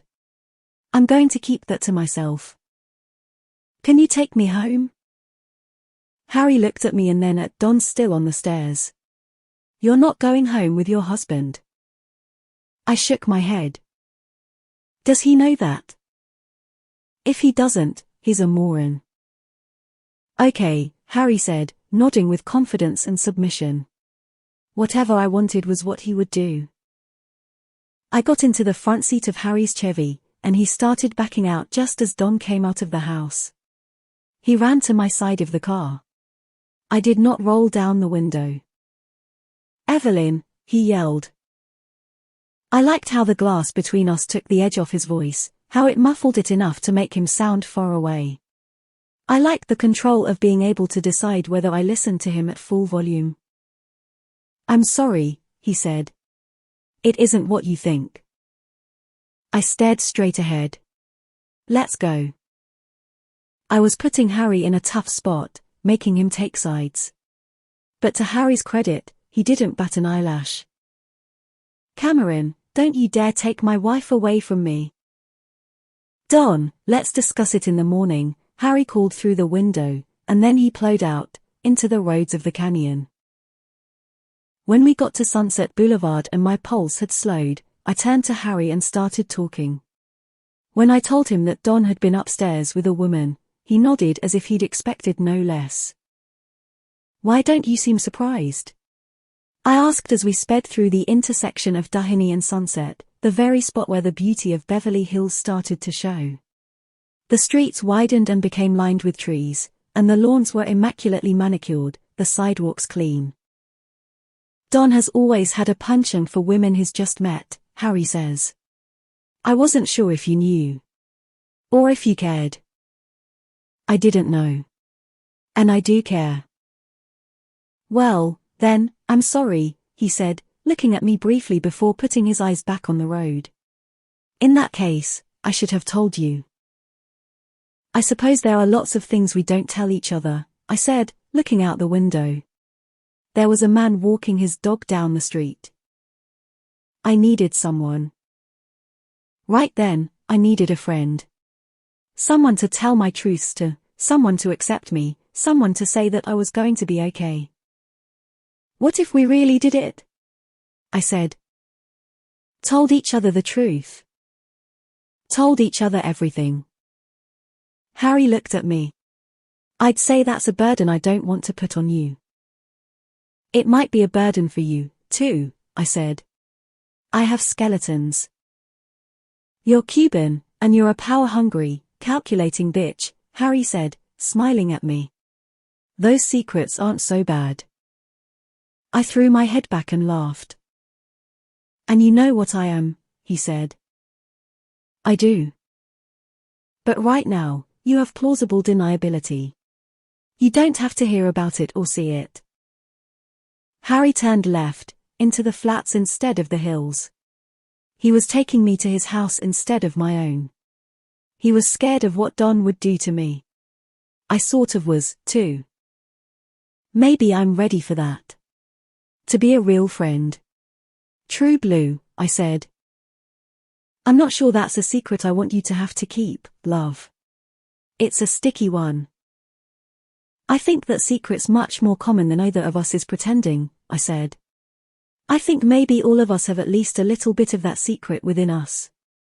I think I just might have that secret in me, too. Harry took a right and pulled into his driveway. He put the car in park and turned to me. You're not like me, Evelyn. I might be a little, I said. I might be, and Celia might be, too. Harry turned back to the wheel, thinking. Yes, he said finally. Celia might be, too. You knew?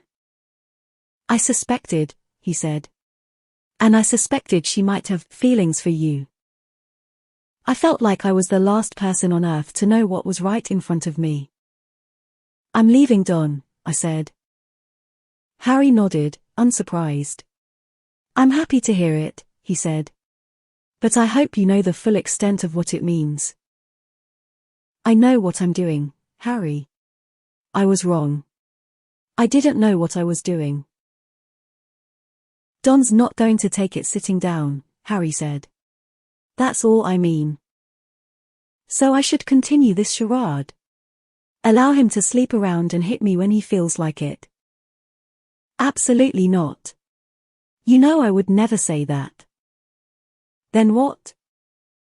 I want you to be prepared for what you're going to do. I don't want to talk about this anymore, I said. That's fine, Harry said. He opened his car door and got out. He came around to my side and opened my door. Come, Evie, he said kindly. He put his hand out. It's been a long night. You need some rest. I suddenly felt very tired, as if once he pointed it out, I realized it had been there all along. I followed Harry to his front door. His living room was sparse but handsome, furnished with wood and leather. The alcoves and doorways were all arched, the walls stark white. Only a single piece of art hung on the wall, a red and blue Rothko above the sofa. It occurred to me then that Harry wasn't a Hollywood producer for the paycheck. Sure, his house was nice. But there wasn't anything ostentatious about it, nothing performative. It was merely a place to sleep for him. Harry was like me. Harry was in it for the glory. He was in it because it kept him busy, kept him important, kept him sharp. Harry, like me, had gotten into it for the ego. And we were both fortunate that we'd found our humanity in it, even though it appeared to be somewhat by accident.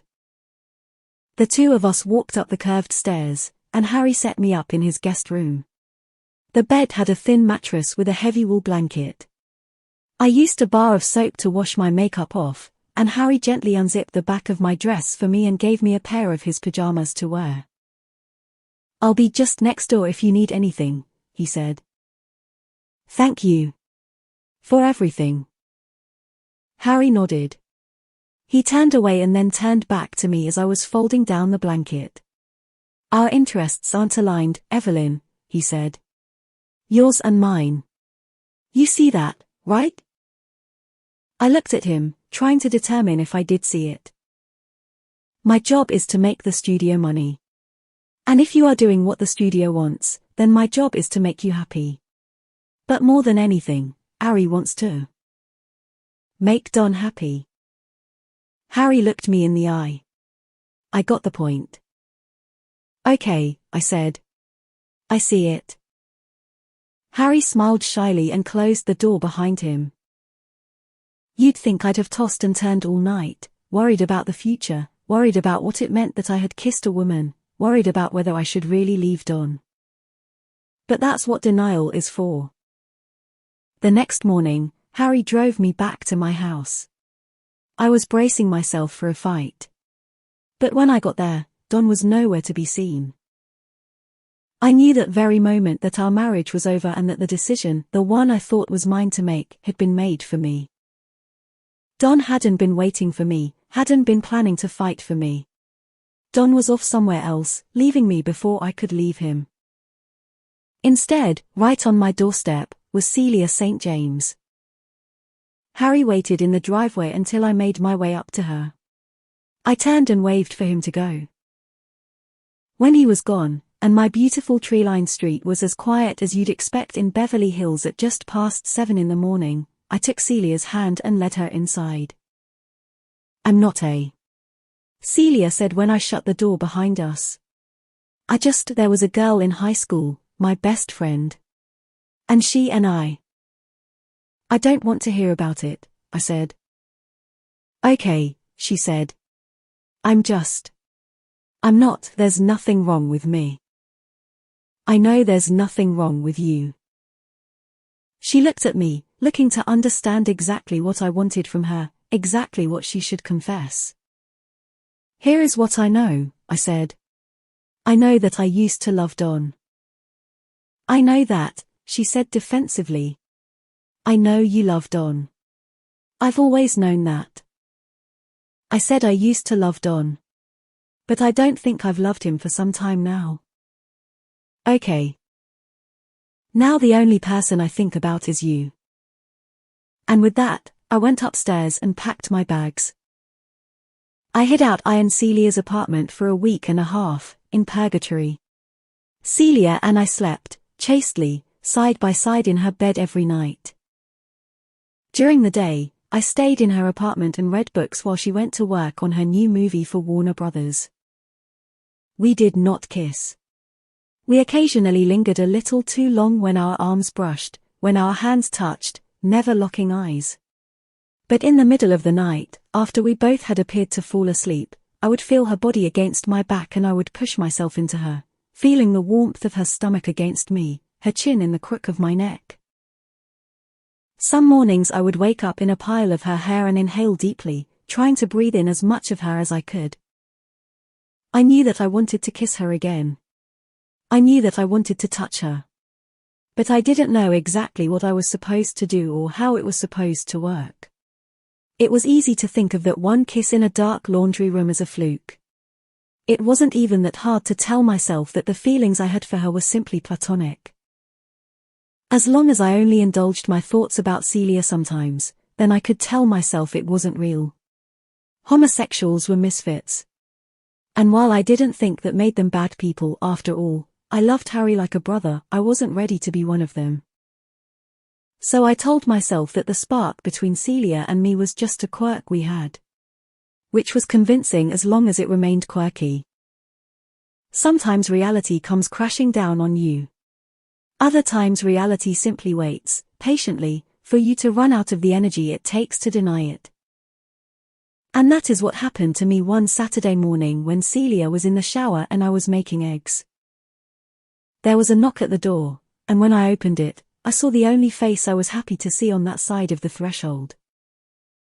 "Hi, Harry," I said, leaning in to hug him. I was careful not to get my runny spatula on his nice Oxford shirt. "Look at you," he said. "Cooking." "I know," I said as I moved out of the way and invited him in. "Hell has frozen over, I guess. Would you like some eggs?" I led him toward the kitchen. He peeked into the pan. "How well have you mastered breakfast?" he asked. "If you're asking if your eggs will be burned, the answer is probably." Harry smiled and put a large, heavy envelope on the dining room table. The thwop it made as it hit the wood was all the clue I needed to what it contained. "Let me guess," I said. "I'm getting a divorce." "It would appear you are." "On what grounds?" "I assume his lawyers didn't check the boxes for adultery or cruelty." "Abandonment." I raised my eyebrows. "Clever." "The grounds don't matter. You know that."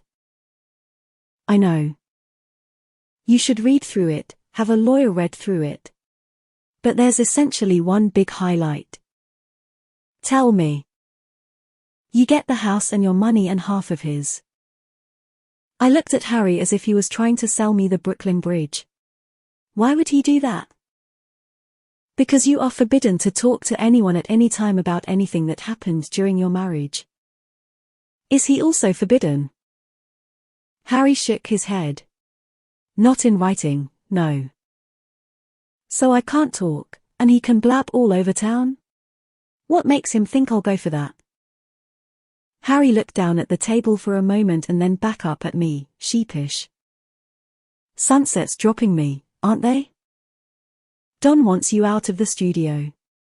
Ari's planning to loan you out to MGM and Columbia. And then what? And then you're on your own." "Well, that's fine. I can do that. Celia's freelance. I'll get an agent, like her." "You can," Harry said. "And I think you should try, but..." "But what?" "Don wants Ari to blackball you from getting an Oscar nod, and Ari's agreeing to it. I think he's gonna loan you out and purposefully put you in flops."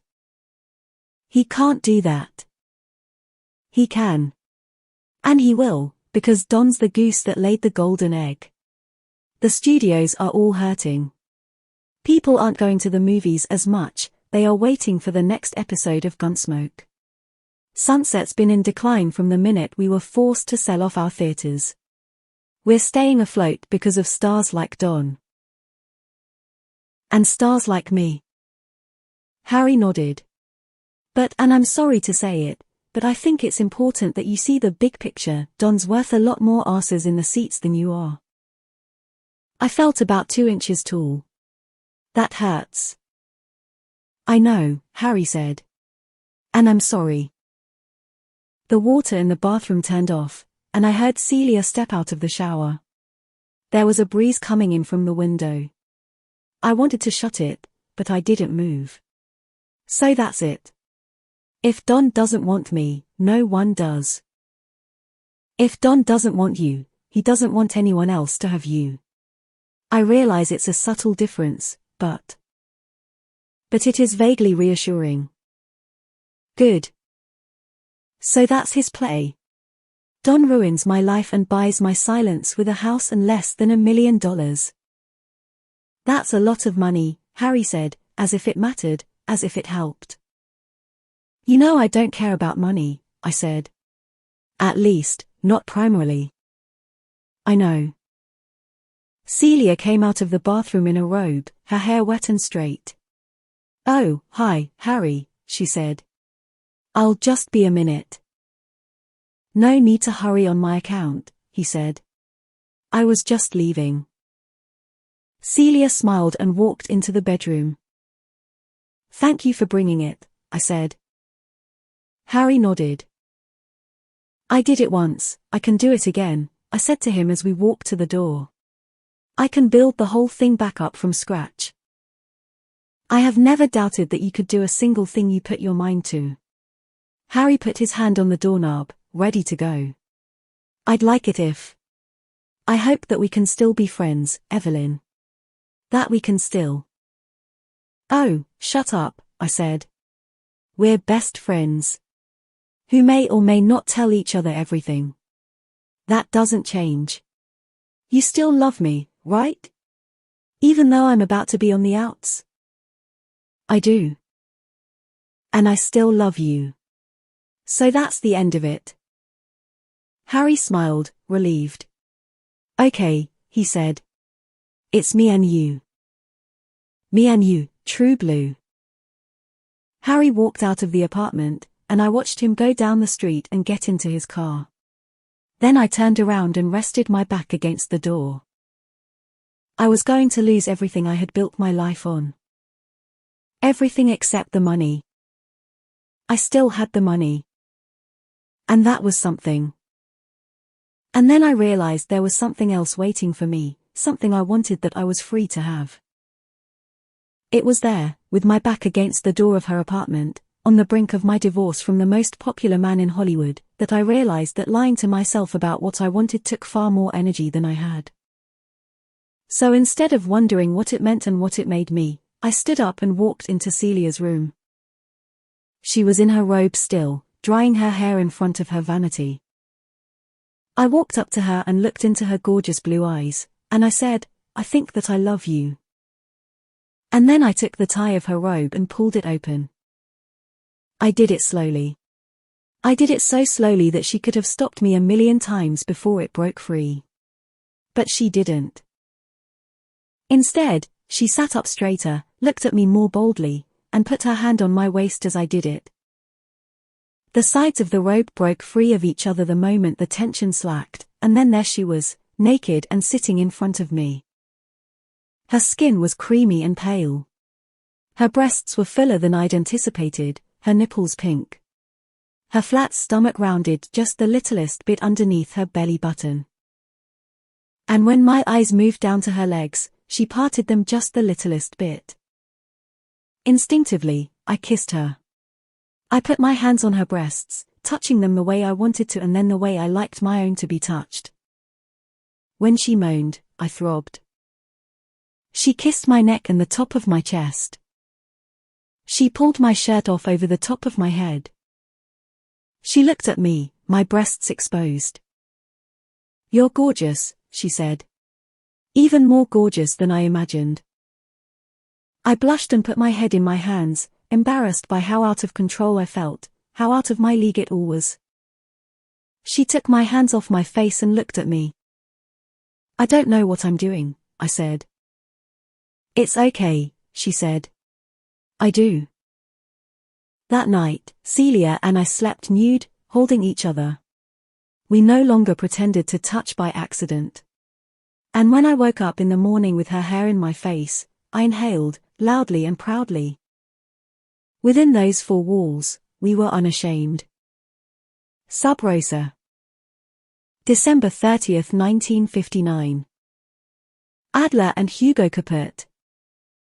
Don Adler, Hollywood's most eligible bachelor. Don and Evelyn are calling it quits. After 2 years of marriage, Don has filed for divorce from Evelyn Hugo. We are sad to see the lovebirds part ways, but would be lying if we said we were surprised. We've heard rumblings that Don's star is set to rise even higher, and Evelyn was getting jealous and catty. Luckily for Don, he's renewed his contract with Sunset Studios, which must have head honcho Ari Sullivan smiling wide and has 3 films slated for release this year. That Don never misses a beat. Meanwhile, while Evelyn's newest movie, Little Women, showed boffo numbers and great critical reception, Sunset has pulled her out of the upcoming Joker's Wild and replaced her with Ruby Riley. Has the sun set on Evelyn's time with Sunset? How did you remain so confident? So steadfast in your resolve? I ask Evelyn. When Don left me. Or when my career went down the tubes? Both, I guess, I say.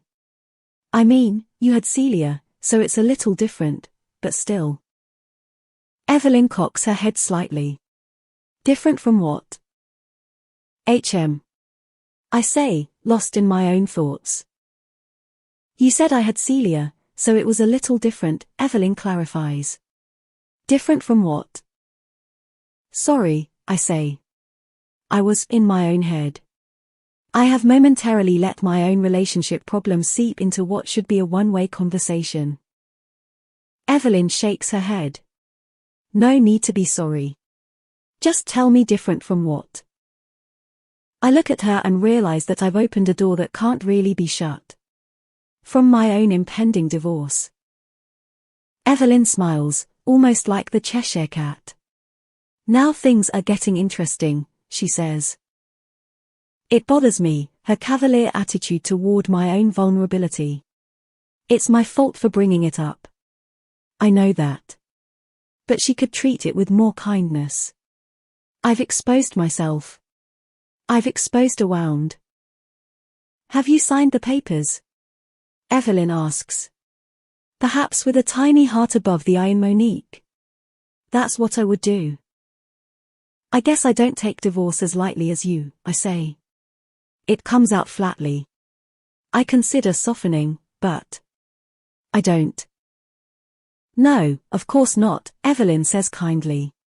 If you did, at your age, you'd be a cynic. But at your age? I ask.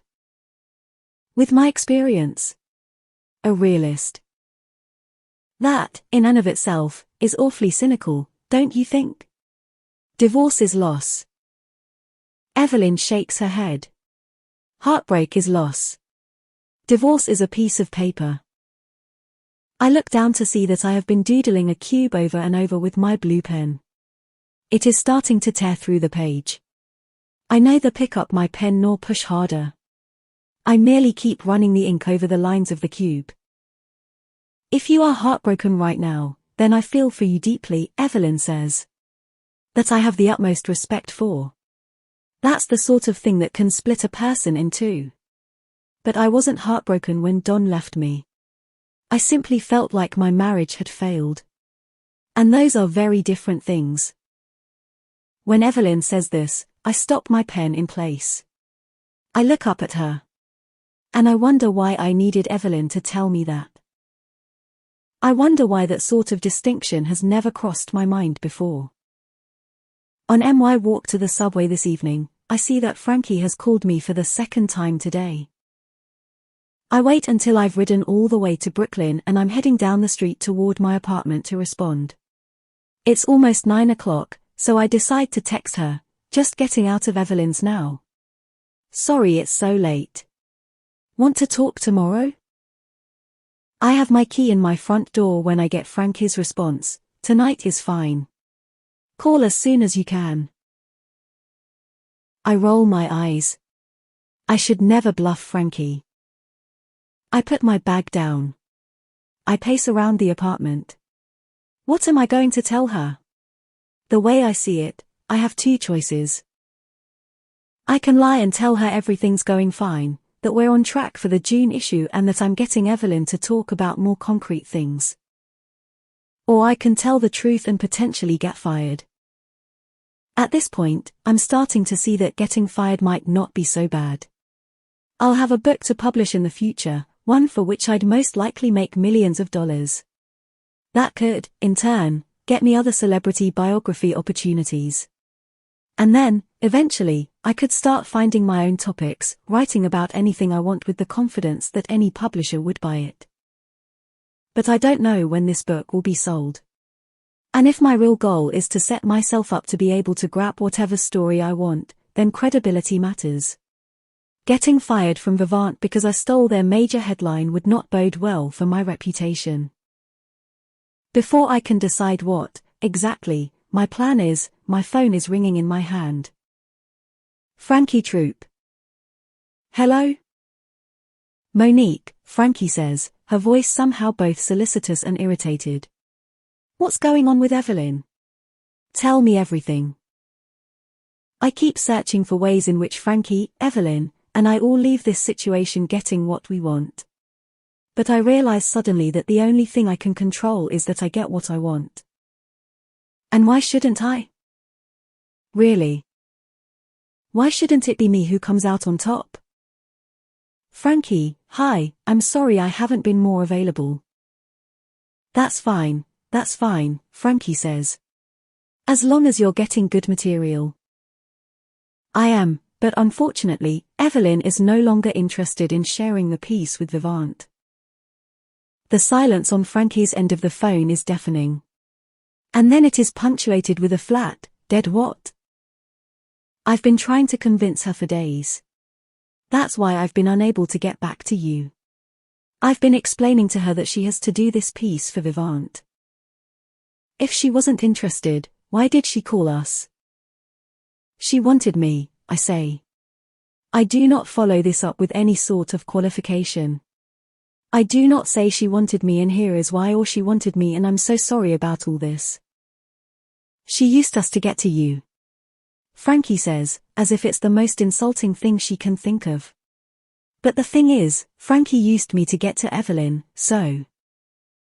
Yes, I say. I think she did. She's interested in a full biography. Written by me. I've gone along with it in the hopes of changing her mind. A biography. You're taking our story and turning it into a book instead. It's what Evelyn wants. I've been trying to convince her otherwise. And have you? Frankie asks. Convinced her? No, I say. Not yet. But I think I might be able to. Okay, Frankie says. Then do that. This is my moment. I think I can deliver you a massive, headline-making Evelyn Hugo story, I say. But if I do, I want to be promoted. I can hear skepticism enter Frankie's voice. What kind of promotion? Editor at large. I come and go as I please.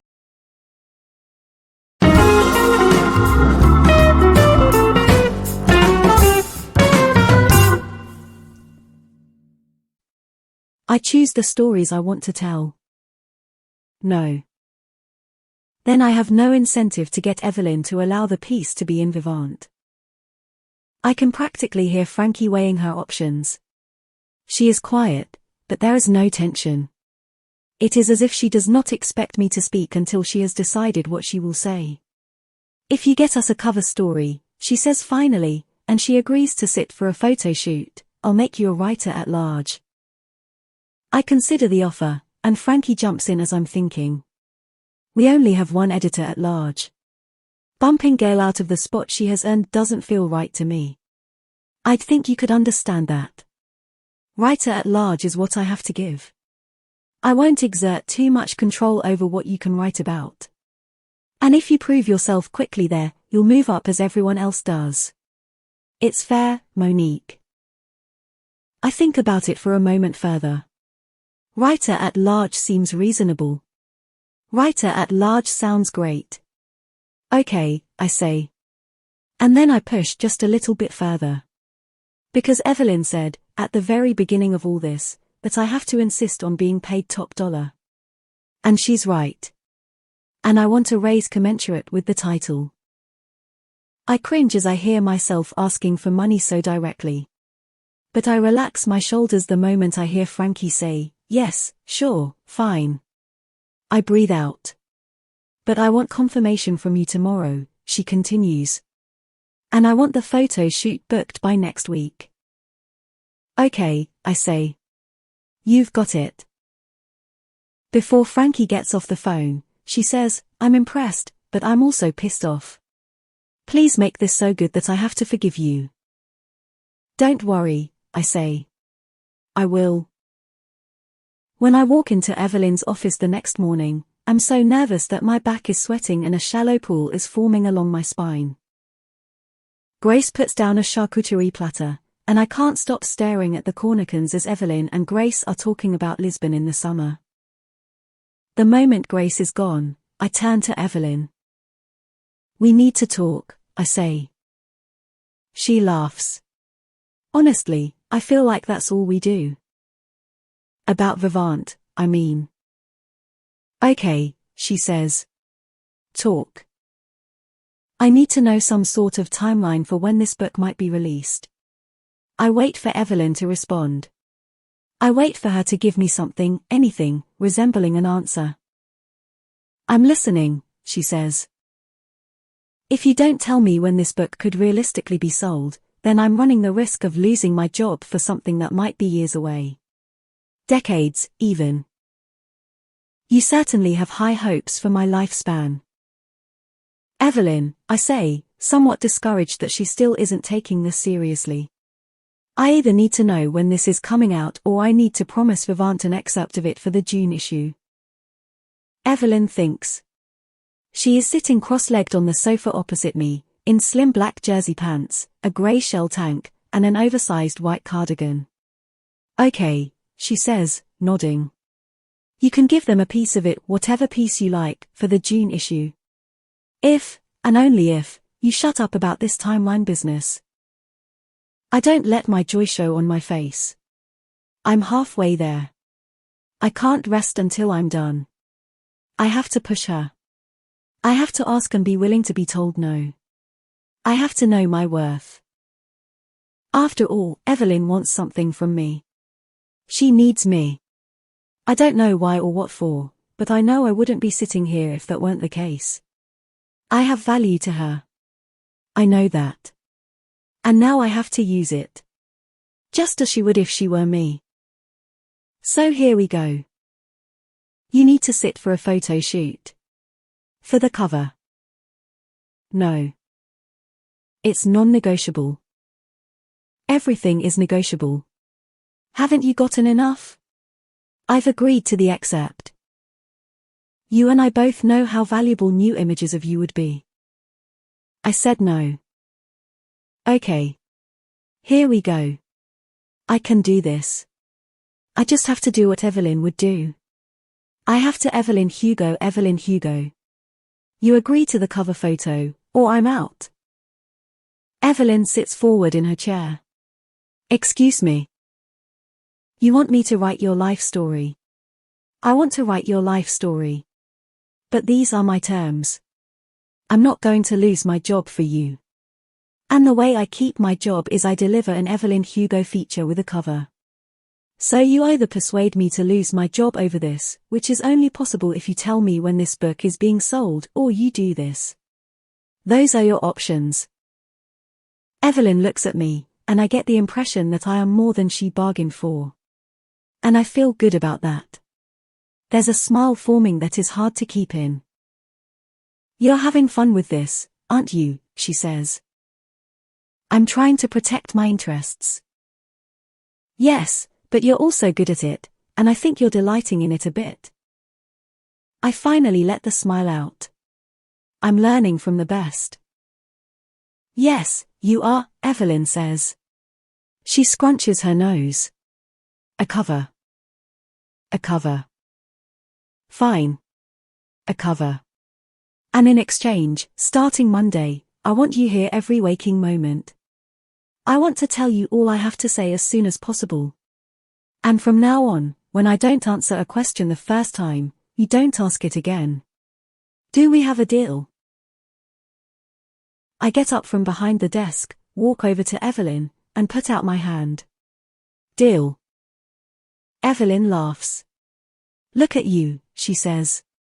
You keep this up, you might just rule your own part of the world one day.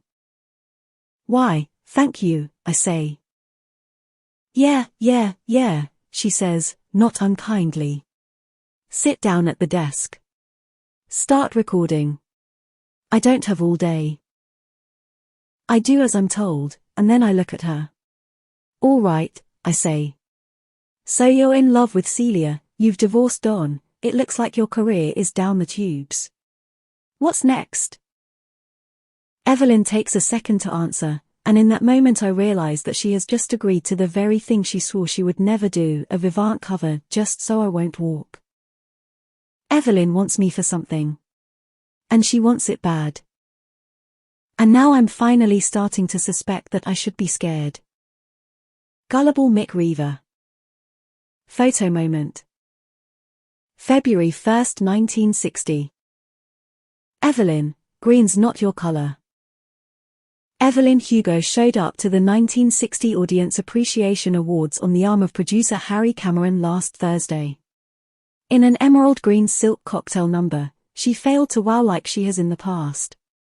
Evelyn's signature color is starting to seem like a signature bore. Meanwhile, Celia St. James dazzled in a stunning pale blue beaded taffeta shirt dress, updating the typical daytime look with a glamorous, fresh twist. But the icy Evelyn didn't say a single word to her old best friend. She avoided Celia all night. Is it because Evelyn can't handle the fact that Celia received the Most Promising Female Personality Award that night? Or is it that Celia's been nominated for an Oscar for Best Supporting Actress for their movie Little Women, and Evelyn didn't get a mention? Looks like Evelyn Hugo's green with envy. AI dropped me from ANY Productions within Sunset and started offering to loan me out to Columbia. After being forced to do 2 forgettable romantic comedies, both of them so bad that it was a foregone conclusion they would fail spectacularly, the other studios didn't want much of me, either. Don was on the cover of Life, gracefully coming out of the ocean onto the shore, smiling as if it was the best day of his life. When the 1960 Academy Awards came around, I was officially persona non grata. "You know that I would take you," Harry said when he called that afternoon to check in on me. "You just say the word, and I'll come pick you up. I'm sure you have a stunning dress you can slip on, and I'll be the envy of everybody with you on my arm." I was at Celia's apartment, getting ready to leave before her hair and makeup people came over. She was in the kitchen, drinking lemon water, avoiding eating anything so she could fit into her dress. "I know you would," I said into the phone. "But you and I both know it would only hurt your reputation to be aligned with me right now." "I do mean it, though," Harry said. "I know you do," I said. "But you also know I'm too smart to take you up on it." Harry laughed. "Do my eyes look puffy?" Celia asked when I got off the phone with Harry. She opened them bigger and stared at me, as if this would help me answer the question. I saw barely anything out of the ordinary. "They look gorgeous. And anyway, you know Gwen will make you look fabulous. What are you worried about?" "Oh, for heaven's sake, Evelyn," Celia said, teasing me. "I think we all know what I'm worried about." I took her by the waist. She was wearing a thin satin slip, edged in lace. I was wearing a short-sleeved sweater and shorts. Her hair was wet. When Celia's hair was wet, she didn't smell like shampoo. She smelled like clay. "You're going to win," I said, pulling her toward me. "It isn't even a contest." "I might not. They might give it to Joy or to Ellen Matson." "They would no sooner give it to Ellen Matson than throw it in the LA River. And Joy, bless her heart, is no you." Celia blushed, put her head in her hands briefly, and then looked back at me. "Am I intolerable?" she said. "Obsessing over this? Making you talk to me about it? When you're on the skids?" I was going to say blackballed. "If you are intolerable, let me be the one to tolerate you," I said, and then I kissed her and tasted the lemon juice on her lips. I checked my watch, knowing that hair and makeup would be there any moment, and grabbed my keys. She and I had been taking great pains not to be seen together. It was one thing when we really were just friends, but now that we had something to hide, we had to start hiding it. "I love you," I said. "I believe in you. Break a leg." When my hand turned the doorknob, she called to me. "If I don't win," she said, her wet hair dripping onto the spaghetti straps of her slip, "will you still love me?" I thought she was joking until I looked directly into her eyes. "You could be a nobody living in a cardboard box, and I'd still love you," I said. I'd never said that before. I'd never meant it before. Celia smiled wide. Me too. The cardboard box and all of it. Hours later, back at the home I used to share with Don but now could say was entirely my own, I made myself a Cape Codder, sat on the couch, and tuned the TV to NBC, watching all my friends and the woman I loved walk the red carpet at the Pantage Theatre. It all seems much more glamorous on screen. I hate to break it to you, but in person, the theatre is smaller, the people are paler, and the stage is less imposing. It's all curated to make the audience at home feel like outsiders, to make you feel like a fly on the wall of a club you aren't good enough to get into. And I was surprised by how effective it was on me, how easy it was to fall for, even for a person who had just recently been at the very center of it. I was 2 cocktails in and drowning in self-pity by the time they announced Best Supporting Actress. But the minute the camera panned to Celia, I swear I sobered up and clasped my hands together as tightly as possible for her, as if the harder I pressed them together, the higher her chances of winning. And the award goes to Celia St. James for Little Women. I jumped up out of my seat and shouted for her. And then my eyes got teary as she walked up to the stage. As she stood there, behind the microphone, holding the statuette, I was mesmerized by her. By her fabulous boatneck dress, her sparkling diamond and sapphire earrings, and that absolutely flawless face of hers.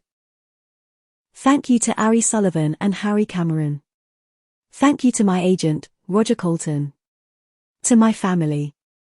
And to the amazing cast of women that I felt so lucky to be a part of, to Joy and Ruby. And to Evelyn Hugo. Thank you. When she said my name, I swelled with pride and joy and love. I was so goddamn happy for her. And then I did something mortifyingly inane. I kissed the television set. I kissed her right on her grayscale face. The clink I heard registered before the pain. And as Celia waved to the crowd and then stepped away from the podium, I realized I'd chipped my tooth. But I didn't care. I was too happy. Too excited to congratulate her and tell her how proud I was. I made another cocktail and forced myself to watch the rest of the spectacle. They announced Best Picture, and as the credits rolled, I turned off the TV. I knew that Harry and Celia would be out all night. So I shut off the lights and went upstairs to bed. I took off my makeup. I put on cold cream.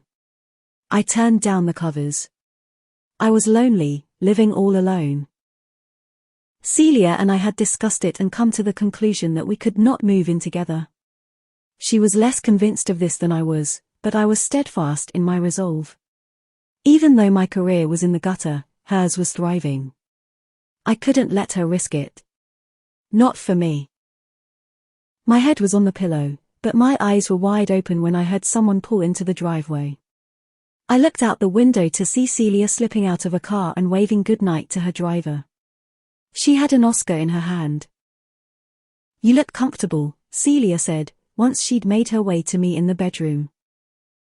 Come here, I said to her. She'd had a glass or 3. I loved her drunk. She was herself but happier, so bubbly I sometimes worried she'd float away. She took a running start and hopped into the bed. I kissed her. I'm so proud of you, darling. I missed you all night, she said. The Oscar was still in her hand, and I could tell it was heavy. She kept allowing it to tip over onto the mattress. The space for her name was blank. I don't know if I was supposed to take this one, she said, smiling. But I didn't want to give it back. Why aren't you out celebrating? You should be at the sunset party. I only wanted to celebrate with you. I pulled her closer to me. She kicked off her shoes. Nothing means anything without you, she said. Everything that isn't you is a pile of dog shit. I tossed my head back and laughed. What happened to your tooth? Celia asked. Is it that noticeable? Celia shrugged. I suppose not. I think it's just that I've memorized every inch of you. Just a few weeks ago, I had lain naked beside Celia and let her look at me, look at every part of my body. She had told me she wanted to remember every detail. She said it was like studying a Picasso. It's embarrassing, I told her now. Celia sat up, intrigued. I kissed the television screen, I said. When you won. I kissed you on the TV, and I chipped my tooth. Celia laughed so hard she cackled. The statuette fell back to the mattress with a thump. And then she rolled over on top of me and put her arms around my neck. That's the most lovable thing anyone has ever done since the dawn of man. I suppose I'll make a dentist appointment first thing tomorrow. I suppose you will. I picked up her Oscar. I stared at it. I wanted one myself. And if I had stuck it out with Don a little longer, I could have had one tonight. She was still in her dress, her heels long gone. Her hair was falling out of the pins. Her lipstick was faded. Her earrings still glistened. Have you ever made love to an Oscar winner? She said. I'd done something very close with Ari Sullivan, but I didn't think that was the time to tell her. And anyway, the spirit of the question was if I'd ever experienced a moment like that one. And I absolutely had not. I kissed her and felt her hands on my face, and then I watched as she stepped out of her dress and into my bed. Both of my movies flopped. A romance Celia did sold out theaters. Don starred in a hit thriller movie. Ruby Riley's reviews for Joker's Wild called her stunningly perfect and positively incomparable. I taught myself how to make meatloaf and iron my own slacks. And then I saw Breathless. I left the theater, went straight home, called Harry Cameron, and said, I have an idea. I'm going to Paris. Celia was shooting a movie on location in Big Bear for 3 weeks. I knew that going with her wasn't an option, nor was visiting her on the set. She insisted she would come home every weekend, but it felt too risky. She was a single girl, after all.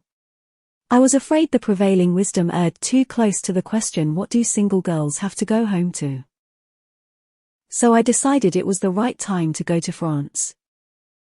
Harry had some connections to filmmakers in Paris. He made a few calls on the sly for me. Some of the producers and directors I met with knew who I was. Some of them were clearly seeing me just as a favor to Harry. And then there was Max Girard, an up-and-coming new wave director, who had never heard of me before. You are one bomb, he said. We were sitting in a quiet bar in the Saint-Germain-des-Prés neighborhood of Paris. We huddled in a booth in the back. It was just after dinner time, and I hadn't had a chance to eat. Max was drinking a white Bordeaux. I had a glass of claret. That sounds like a compliment, I said, taking a sip. I don't know if I have before met a woman so attractive, he said, staring at me. His accent was so thick that I found myself leaning in to hear him. Thank you. You can act, he said. Better than I look. That cannot be so.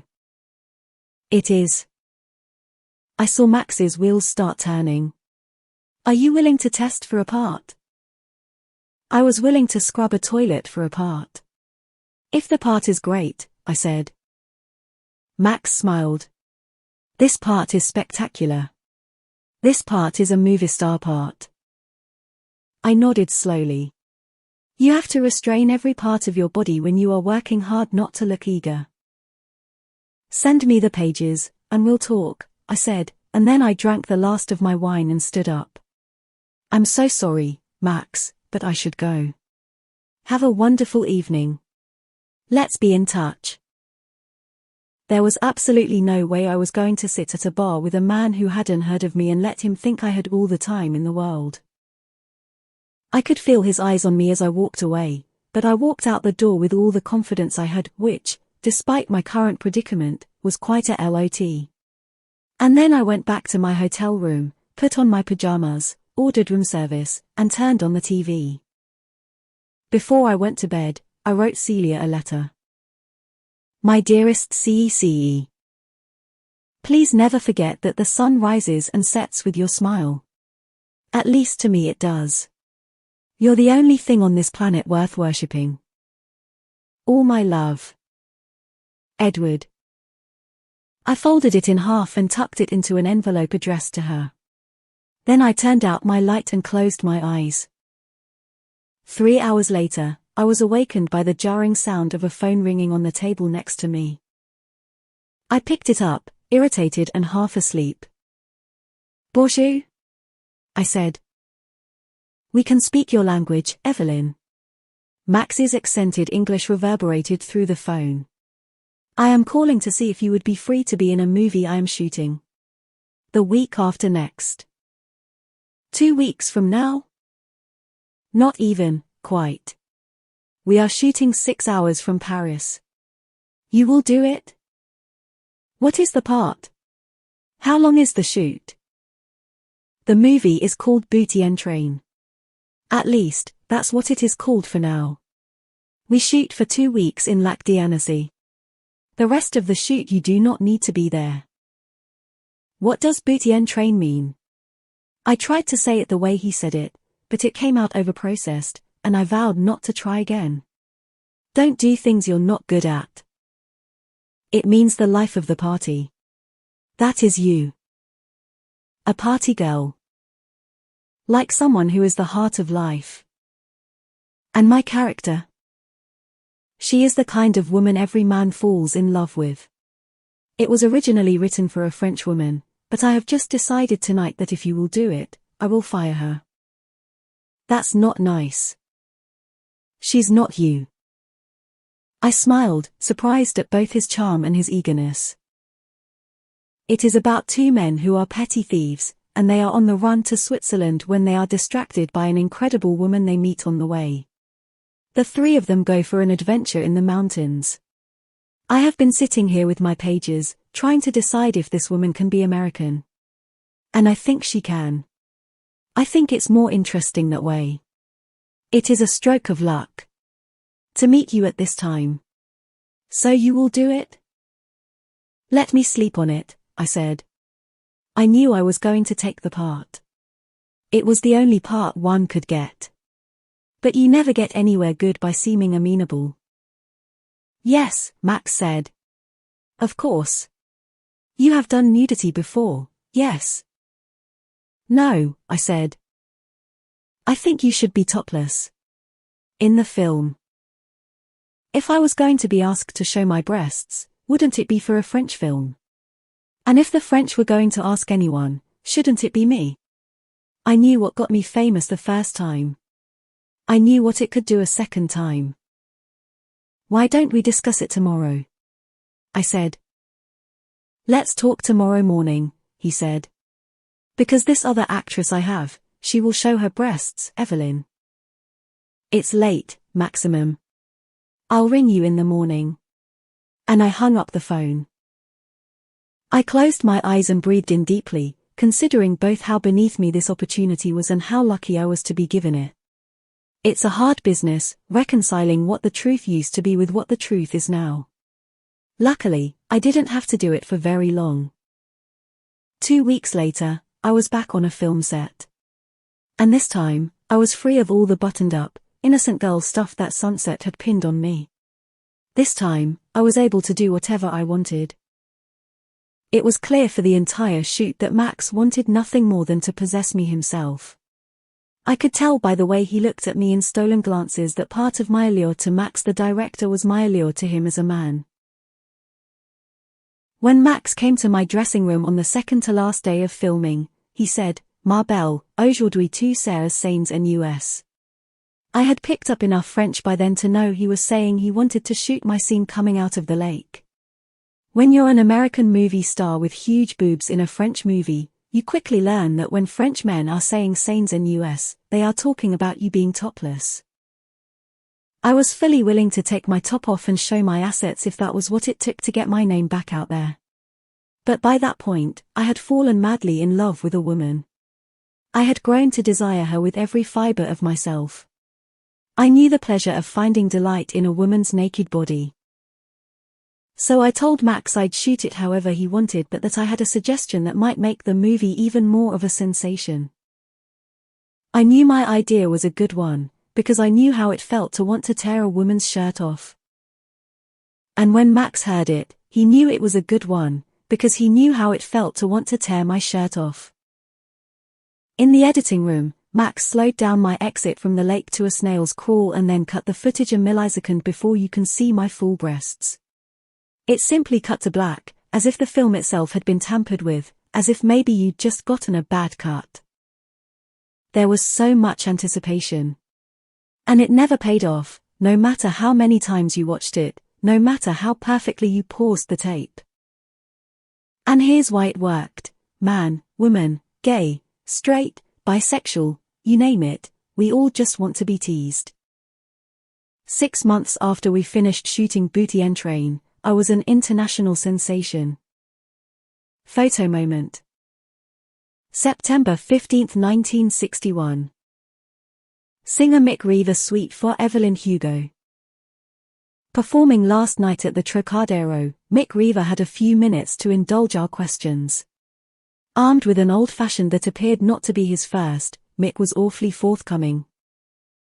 He revealed that he's happy to be divorced from siren Veronica Lowe because, he said, I didn't deserve a lady like that, and she didn't deserve a guy like me. And when asked if he's dating, he admitted he's been seeing quite a few ladies but that he'd give them all up for one night with Evelyn Hugo. The former Mrs. Don Adler has proven to be a very hot commodity these days. Her appearance in French director Max Girard's newest film, Booty and Train, has spent the summer selling out movie houses all over Europe, and now it's taking the good old US of A by storm. I've seen Booty and Train 3 times now, Mick told us. And I'll see it a 4th. I just can't get enough of her coming out of that lake. So would he like to take Evelyn out on a date? I'd like to marry her is what I'd like to do. You hear that, Evelyn? Hollywood Digest. October 2, 1961. Evelyn Hugo to play Anna Karenina. Talk of the town. Evelyn Hugo has just signed on to play the title role in Fox's epic Anna Karenina. She has also signed to produce the picture with Harry Cameron, formerly of Sunset Studios. Miss Hugo and Mr. Cameron worked together at Sunset on such hits as Father and Daughter and Little Women. This will be their first project together outside of the Sunset umbrella. Mr. Cameron, who has made a name for himself in the biz for his great taste and even greater business acumen, is said to have left Sunset over differences with none other than studio head Ari Sullivan. But it appears Fox is eager to be in business with both Miss Hugo and Mr. Cameron, as they have ponied up a substantial fee and a stake in the box office. Everyone has been watching to see what Miss Hugo's next project will be. Anna Karenina is an interesting choice. One thing's for sure, if Evelyn so much as shows a bare shoulder in the flick, audiences will come running. Sub Rosa. October 23, 1961. Don Adler and Ruby Riley, engaged. Mary and Roger Adler threw a party this past Saturday that was said to have grown a bit out of control. The guests who showed up were surprised to learn that it wasn't just a party for Don Adler. It was to announce the engagement of Don and none other than Sunset Studios' reigning queen, Ruby Riley. Don and Ruby have become close after Don's divorce from bombshell Evelyn Hugo almost 2 years ago. Apparently, Don admitted he had eyes for Ruby way back when she and Evelyn were shooting Little Women together. We are so happy for Don and Ruby, but we can't help but wonder how Don feels about Evelyn's skyrocketing fame.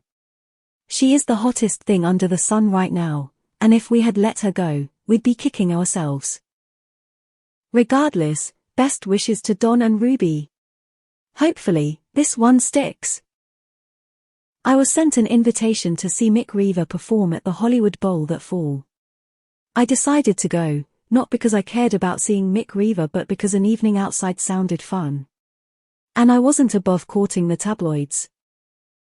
Celia, Harry, and I decided to go together. I would never have gone with just Celia, not with that many eyes on us. but Harry was a perfect buffer. That night, the air in LA was cooler than I had anticipated.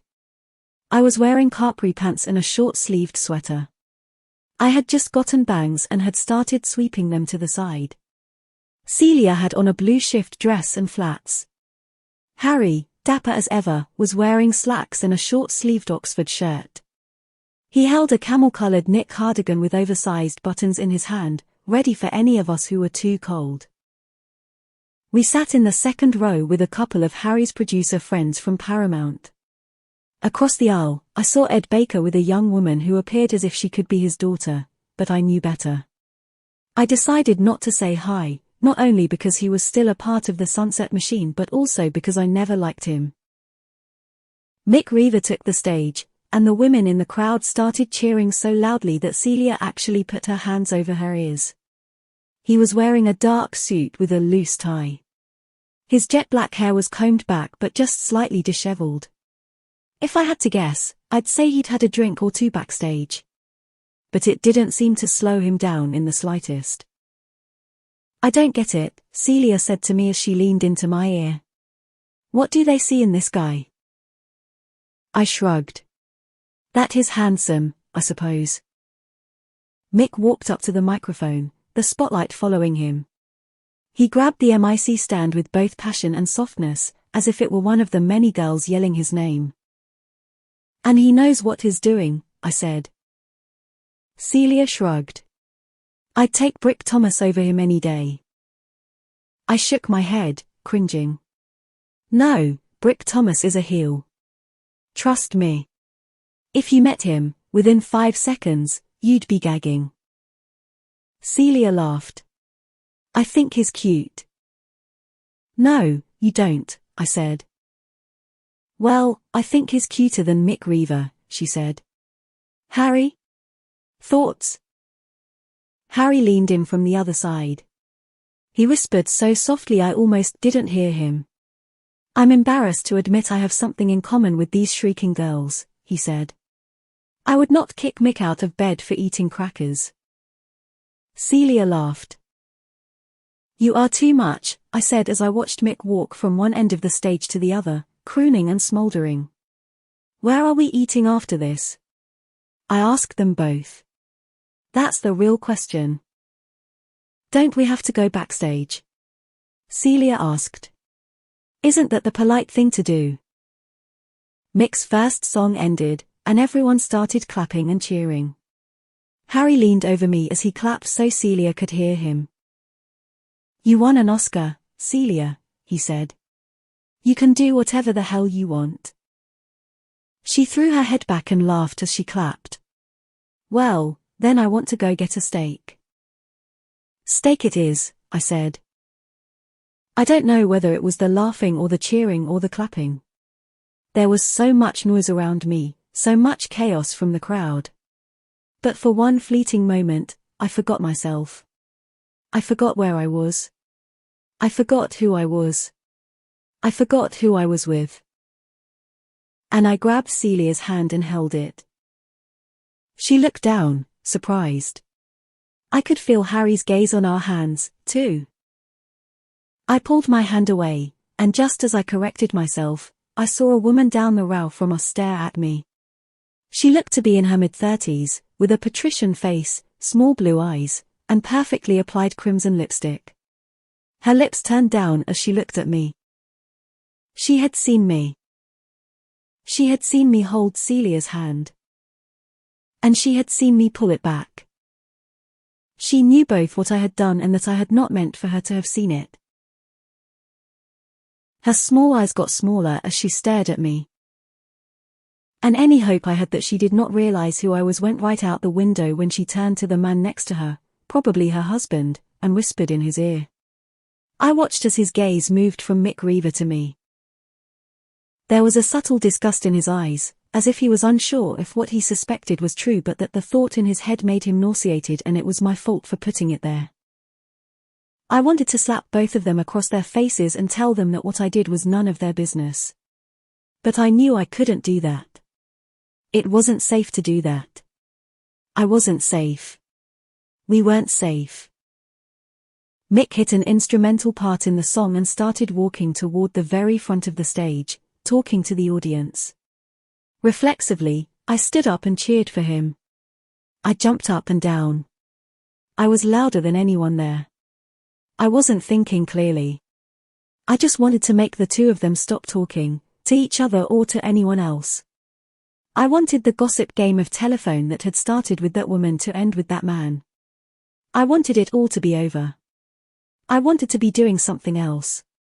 So I cheered as loudly as I could. I cheered like the teenage girls in the back. I cheered as if my life depended on it, because maybe it did. "Do my eyes deceive me?" Mick said from the stage. He had his hand over his brow, shading the